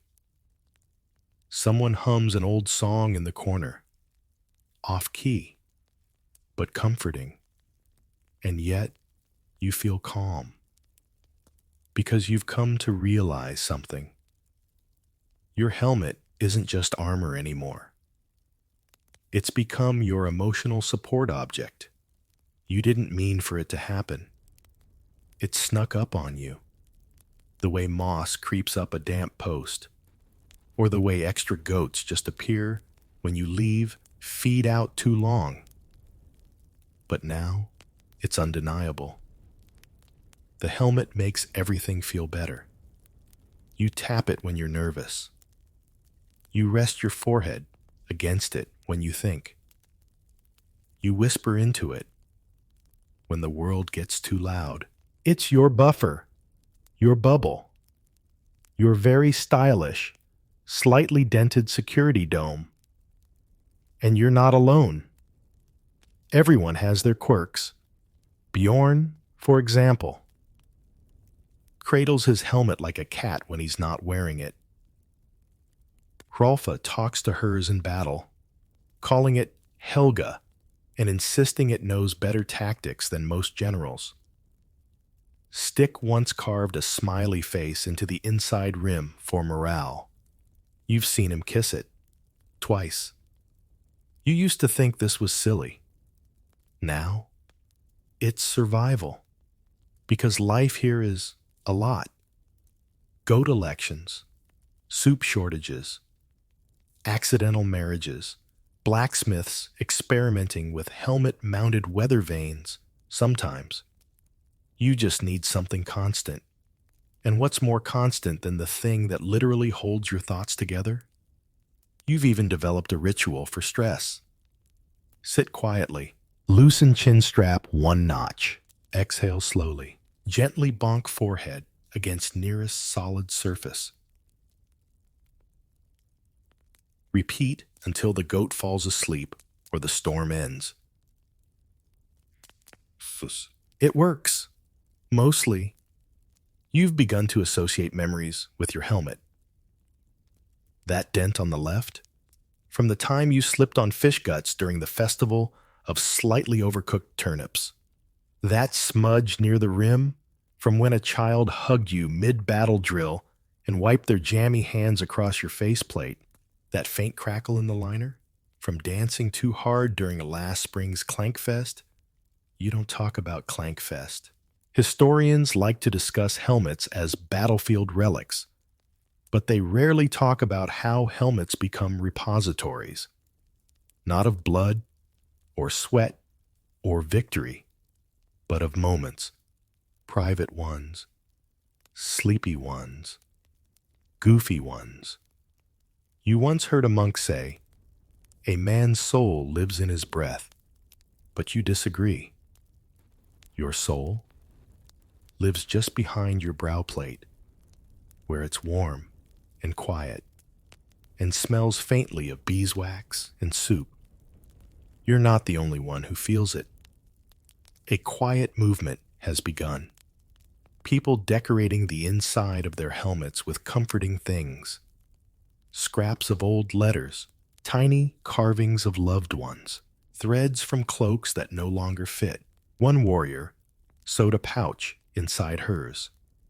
It holds dried herbs and a pebble she claims gives her courage. Another filled his with small feathers.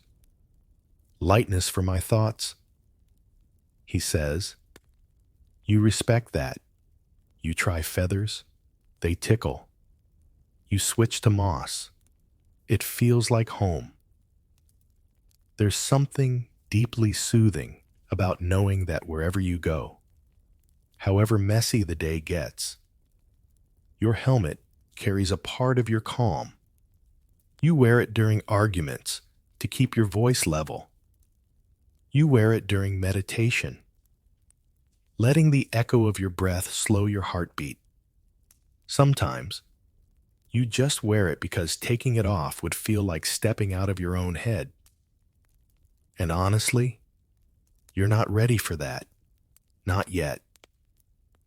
The storm rages on outside, but in here, you're steady, steel-wrapped, moss-lined, mentally intact.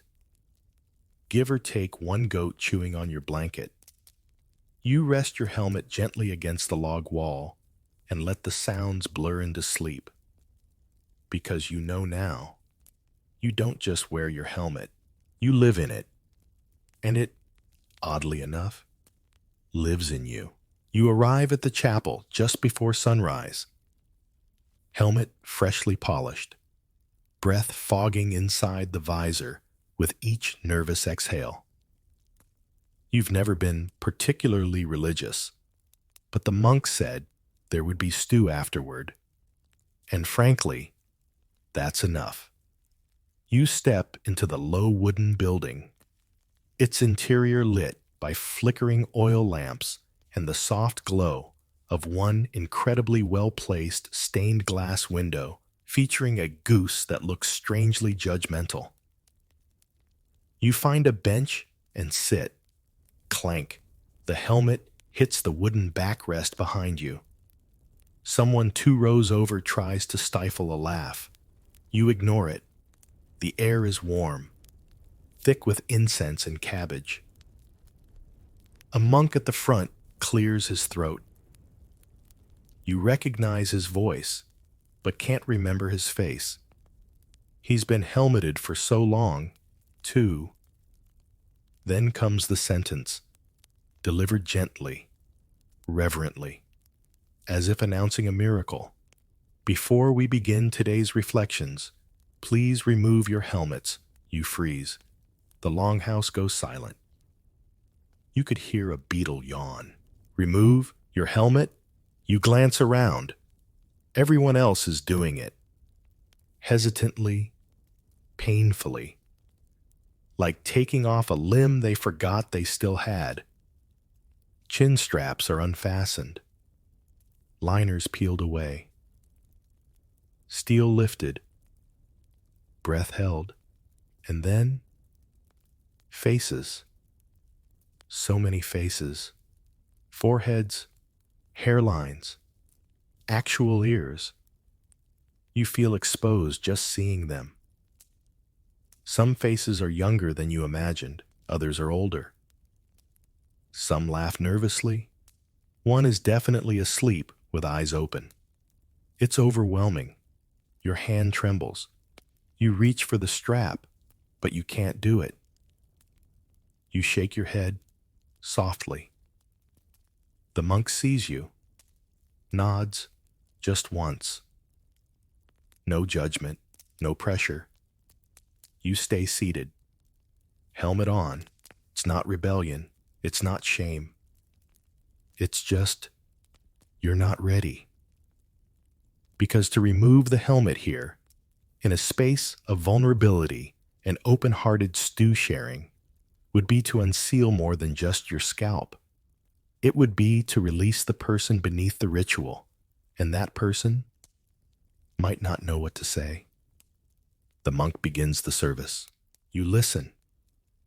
The words bounce inside your dome like gentle waves.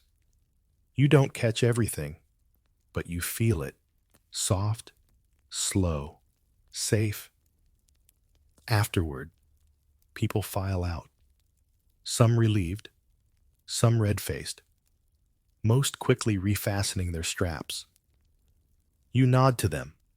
They nod back. Nothing needs to be said. Later that day, debate flares.